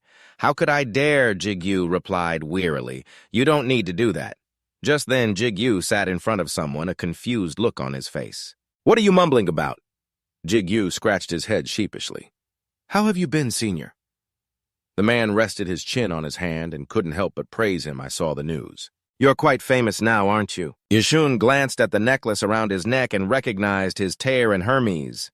Then he teased, Should I be paying you an advertising fee for that? Jigu smiled and explained, Actually, that's precisely why I'm here. Jichun mumbled in surprise, Are you really asking for an advertising fee? Jigu broke into a nervous sweat. Now that things have turned out this way. I don't think I should stand out so much, so I need something to hide my identity. Hearing this, Ji-chun's expression grew serious. So you're looking for a mask? I have to admit, the one you wore in the papers looked awful. Jigu immediately retorted. That's not it. Ji-chun continued in a low voice. I'm sorry, but I don't think my shop has what you want. Jigu hastily repeated, I said I'm not looking for a mask. Besides, I didn't even buy that one. The man grunted in confusion. Huh? Then what is it? Jigu looked down at the 2 rings on his hand, his voice slowing. As you know, egos and masks are pretty recognizable. As for the mask, I can just stop wearing it. He recalled an online article. The rings look quite rare, so I tried searching for them, but there's no information. It looks like he's wearing as many as 3 of them. Or 4 or something. He has so much good gear. The ring on his ring finger is a mercenary ring from the Player Alliance. I've seen that one before. I think I saw someone wearing rings just like those in Seoul not too long ago, Jigu continued. Luckily, the tier hasn't gotten much media attention yet, but the problem is the rings. He calmly explained his issue, but I can't do without them. So I'm looking for a way to hide them on me, Yuchun exclaimed. Oh, is that right? That's no fun at all. Then he pointed to a shelf behind him. There are gloves and gauntlets over there. Go take a look. I've made a few, but not many, he explained. Jigu turned to look around as instructed, thinking I was able to successfully form a link with Brandhurst, after a few failed attempts. But linking with Tayik and Hermes was easier, he thought to himself. If I remember correctly, could it be because my ego ownership stat has increased? Hearing this, Elle immediately spoke up. Yes, master. She shared her thoughts before your ownership capacity was only enough for Lu and me, but you are much stronger now than you were back then. I'm not saying you were weak or anything back then. It could be that the egos didn't like the names you gave them. Jigu cut her off dejectedly. I don't need you to console me, Elle. He hesitated, observing each item one by one, thoughts racing through his mind. They all look fine, but I shouldn't pick anything with a design that stands out. Let's see. However, at that moment, something caught Jigu's eye. He reached deep into the shelf and mumbled, All right, I'll choose you then. Jishun saw his action and smiled to himself, thinking, good choice. Jigu began to chant Link. Your name is... As soon as he put it on, a bright light burst forth. The system announced Oberon. You have successfully linked with the ego Oberon. You can now access Oberon's information. Jigu wiggled his fingers with delight, clicking his tongue in amazement. Jichun asked, How are they? He tilted his head and replied, It feels a bit strange, but I'm sure I'll get used to it. The system began to display the information Oberon. Level 27, Strength 40, Dexterity 30, Health 12, Magic Power 8. Skills Disguise Force. Jigu thought to himself, it has the perfect options for a gauntlet. Force gives a temporary strength boost. Then he suddenly wondered, Can I summon Lu and L while wearing this, he wondered. Normal gloves always break when I summon them, so I can't use them. With that thought, Jigu called out Lu-El. As he spoke, the 2 rings on his hand began to glow. Powerful electric sparks shot out and the air crackled fiercely. A moment later, 2 sharp swords materialized, covered in brilliant red and yellow electrical currents, looking as if they were alive in his hands. Witnessing this, Ji-Shun couldn't help but gasp in admiration. Those are some nice weapons. Looking at the 2 familiar swords, Jigu felt relieved. All right, the summoning works as usual, but the most important part is whether it can hide the rings. He then decisively shouted disguise. As expected upon his command, the Oberon gauntlet immediately expanded. It completely covered the 2 rings underneath. Jigu was extremely satisfied with the result. I think I can use these every day, he praised enthusiastically. They're amazing, Senior. What's the price? However, Ji-Shun suddenly shook his head in refusal. It's fine, you don't need to pay, he said. Then continued, but in exchange if I ever need your help. Ji-Shun rested his chin on his hand, seriously looking at him with great anticipation. You'll help me out just once, right? The next day, in the blink of an eye, Jigu was standing in the first-floor lobby of the Alliance building when a noisy, jostling crowd suddenly appeared up ahead. The atmosphere became chaotic. Is it true that they're secret agents of the Alliance? Please give us an answer. Jigu wore a confused expression. What is this commotion about? Xianghun began to explain. These reporters have been a real nuisance lately. He closed his eyes and sighed in annoyance. After the news about that day broke, they've been coming here every single day. They're here for the masked rancor. The more Jigu heard, the more shocked he became, his eyes widening in disbelief. Xianghun continued, the one who caused such a stir on his first mission. Jigu silently gave his opinion. I think I should stop climbing the tower for a while. Maybe I'll go check out some gates. However, Xianghun immediately rejected the idea. There's no need for that, he explained with a smile. The reporters think that player Kim Jigu is a high-class ranker, and they're waiting for you on the upper floors of the tower. At this, Xianghun suddenly burst into a gleeful laugh. But it's no problem for me, because all the reporters looking for the masked rancor are on the lower floors. The corner of Jigu's mouth twitched. Are you making fun of me? He shook his head. Of course not. Morning at the tower's first floor, the harsh sunlight shone down on the space. Jigu's gloved hand was covered in a sticky, blackish liquid. Behind him was the body of a goblin lying unconscious on the ground. As Jigu walked, he recalled Ji-Chun's words, if I ever need your help. Will you help me just once? Jigu pursed his lips, thinking to himself, Senior Huang doesn't underestimate the value of the items he creates because he takes great pride in his products. He walked slowly, step by step. The request will probably be very difficult. At this very moment, suddenly from behind Jigu, a deep voice spoke, Are you their master? Upon hearing that, he quickly turned his head to look around. However, nothing unusual appeared. Jigu doubtfully called out, Elle, did you hear that? She asked, What are you talking about, master? He opened his mouth and muttered, I think I just heard someone say something about a master. That strange sound echoed again. You who claim to be their master, call my name, Jigu repeated. Did you hear it this time? Elle didn't know what it was either. Could it be that Zhu has awakened? He shook his head and refuted. No, the voice is very different. It's telling me to call its name. Then right at that moment, Jigu suddenly remembered something. Could it be? Just as he finished speaking, a shining sphere like a mirror suddenly appeared in front of him. Jigu looked up in bewilderment, finding it quite familiar for some reason. The light from the strange object shone on his face, revealing his every expression. What is this now? The image of Jigu falling into the sea once again appeared in his mind.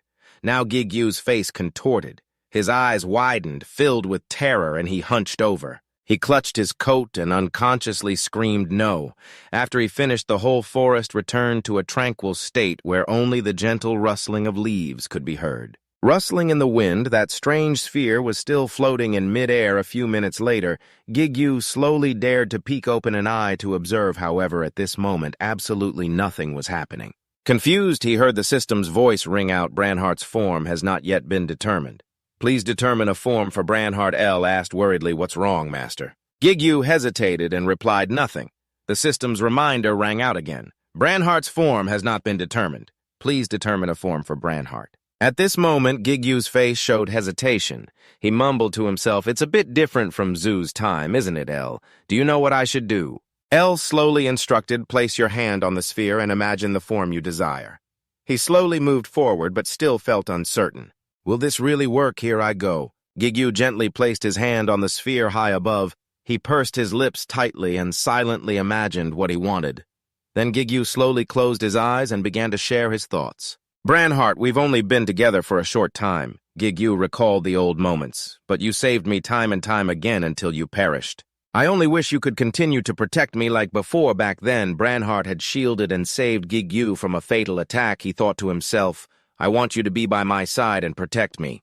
The moment he finished speaking, the floating sphere suddenly shot out a strange stream of energy. Brilliant blue lightning bolts from within quickly snaked their way out. To Gigu's astonishment, they shot straight towards his chest, forming a radiant sphere of light. The air was so quiet now that the crackling sound of electric sparks could be heard. Jigu muttered in a daze, What is this, then? He hugged the light source, then burst out laughing at his own thought. What is this? Am I Iron Man? However, just a moment later, a joyful voice rang out from somewhere. Master, I am so glad we can be together again, Master. After hearing this, Jigu still didn't understand what was happening. Together again, he lowered his head and slowly whispered, Could it be Branhart? The system appeared with a notification, Branhart Ego Inherited Memories. Jigu repeated doubtfully, Ego Inherited Memories, is this really the Branhart I know? Branhart quickly replied, Yes, I am the Branhart you know, he exclaimed cheerfully. I am so happy to see you again, Master. His forehead was covered in sweat as he played along. I'm happy too. In his heart, however, Jigu felt it was very strange, quite different from the image he had imagined for Branhart. I imagined him as a silent knight protecting me. The voice sounds quite childish. Then Jigu requested a merge. After he spoke, a stream of light appeared and enveloped his body. L calmly greeted, Nice to meet you. I am L. Branhart replied with amusement, I remember you. I'm also very happy. Gigu's face was pensive as he stared at the system window and thought to himself, it's a merge, not an accessory, so this is the result of applying my wish. Speculations constantly appeared in his mind. It inherited memories from that name. And it also has the reflection skill that the original Branhart had.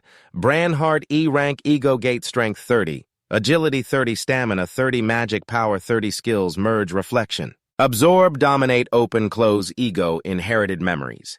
He figured the new skills were probably its abilities as a gate. Jigu couldn't help but praise, You're very impressive. Branhart laughed excitedly. I did well, didn't I? At this point, he raised his voice and asked, All right, then let's test it a little. A week passed. In the blink of an eye, Jigu was still training. It took me 1 week to climb the tower while focusing on learning about the states of each ego. Including the first Branhart, the new skills, Open and Close. They have the ability to open and close a gate. A monster from inside the gate rushed out, he thought to himself. Even though this is my skill, I still can't actually enter it. And the monsters inside don't follow my commands either. At this moment, the monster raised its weapon, preparing to swing it forward, however, before it could do anything, Jigu slashed it aside with his sword. A blinding flash of light immediately shot out. He looked with satisfaction as the monster was cut into many pieces. But this skill is really useful, because I have the ability to create a gate break if I want to. Jigu couldn't help but wonder if I could completely control this power. He shouted one word, Close, then he thought to himself, the power I'd have would surpass that of any single person. Next up are Absorb and Dominate. They are skills related to Branhart's growth process. The system displayed an information window. Absorb, Branhart can grow by absorbing other gates. Dominate, Branhart can absorb a lower-ranked gate and dominate it. Jigu was starting to get it. Reading the description, I can roughly understand. Branhart hurriedly reminded it only works on gates that you already own. Master, his words made him ponder, but it seems this skill also has its limits at this very moment. A shadow suddenly fell over his face. Jigu calmly opened his mouth. I want to test it right away, but maybe it should wait. First up ahead is a tiger. A giant one, growling like thunder, its 2 eyes glowed brightly with a primal power that made the air freeze. For a moment, his deep voice rang out. I need to take care of this guy first. This monster is the 28th floor's guardian, the saber-toothed great bear. Its enormous size was a complete contrast to Gigu's small body. He couldn't help but exclaim, It's been a whole week, and I've only been hunting weak monsters, speaking of which. The great bear immediately swung its large, powerful arm towards Jigu. He continued confidently, as if encouraging himself, I should at least challenge myself once in a while, right? As soon as he realized the great bear's razor-sharp claws were just inches from his body, Jigu immediately shouted an order, Increase stamina. A moment later, a violent explosion erupted from that spot. Shaking the entire space, thick dust swirled up as if something had just collided with destructive force. Jigu planted his feet firmly on the ground that was trembling continuously. Grains of dust flew everywhere in the chaos. At this moment, he tightened his grip on L and Zu to block the great bear's giant hand, then Jigu looked up and smirked confidently. This is just enough for a warm-up. After speaking, he immediately spun around and unleashed a brutal slash. The gleam of the sword tore through the air and struck the great bear's arm, making it unable to resist immediately after taking this full blow. Its hand quickly began to tremble violently. A blackish liquid started to flow from the wound. Now the great bear went berserk.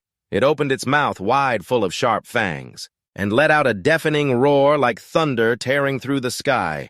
This expression on the monster's face immediately made Jigu smirk with amusement. Interesting, the great bear punched the ground at the speed of light. The punch carried all its weight and fury, causing the ground to explode. However, Jigu had jumped away in time, then he darted to the side, continuously slashing with his sword multiple times. Into its giant body, red and yellow lightning crackled around the great bear's body, like swirling energy rings binding it below clouds of dust rose endlessly. At that moment, it frantically raised its claws again, preparing to grab Jigu, however, not giving the great bear the chance. He quickly activated Branhart. A fierce blue light erupted from his chest. Jigglypuff shouted loudly as the final reflection under the ocean's surface suddenly shattered violently, swirling into powerful whirlpools that dragged along heaps of white foam spreading across the water. The great bear collapsed onto the green grass as wisps of white smoke from the fierce battle rose into the air.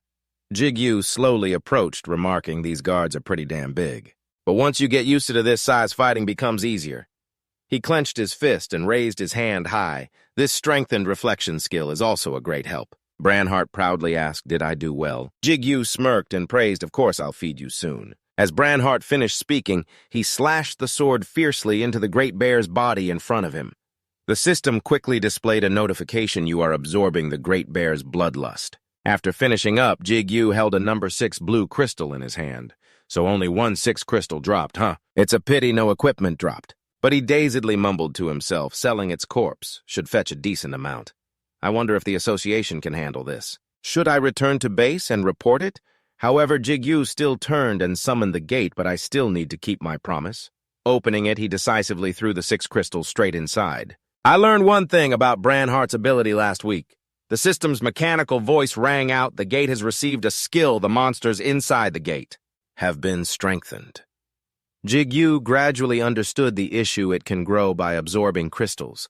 Finally, he ordered the gate to close. Jigu thought to himself, "I've learned about Branhart's ability, and I've also gotten used to my skill combination for increasing stamina and speed." He continued to think about the 2 swords. Although RUU hasn't woken up yet, its power is being preserved and L is still leveling up steadily. In the end, Jigu was still hesitant. Should I go straight to floor 30? No, I'll decide after reaching floor 29.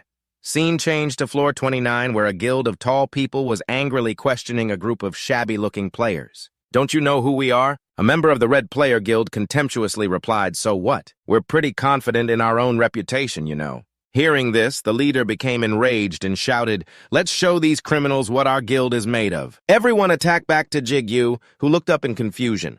"I hear fighting or players fighting each other," L curiously urged. "You should go check it out, master." However, Jigu immediately refused. It's not a good idea to just go meddling in things like that. Meanwhile, the leader of the Red Players approached and slashed his opponent's arm. The man clutched the wound in pain, groaning incessantly as blood began to soak through his sleeve. He trembled violently, growling, "You bastards dare to attack us, the Tree Guild." The man from the Red Player Guild smirked dismissively. "This Tree Guild. The Tree Guild, the Tree Guild, that how annoying. I'm not interested in small fry like you. Bring your guildmaster here. You're all nothing but hostages." However, before he could finish his sentence, a dark shadow shot forward at the speed of light. "I'll drag that Tsukugo guy over here." Jigu leaped up from below to floor 29, slamming the man's head into the ground. Fragments of earth and stone flew everywhere, mixing with the howling wind to create a breathtakingly chaotic scene. His voice wasn't loud, but every enemy heard each word clearly. "What did you just say you were going to do?" At that moment, Jigu's heart pounded suffocatingly as if it would burst out of his chest. His veins bulged as if ready to burst, trembling with his uncontrollably rapid heartbeat. Jigu rushed forward and brutally slammed his opponent's head into the ground, sending dirt and sand flying. Amidst the flying dust, the bones in the man's body began to make painful cracking sounds. Jigu's two eyes, sharp as blades, were fixed on his opponent as he ground his teeth, revealing the deep resentment in his heart. He recalled the feeling he had when he met the captain of the brother team. This was exactly like that time. Jigu gripped the man's hair tightly and tried to calm himself down. Calm down. He remembered that he had seen this face that day. After that, Jigu glanced at the man's teammates, wondering why the ambush guild was picking a fight with the tree guild. Just then, one of them hurriedly shouted, "Don't just stand there!" He urged his comrades to attack. He's all alone. Jigu continued to tell himself, I have to stay calm. However, at this very moment, the ambush guild charged forward once again, shouting, "Get him!" as they swarmed in to corner him. But just then, Jigu shot up and dashed in all directions as light from his two swords began to flash erratically. His entire body radiated an unusual aura. The first time I've killed people, I didn't hesitate at all when swinging my sword. Thinking this, Jigu couldn't help but smirk with delight. I can feel the fresh cuts through the blade while my heart trembles continuously. His feet moved nimbly as he rushed forward, leaving blurs in his wake. The earth beneath his feet kicked up chaotically as if torn by a whirlwind. The members of the ambush guild, unable to defend in time, received the full force of Jigu's slashes. The atmosphere turned frenzied as red blood spread, accompanied by a rising metallic stench. Elle called out, "Master," her body began to get splattered with blood, Master. However, Jigu didn't seem to hear, focusing only on the battle. He flew up at the speed of light, wiping out all the enemies. A moment later, Jigu's eyes suddenly widened. Elle's calls of "Master" grew louder. After the battle ended under a clear blue sky with gentle clouds, cheers rang out from below. "I am a mid-rank commander of the Tree Guild Gudo. Thank you again." Gudo continued joyfully. "I didn't expect you to be Kim Jigu. I've heard the guildmaster talk a lot about you." He asked back from Tsukugo. Gudo nodded yes. He said that he hopes you'll join our guild. However, a strange thought crossed Gudo's mind. "But he's very different from what I've heard. Tsukugo said he had a weak heart, so he was very worried about him." Gudo recalled the terrifying moment just now. But he could swing his sword without any hesitation, and that power, it could even be compared to our guildmasters. Jigu then changed the subject anyway. "What happened between you and the ambush guild? It seems like they were targeting Tsukugo." Gudo hesitated before speaking. "I'm not sure the guildmaster isn't the type to make enemies. The members of the ambush guild were tied up tightly." He continued, "I guess we'll find out after we interrogate them. Red players get killed anyway, and we'll consider torture on a case-by-case basis." Gudo blurted out, "Even if the association allows it, it's not something we enjoy." Hearing that word, Jigu mumbled to himself, "Torture, huh?" A few minutes later, after leaving the group, he stood in a bush and looked around. Jigu mumbled to himself, "When I joined the guard punitive force." He recalled how strangely he couldn't control his emotions back then. "I thought it was trauma from being tortured." Jigu stared at his hand doubtfully, "Because I also have issues with pressure, but when he talked about torture, I didn't feel anything at all." Jigu frowned, wondering, is it because they're criminals? "No, I never had any trauma to begin with." Then he speculated, in that case. Questions formed in Jigu's mind about why he couldn't control himself back then. He immediately dismissed the thought. No, that's not what's important. Above all, Jigu couldn't believe what he had just done. "Why did I think that killing people was fun just now?" Elle hesitantly spoke up, "Master." He replied, "I'm sorry, Ellen Branhart, I made you worry for nothing."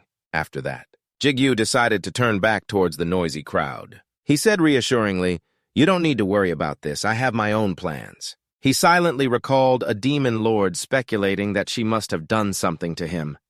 Just then, Gudo saw him approaching and hurriedly stood up.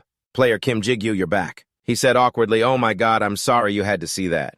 Jigu nodded to show it was fine. "I understand it was the situation." Then he quickly asked, "Did you find anything out?" Gudo glanced at the prisoners behind him, not much except that they were following orders from their superiors. Jigu replied softly, "I see." He frowned and added, "It seems they are the lowest-ranking members, because they know nothing and their skills are below average." Gudo, sweating nervously, said it seems so. In his mind, he thought it's probably just because you're too strong. Gudo continued his report. "We will start descending from here. Although it would be great if we could contact the guildmaster to meet you, we have many things to take care of. However, at this very moment..." Jigu suddenly stopped. "Wait." He turned his head and looked around, bewildered. "I feel something. Over there in the distance." Suddenly, the sound of many slow footsteps approached one by one, all heading in the same direction. In front of them, on their chests, was the familiar logo of the Ambush Guild. Of course, Gudo also realized this. He muttered in horror, the Ambush Guild. All those people formed a circle surrounding Jigu's group in the center. Why are there so many of them? He silently suspected it looks like there are even more than 100 players did the whole guild come. Do they care about their comrades that much right now? He glanced at the person beside him with a displeased look. Mr. Gudo Jigu thought to himself, "This is very dangerous, but why am I—" He spoke sternly, confronting him. "Did you send someone to contact the association? Or the guild?" Gudo turned his head and replied, "I sent someone to report the incident, but I didn't ask for help." Jigu felt his body become strange. "Why am I finally—" He immediately turned his back. "I will create a path. Prepare a messenger and fire too." Jigu's eyes lit up like a burning flame enhancement. He wondered, am I getting excited at the thought of a fight? His face quickly darkened, causing the members of the Ambush Guild to become endlessly confused then. Just as they were about to move in and pounce, Jigu had disappeared, leaving only strange bolts of lightning shooting through the air. By then, Jigu had leapt up onto a coconut tree behind them. This caused the ambushers to shout and ask each other, "What the hell is that? What's happening?" However, just as they were frantically looking around, he immediately jumped down below. Damn it, where did he go? Intense streams of light shot out from Jigu's body like spears of light tearing through the surrounding space. Brilliant and powerful, he instantly used 2 swords to slash continuously. This threw the crowd into chaos. They screamed non-stop, "Die, he's all alone at this moment." Gudo couldn't help but gape in admiration. Right after that, he ordered his teammates to charge forward and attack. "Let's go too." Support player Jigu. His attacks filled the air with the foul stench of blood. Jigu thought to himself, "It's not much different from killing monsters. Guilt pressure, I don't feel a thing." Thinking this, he smirked a little. No, actually, however, before he could finish his thought, flames suddenly erupted fiercely from nowhere, scorching the entire surrounding area. Everyone stood watching the forest area burn, accompanied by suffocating black smoke billowing up. They were all stunned. No one dared to look away from the chaos before them. The fire was like a whirlwind brought to life from hell, roaring madly through the mountains and forests, sweeping away everything in its path. It burned so large that even the enthusiastic Jigu had to plant his feet. He retreated a few feet, then, from the middle of the fire, a delighted laugh suddenly rang out from someone. He stood up straight, staring at Jigu, and challenged Yu managed to dodge that. "This item is quite expensive, you know. I stole it from someone else." Gudo immediately recognized this person. He muttered in fear, the guild master of the Ambush Guild, and that was none other than the fallen ranker and murderer Choi Min-seok. At that moment, he couldn't help but exclaim, "You have the same scent as us." His eyes were as empty as a soulless person's, his gaze lost amidst the sea of fire and rising dust. Min-seok stepped forward, his deep voice echoing like a snake's hiss in the ear. "Want a position? Want to join the Ambush Guild? To speak of the daily criminals in the tower, they are called Red Murderers. Basically, applying laws inside the tower is impossible, and the only thing the association can do is to control the gates, which are the entrances to the tower, and prevent their numbers from increasing." It was none other than a Red Murderer who was once a ranker. The wanted guild master of the smart guild Choi Min-seok. Jigu's face grew serious as he thought to himself the fact that he willingly gave up all the luxury and status of a ranker in exchange for a life of crime shows. That he is a psychopath addicted to killing at this moment. Min-seok chuckled and shrugged. "So what do you say, interested?" He casually invited him. "I can guess you're the same kind of person as us. I guarantee joining our side will be much more fun." Jigu recalled his previous feeling. The same kind as them, however, he immediately dismissed the thought and cursed, "Shut up, you criminal, don't lump me in with scum like you." This statement immediately angered one of the men in the group. He gritted his teeth and was about to rush forward, this arrogant brat. "How dare you speak like that in front of..." However, before he could finish his sentence, his body suddenly burst into violent flames with crackling explosions sounding like the roar of a monster. Accompanied by ash swirling in the wind, Jigu was completely caught off guard by this event. His mouth fell open in astonishment. Min-seok's 2 eyes were bloodshot as he glared at the man. "How dare you interrupt when I'm talking?" At that moment, he pointed his flaming sword directly at the other person. His head was engulfed in blazing red flames. "You want to die, don't you?" Finally, unable to bear the heat for a moment, he collapsed to the ground. A trembling teammate called out, "Vice Guild Master," then Min-seok gently blew on his sword. "Sorry about that. These guys are very crude because we weren't exactly raised well." He tilted his head to the side and explained anyway. Let's continue. As you can see, we're now short a Vice Guild Master. He decisively pointed his sharp sword at Jigu, his voice both inviting and coercive. I'll give you that position. Join my guild. As he finished speaking, the atmosphere between them immediately became strangely silent. Jigu frowned and said sternly, "Let me ask you something. Why are you targeting the Tree Guild?" This attitude of his immediately displeased him. You're asking questions instead of answering well. I guess there's no reason not to answer, huh? Min Seok's eyes lit up as he opened his mouth to complain. We are going to get out of this tower. I'm sick and tired of being stuck here. Then Min Seok pointed the tip of his blade at Gudo. So we need to have a talk with your guild master over there. Gudo questioned back in confusion. What does getting out of the tower have to do with our guild? He probed. Are you planning to use us as hostages? Hearing this, Min Seok didn't bother to say more, but just smirked slightly.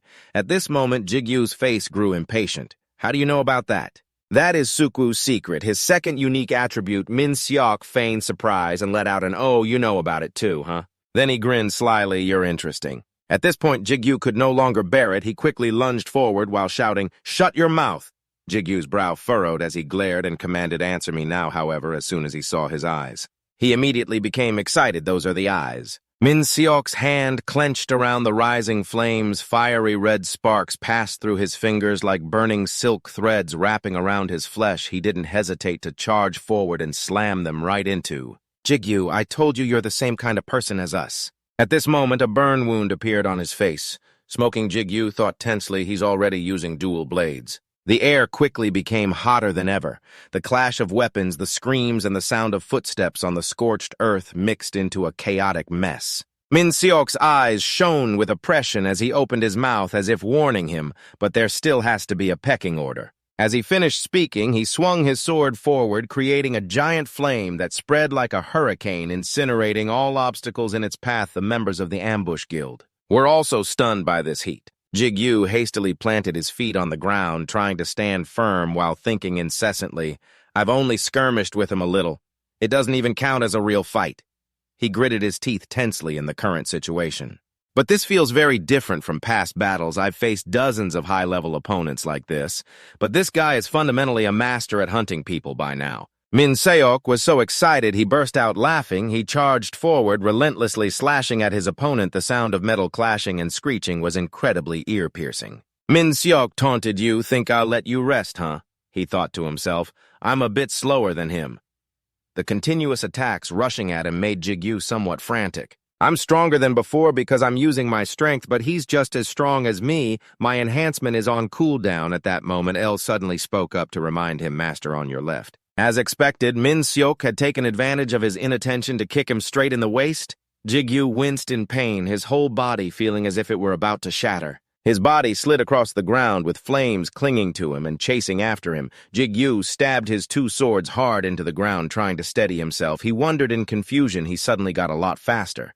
Is it a skill? El immediately refuted, no, Master. She hastily explained, his movements haven't changed at all, he speculated with suspicion. So that means... Min Seok calmly spun the hilt of his sword in his hand. With great skill, he lifted his lips in a sneer. Looks like it's working, huh? It seems my firepower has scared you. But that's not the full power of this fire ability, you know? Then Min Seok spoke provocatively. It accumulates damage on the enemy you are fighting, which means the winner was already decided the moment this fight dragged on. He repeated in a threatening tone as if coercing him. You can't beat me. If you surrender, I'll at least let you into the Jigu Guild. Jigu mumbled to himself, accumulating damage. He gathered all his strength and angrily shouted, You should have said that sooner! As soon as he finished speaking, Jigu seemed to go berserk, charging straight at his opponent. Min Seok was also surprised by this attitude.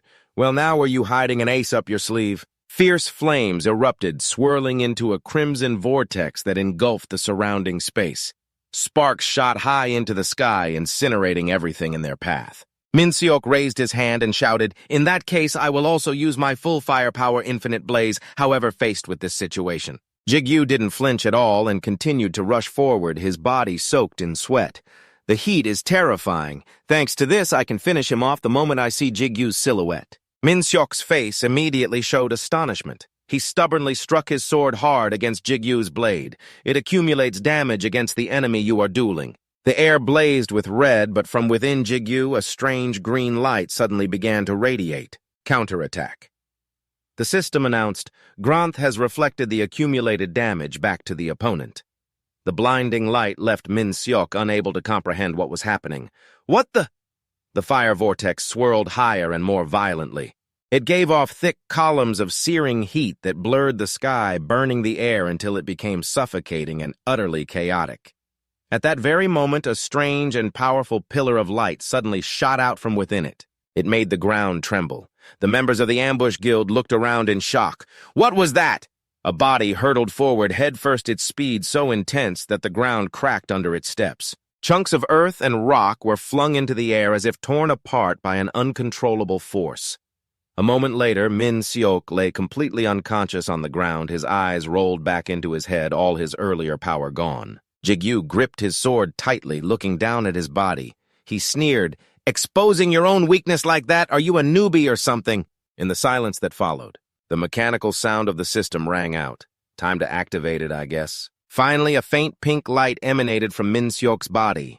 Absorbing player Choi Min Seok. Absorption successful. Jigu looked in surprise at his sword, which was emitting electric sparks, and wondered, it can absorb people too. What are the conditions to activate it anyway? By now his legs were trembling uncontrollably. I guess my legs can't hold out any longer, just as expected from a ranker. It could have been much worse, Jigu told himself, but I can't let them see me looking weak. Because there are still members of the SMAP guild here. But their guildmaster is dead. Maybe they'll surrender, however, at this very moment. The ground behind him suddenly began to shake violently. Jigu glanced suspiciously as the members of the ambush guild kept whispering, "The guildmaster is dead. He killed the guildmaster." Their words were filled with absolute fury. The vice-master is dead now, too. Jigu slowly turned around. The members of the ambush guild were muttering to each other, "If we could just kill that bastard. But where is the leader's body?" Elle urgently warned, "Master, you have to run." She called out to her master, her voice rushed and afraid, but Jigu remained where he was. "It wasn't us. It must be because of some skill." He recalled a past moment. "That skill is counterattack, but it doesn't mean I take 0 damage. If I want to reflect the damage, I have to take it first. Just like what happened in the Harian labyrinth. The damage I take is greater because of that counterattacking move." Thinking this, Jigu gritted his teeth in discomfort. "My whole body is throbbing with pain. If only I could rest for about 10 minutes. No, a few minutes would be more than enough." Seeing his expression, the ambush guild members suddenly grew timid. They slowly backed away. His eyes glowed a vibrant purple like 2 burning ghostly flames. The scar-faced man's lip twitched as he thought, "I see why the guildmaster took a liking to him now." In front of him, a hazy smoke rose from his opponent. He wondered in confusion, how can a player who isn't even a red rank be this terrifying? Who the hell is this kid? However, at this moment, the scar-faced man gave a slight smirk. He thought confidently, "Well, it doesn't matter. We have the advantage in numbers. It doesn't matter how many die. As long as I'm the one who lands the final blow," thinking this, all of them charged forward, madly bright flames enveloping their swords and radiating an overwhelming heat. The ambush team shouted to one another, "He's tired, let's get him together." Just like a regular hunt, Jigu silently assessed the situation. But just then his expression froze and then he calmly smirked. "Too late," he said.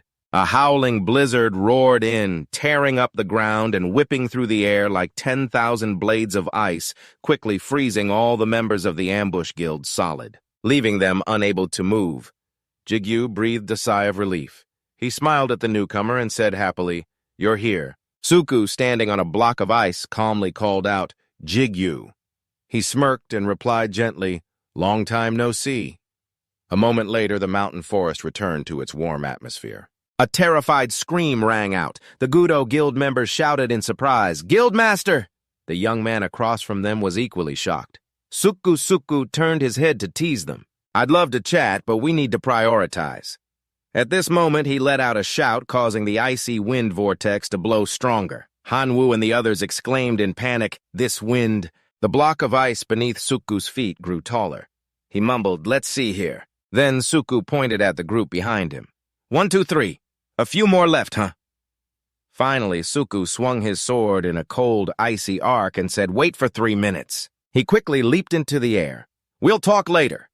As he spoke, a blast of cold air shot forward, creating a thunderous explosion.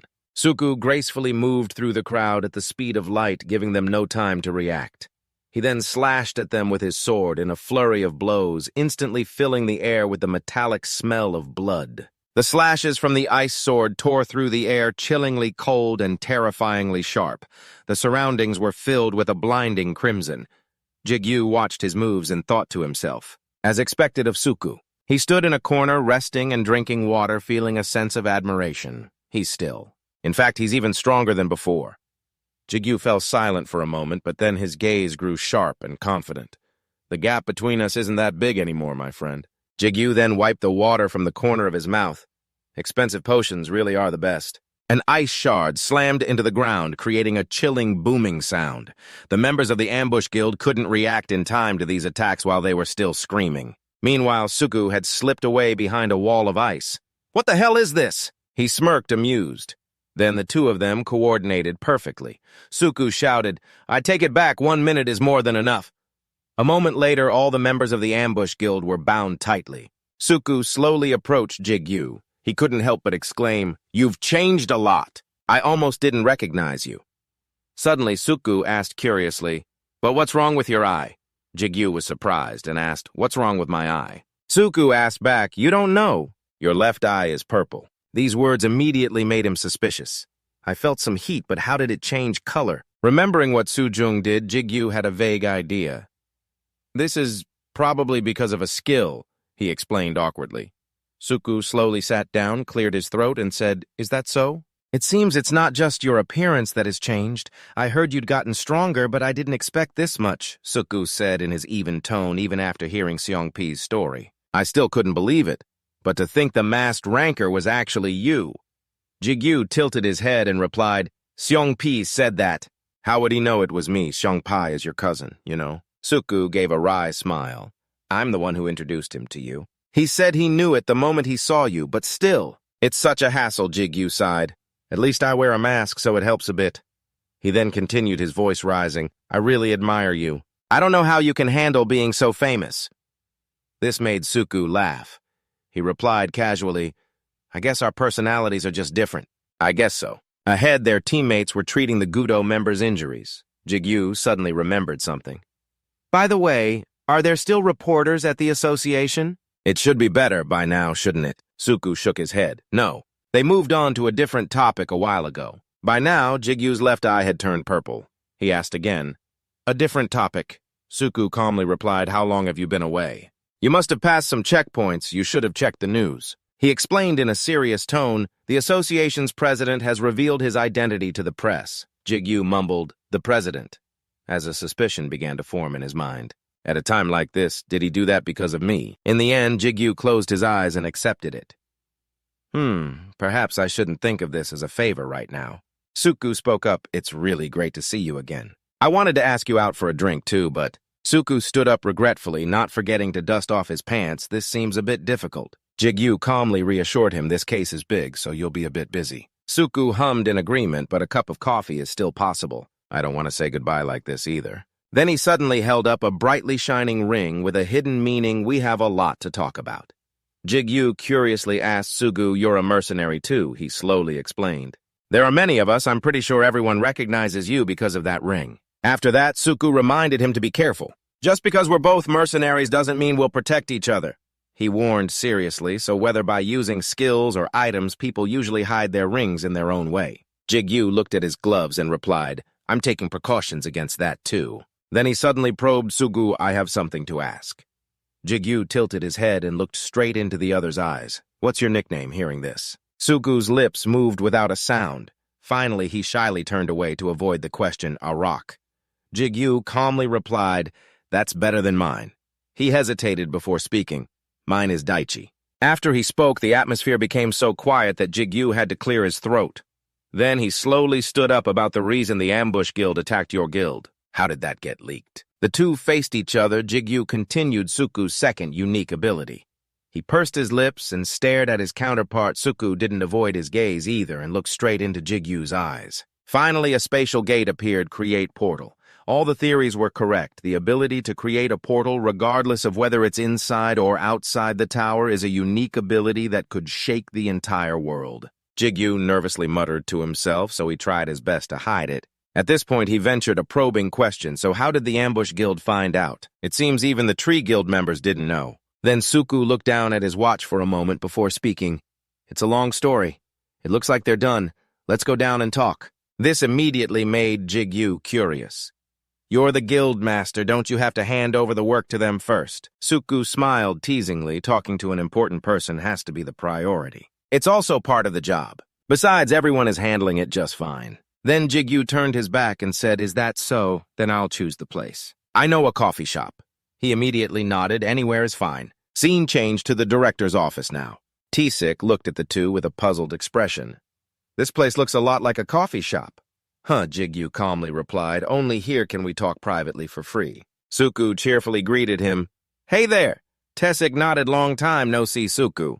Then he raised his voice to question him. What do you mean, free? If you keep thinking like that, I'm going to start charging you. Just then, Tayik suddenly noticed something. What's with your eye color? Jigu nervously raised a hand to his face. It's just because of a skill. In his heart, he couldn't help but worry, how long will it be like this? Of course, that explanation didn't lessen his suspicion. However, Tayik didn't press him further. He quickly changed the subject. Okay. So I heard you two just massacred the entire ambush guild. Tayik's voice carried a hint of tension, and you coming straight here means you have something to ask, right? Jigu raised an eyebrow. Huh, not really.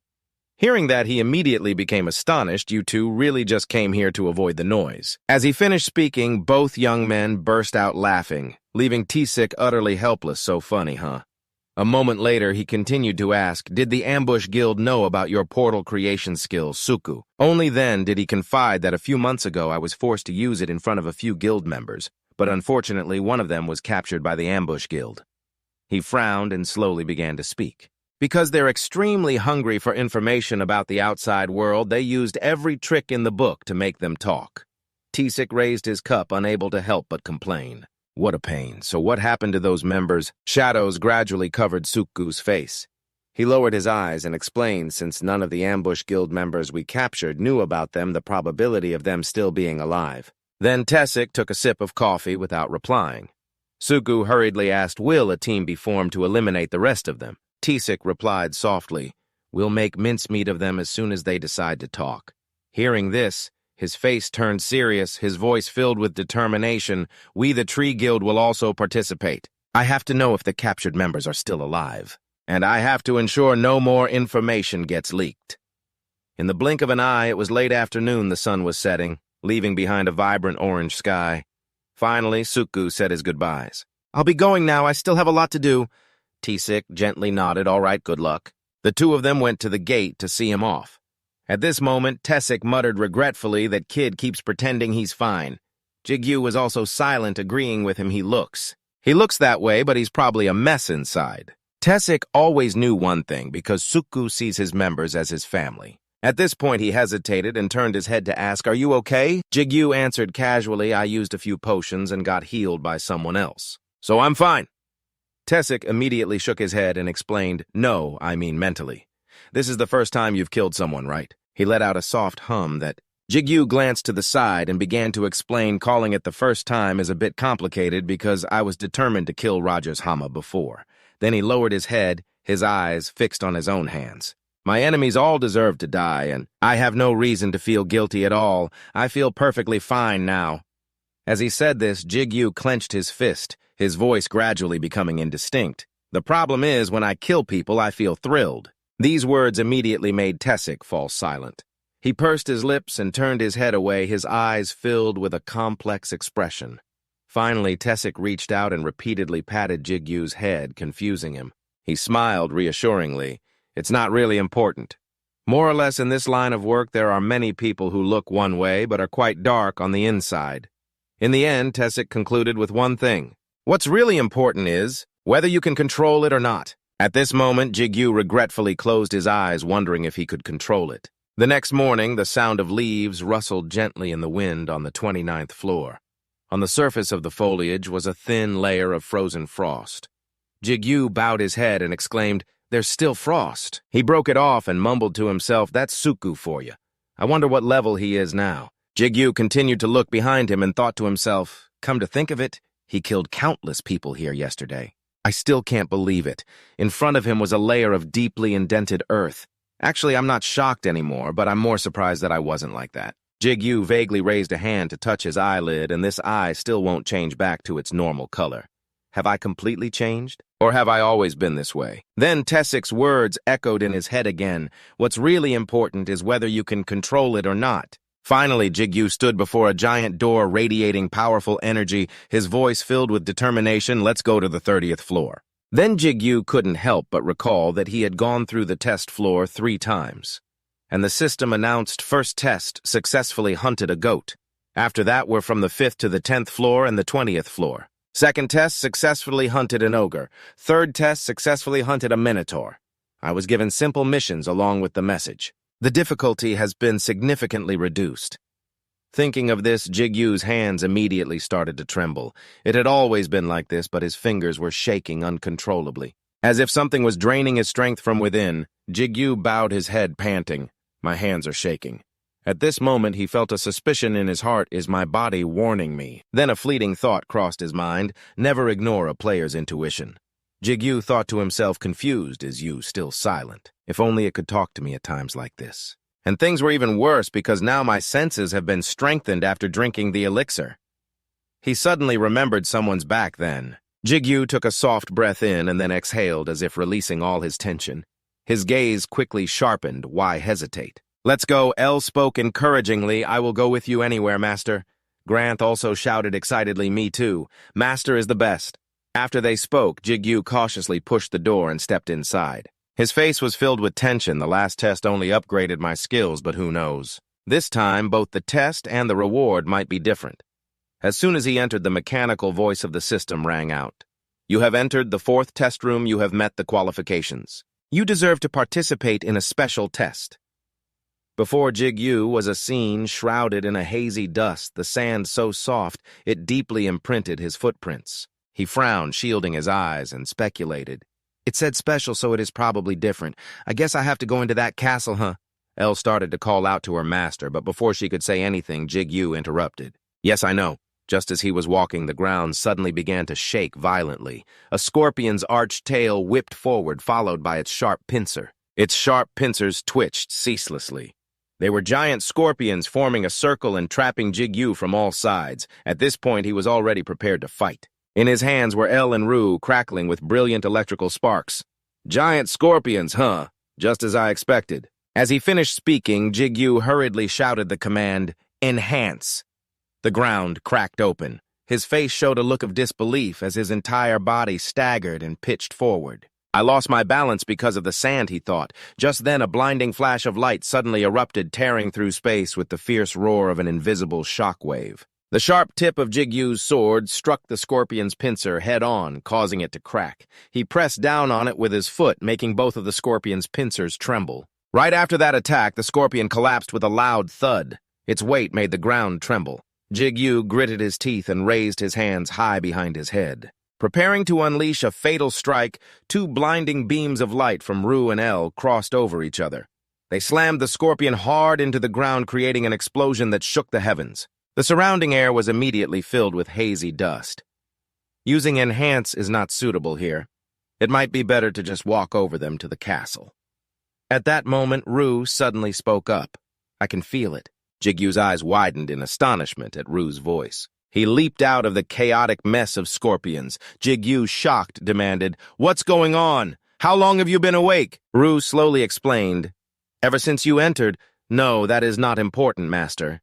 In the end, he just pointed the way to the castle. A confused Jigu exclaimed, Why, what is deep inside the castle? Rue continued grimly, In there is the one with 2 glowing red eyes, and my body. Just then, Elle appeared and asked Rue, You are awake? Jigu continued the conversation.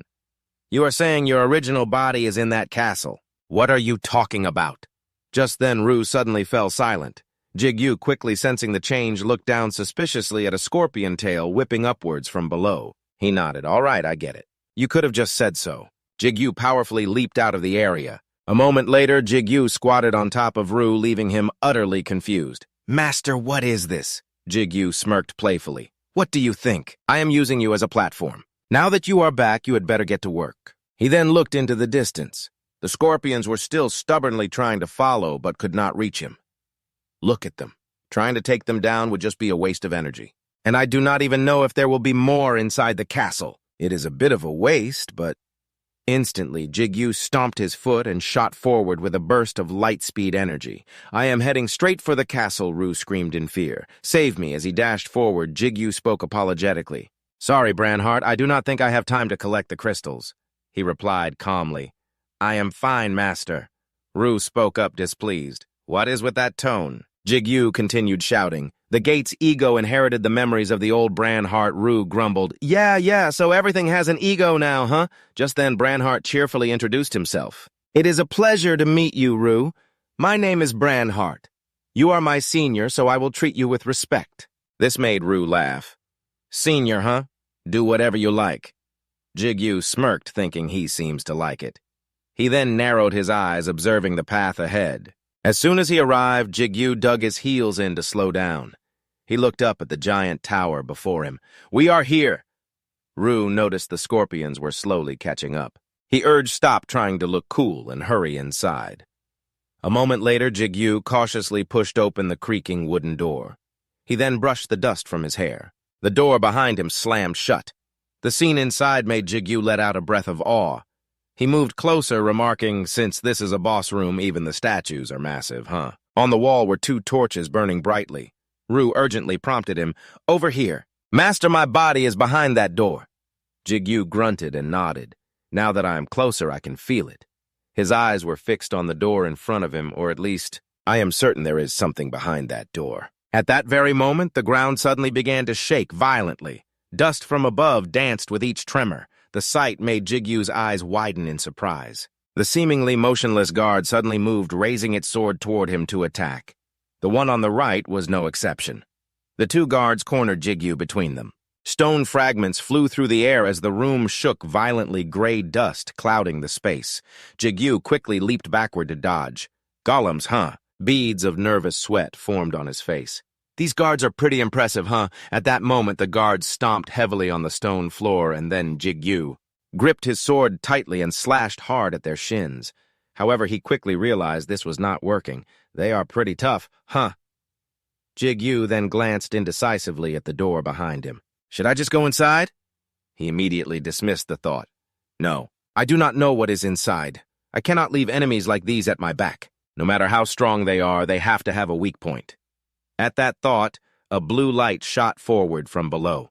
Jigu leaped desperately in front of the guard and yelled, "Let's try the head first, shall I?" As he spoke, he used both swords to strike hard at the side of its face. The clash of metal on stone created a piercing sound. It was a decisive attack. So much so that smoke immediately started rising from the guard's mask. Jigu jumped down, gritting his teeth to recover his strength. The guard seized this opening. It swiftly swung its axe at him. The blade cut through the air and slammed heavily into the ground, creating a deep echo and kicking up a thick cloud of dust. Jigu's small frame was instantly thrown several yards away. He trembled violently as he struggled to get up. That was pretty strong. I tried to turn my body to reduce the damage, and it was still this powerful. Just then, Jigu quickly spun around to dodge. He gritted his teeth, calculating. They are made of stone, so Rue's damage will not work. The difference in weight is too great. I have to find another way. As he thought, this L suddenly cried out in alarm, "Master, be careful." Jigu did not answer, his eyes fixed on the 2 guards before him. She continued. Master Rue spoke up encouragingly. "Use it." "Master, use their own strength."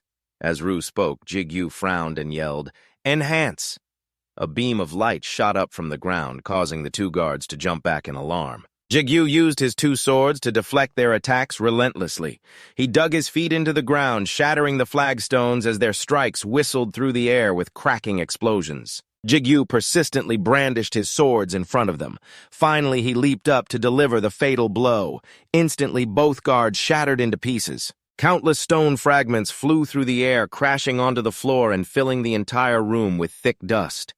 Jigu's small body rolled across the ground as well. He was on all fours, head down, both swords having slipped from his hands. The stone head of one guard was gone, and the other was no different. The 2 of them were now just 2 lifeless husks. Seeing this, Jigu struggled to get up. Rue spoke slowly, impressive. His face, smudged with dirt, broke into a smile. It was nothing. But why?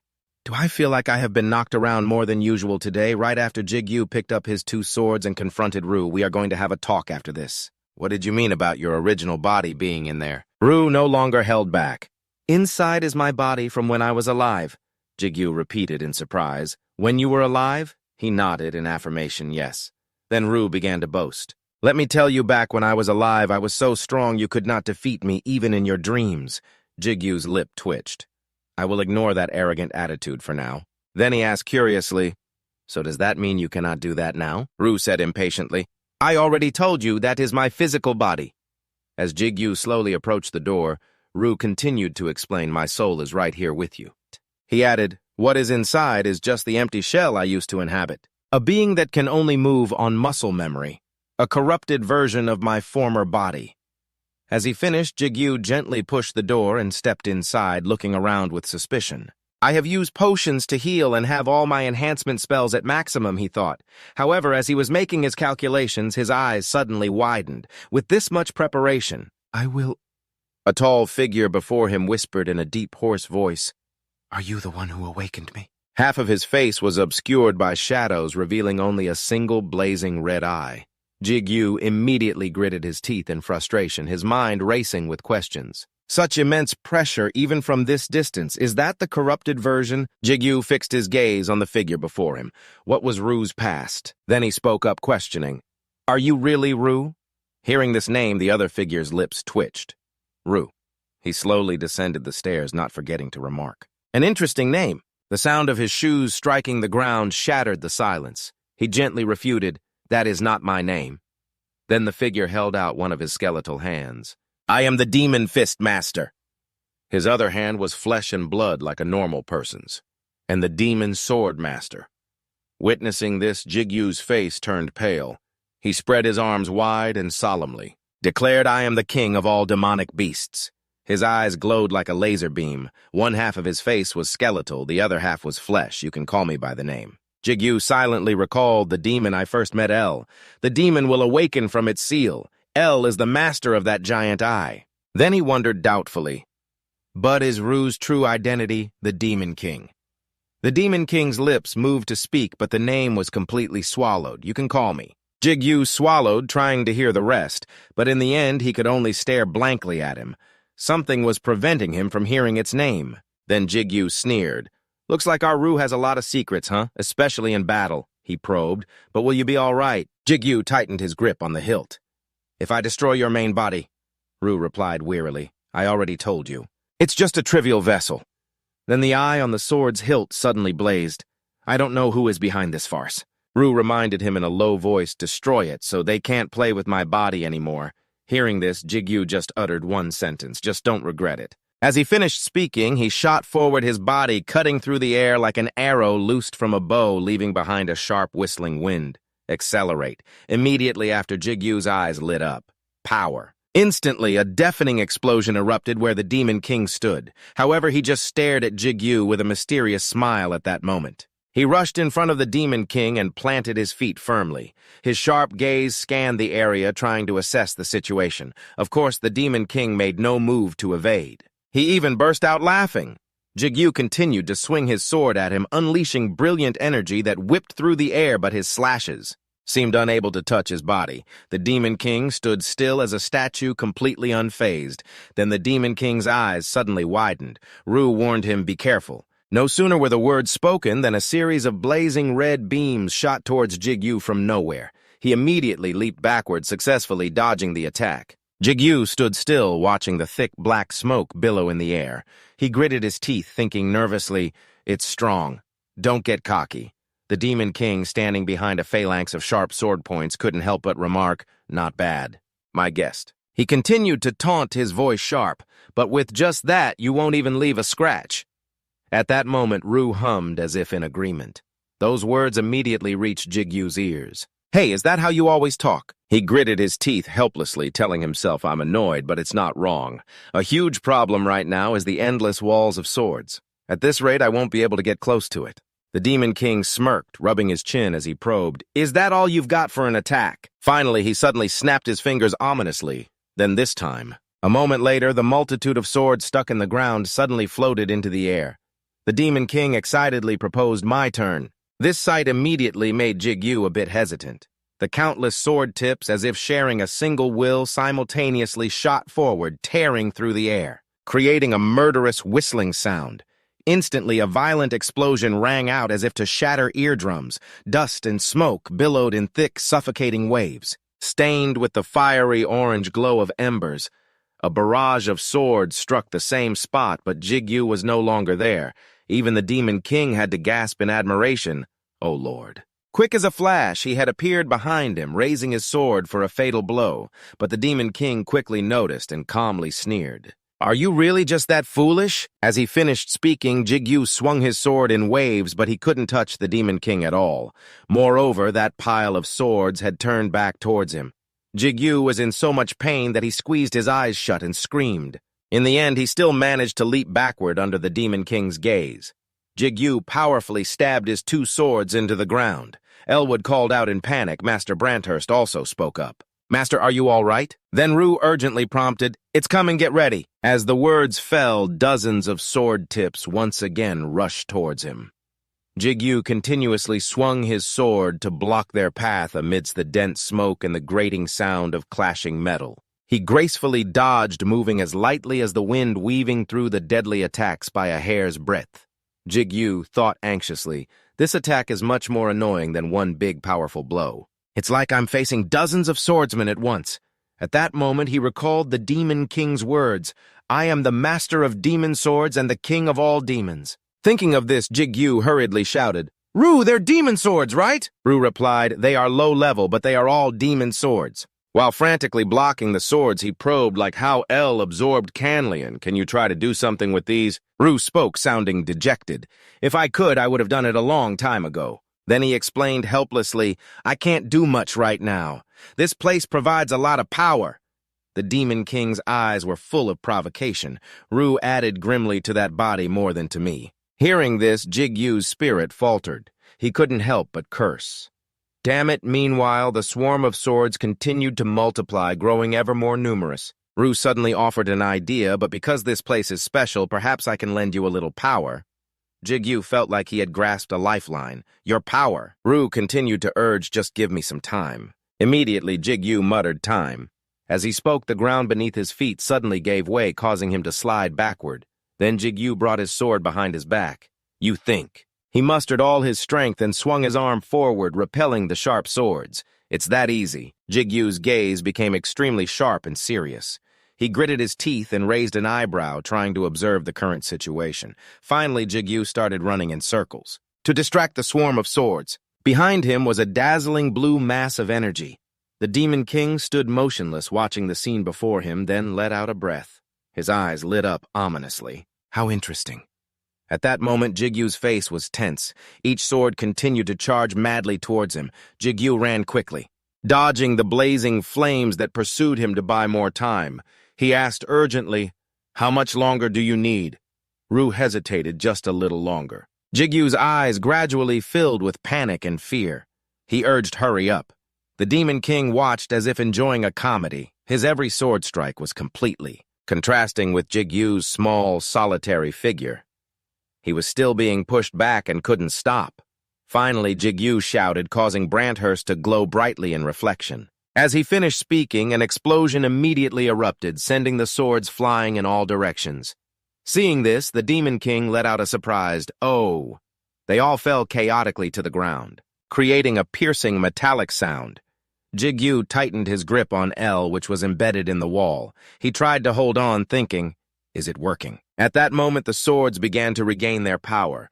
They continued to charge forward. Seeing them aimed straight at him, Jigu cursed. Damn it, he impatiently pressed Rue. I don't think I can buy any more time. Are you done yet at this moment? Rue's deep voice spoke. Well done. A system notification appeared. Sensitivity to magic is increasing. Assimilation rate has reached Class C. Jigu, as if grasping a lifeline, smiled brightly. Come on, I'm about to die here. However, the Demon King still didn't understand what was happening. He looked at the source of power above his head in amazement. The system continued. You can now use the ego ability more effectively. The Demon King's eyes widened and he stepped back a few paces. How can that human use that power? From within the smoke, a dark figure gradually emerged. You have learned death arts from Ru.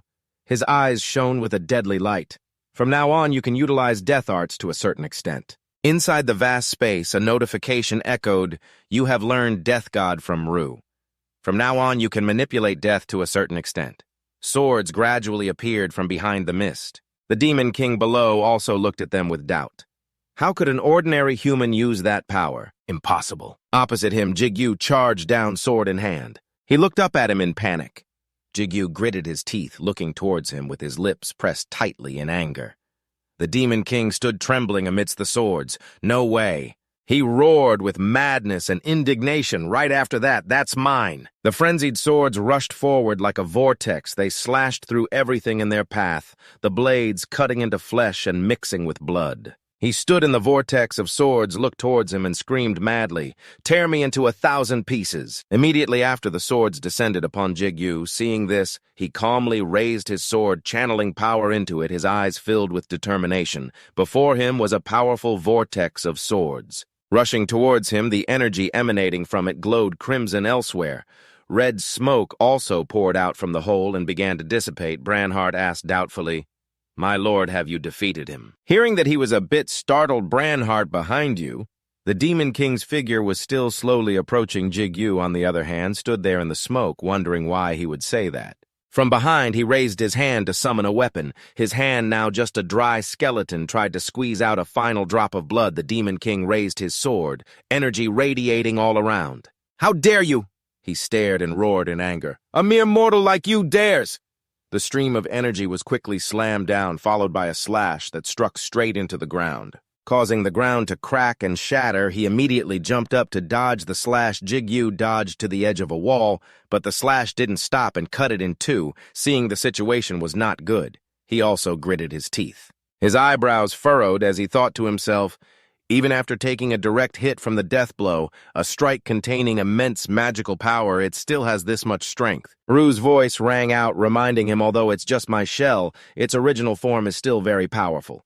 Jigu quickly stood up, staring intently at the Demon King. He urged it, "I don't need to hear you boast Ru do that thing from before again." Seeing this, it also grumbled with dissatisfaction as the Demon King on the other side raised his sword to strike. "Do you think it's that easy? Although I am inside a special place, I can only do it one more time before you reach your limit. If you overdo it, your body won't be able to handle it."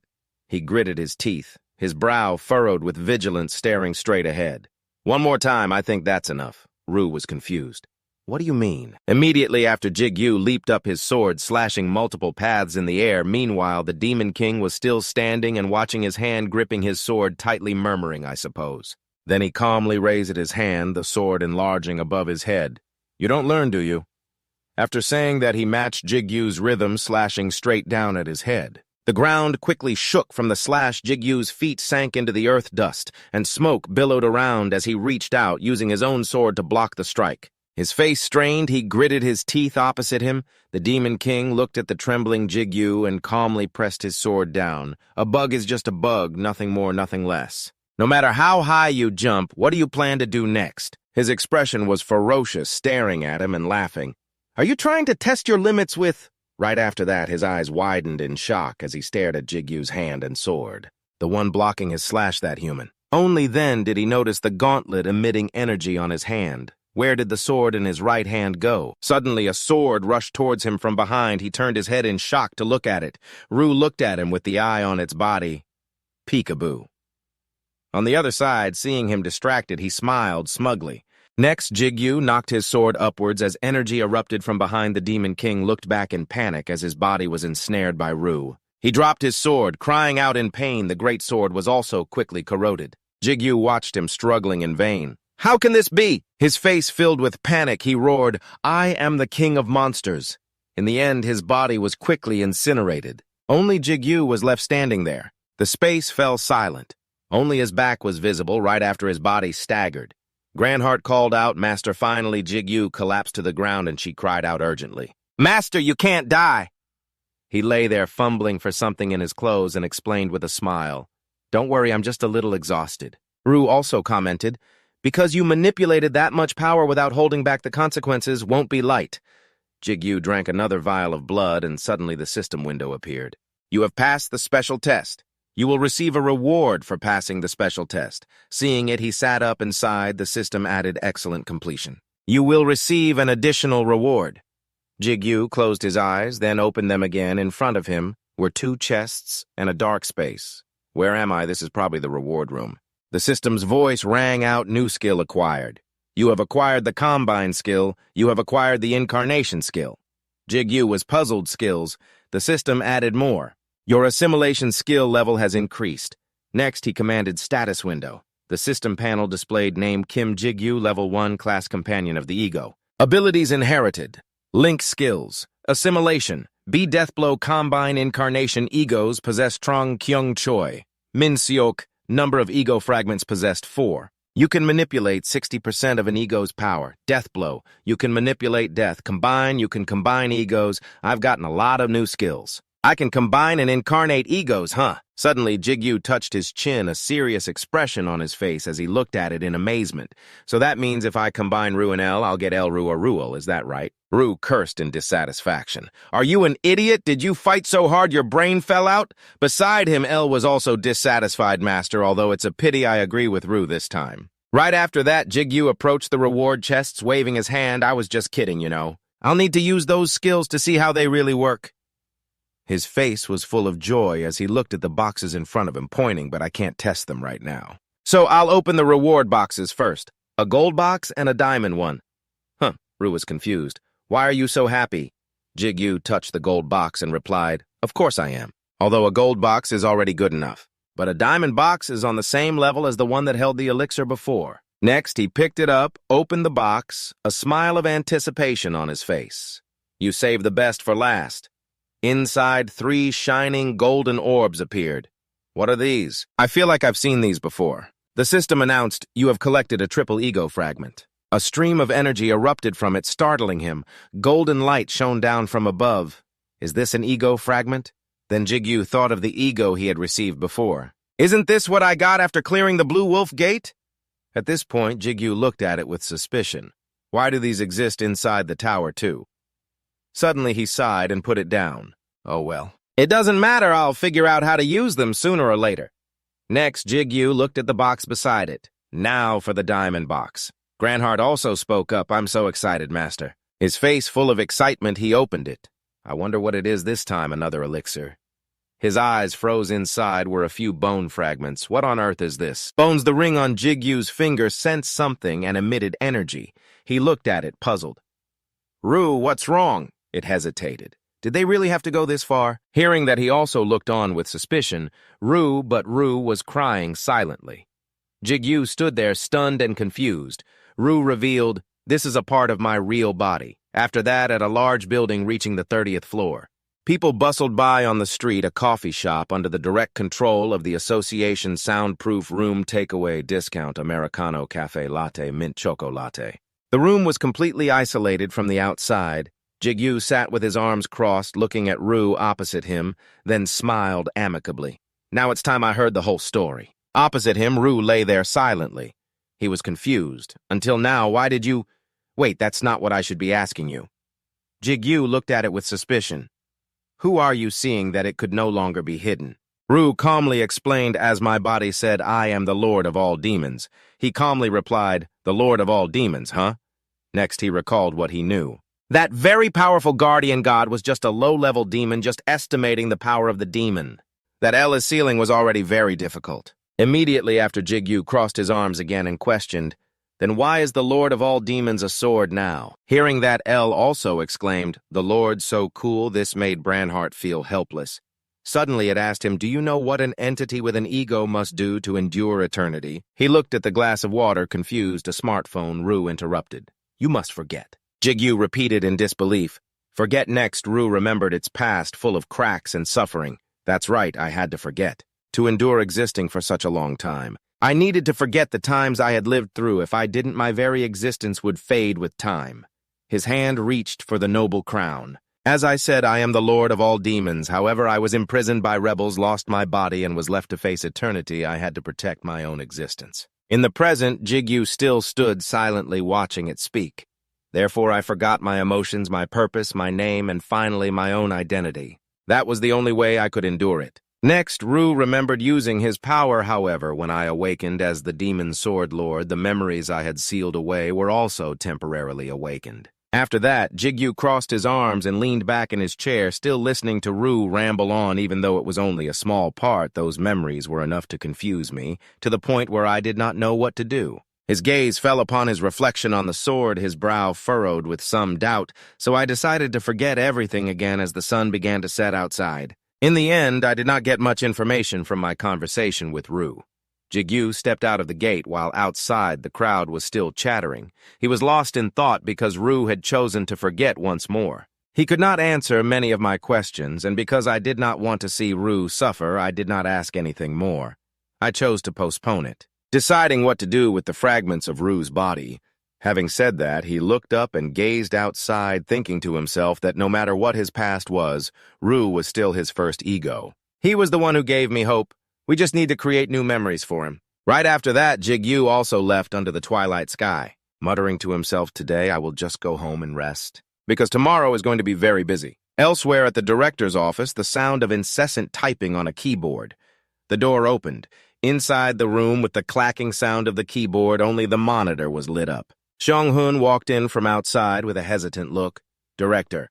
On the other side, Tayik also looked up. Oh, Xiong-hun. His face was still glued to the computer, his hands typing non-stop.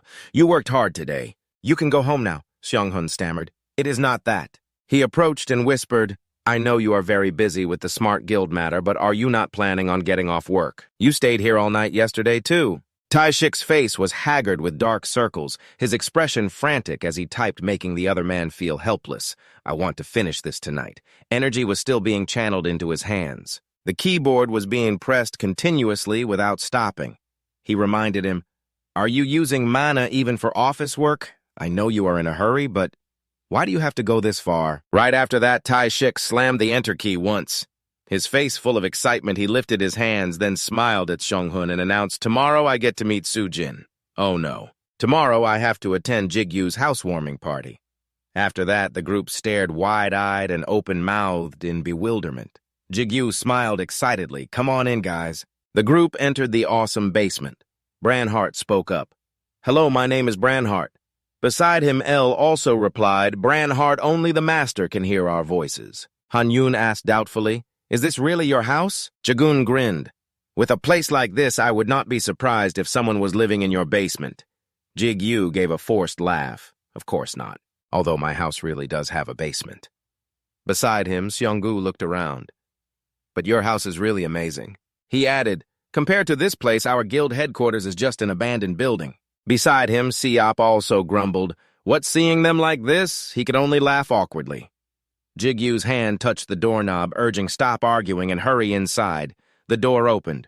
Inside, Sujin smiled at them. Welcome. Beside her, Du-young also politely said, Hello. The group of friends also entered and politely greeted, Hello, everyone. Inside, the two women were preparing food. Next, Seiyop smiled politely and presented a gift. I am Kim Seiyop from the Morning Star Guild. Sujin took it. I have heard a lot about you from Jigu. My son is not very reliable, but please take care of him. Hearing that, he looked up in shock. What son?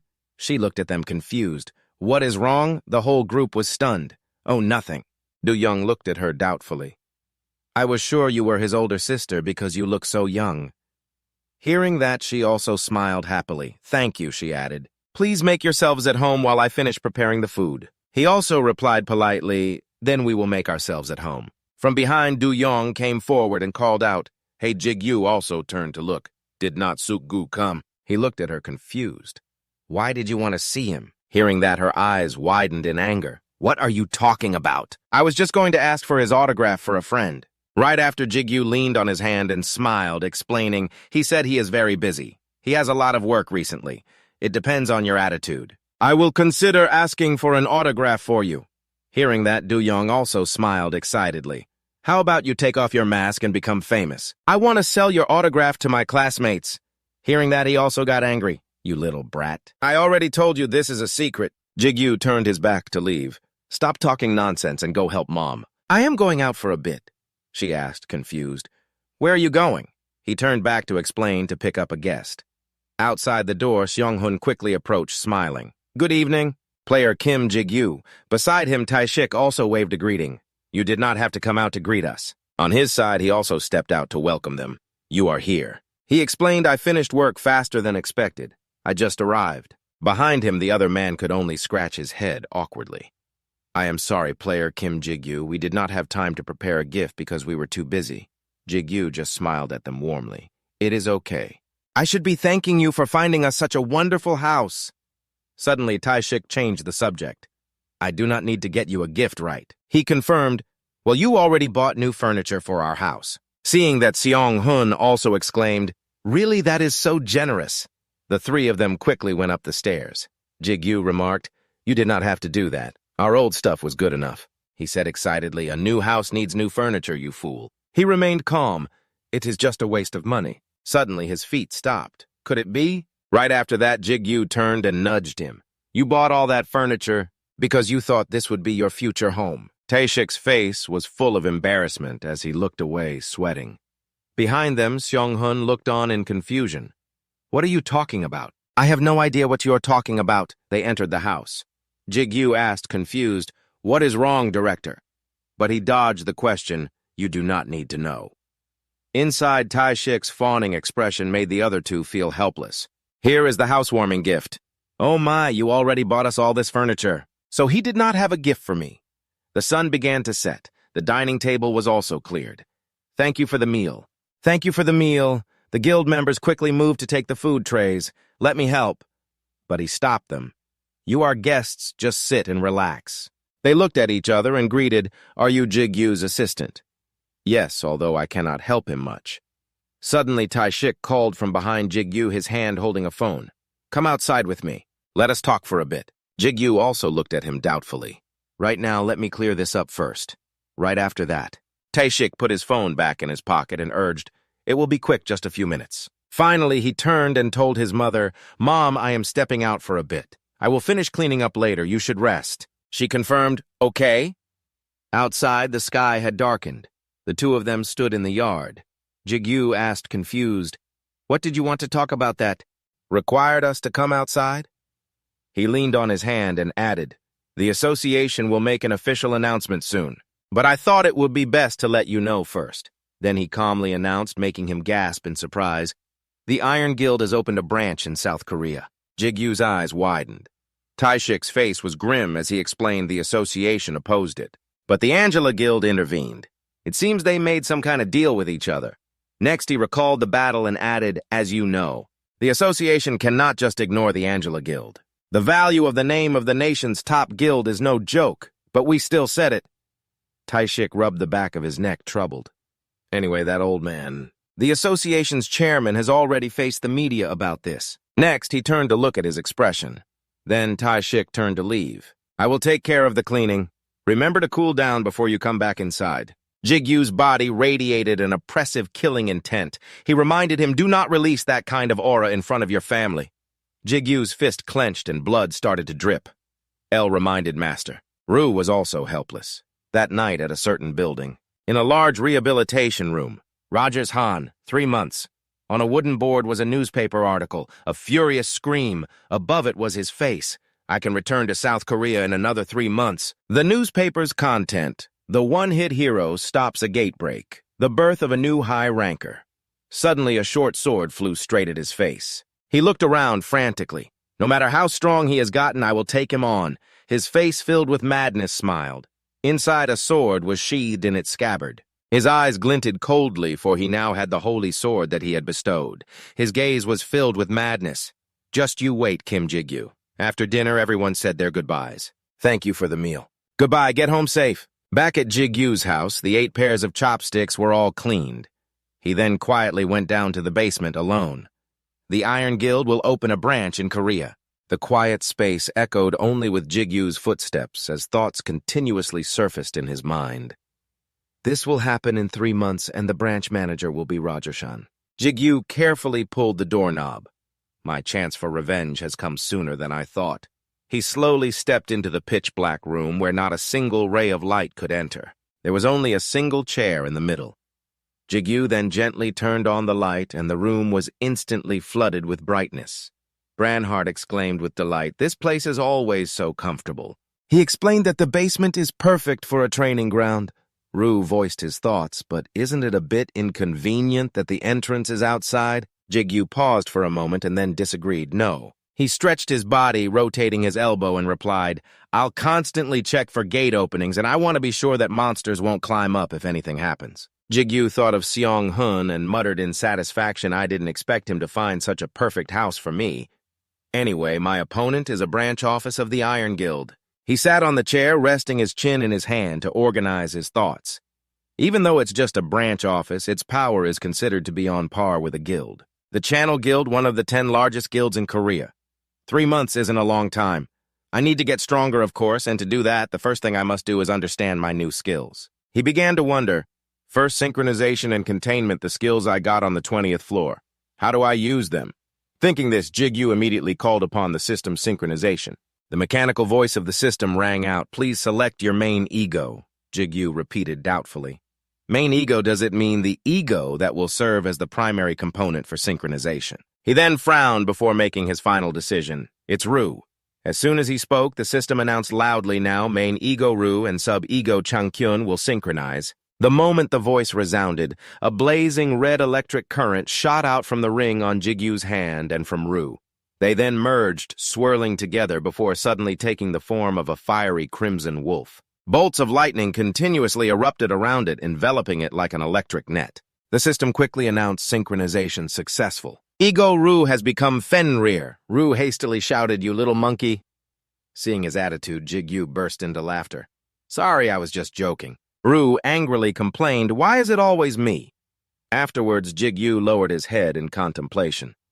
"This is still a power I don't fully understand." Rue called out urgently, "Hey." He continued, "I can't use it carelessly." He kept asking, "Are you listening to me?" Furthermore, sentient egos like Ruel and Branhart face a higher risk when using this skill. And Oberon, Ren, and Hemet are all very important to my current fighting style, so I can't use them either. His eyes filled with a complex expression. "This means I have to use the egos for Minseok Changkyun, or use ego fragments as the material." Just then, Branhart suddenly spoke up. "Master, let me try it." Jigu replied in surprise, "Branhart." He continued to plead, "I want to become stronger like Rue and El and be more useful to you." Jigu asked doubtfully, "Are you sure? I don't know what the result will be. The worst-case scenario is that I won't be able to use the ego or it will change completely." Branhart paused for a moment but still spoke with confident reassurance. "I'm a little worried, but I still feel it will be fine. After all, haven't I already died and come back once?" Hearing this, Jigu gave a small smile. "Thank you, Branhart." He then immediately activated synchronization. The system promptly displayed, "Please select your main ego." Jigu answered without hesitation, "Branhart." The system continued, "Please select your sub-ego." He clenched his fist. "Ego fragment." As he spoke, the system began the process. Synchronization in progress. A moment later, Jigu's entire body was suddenly wreathed in a blazing golden smoke, startling him. His eyes were glued to the source of light inside his chest. "This light? Is it the ego fragment?" "It's been inside me this whole time." The light grew increasingly blinding. A few minutes later, as the light faded, Branhart finally spoke, "Master." Jigu replied, "Branhart." He repeated, "Master." Sensing that something was wrong, Jigu quickly shouted, "Branhart, wait, cancel synchronization." However, at that exact moment, a system notification appeared. "You will now be transported to a gate." Before Jigu could even process what was happening, he was transported elsewhere. Scene change. It was now night, the sky shrouded in ominous clouds. The mournful cry of a crow echoed in the distance, a bad omen. Jigu looked around dazedly. The ground was littered with tombstones. He mumbled hesitantly, "This is..." El guessed it looks like the gate from last time. Rue was also curious. "So are we inside that brat?" Just then, the mechanical voice of the system sounded again. "Branhart and the ego fragment have successfully synchronized. Branhart's gate may be influenced by the ego fragment." Jigu tilted his head in confusion. "Influenced how so?" Rue quickly pointed out, "Looks like the answer is over there." As he spoke, a reflection flashed in Jigu's eyes. In front of him was a coffin radiating a strange aura. It was placed right in the middle of the path. Curious, Jigu slowly approached it. "That's the coffin from which a corpse appeared last time, right?" Rue hummed in response. Jigu reached out as if to touch it, then hesitated and pulled his hand back. Finally, he bravely reached out and touched it. The moment his hand made contact, a system notification appeared. This gate does not have a guardian. You can create a gatekeeper with the synchronized ego fragment. Please set up a gatekeeper. Hearing this, Jigu froze in utter shock. He closed his eyes, thinking, monsters are appearing in my head. I have to choose one of them. He remembered the available options. Goblin, zombie, skeleton, night vampire. It seems they are all undead. Perhaps this reflects the nature of this gate. Then Jigu suddenly remembered something. A higher-level monster is... As the coffin lid slowly opened, he calmly exhaled. As expected, a corpse. As he spoke, a body slowly rose from inside, surrounded by a swirling golden light. The system continued. You have selected a corpse to be the gatekeeper. The synchronized ego fragment has been consumed. Finally, it concluded from now on, the gate will be managed by the corpse. Then the corpse slowly stepped out from inside and knelt. It bowed its head low respectfully, and a deep, quiet voice sounded out. Greetings, my great master.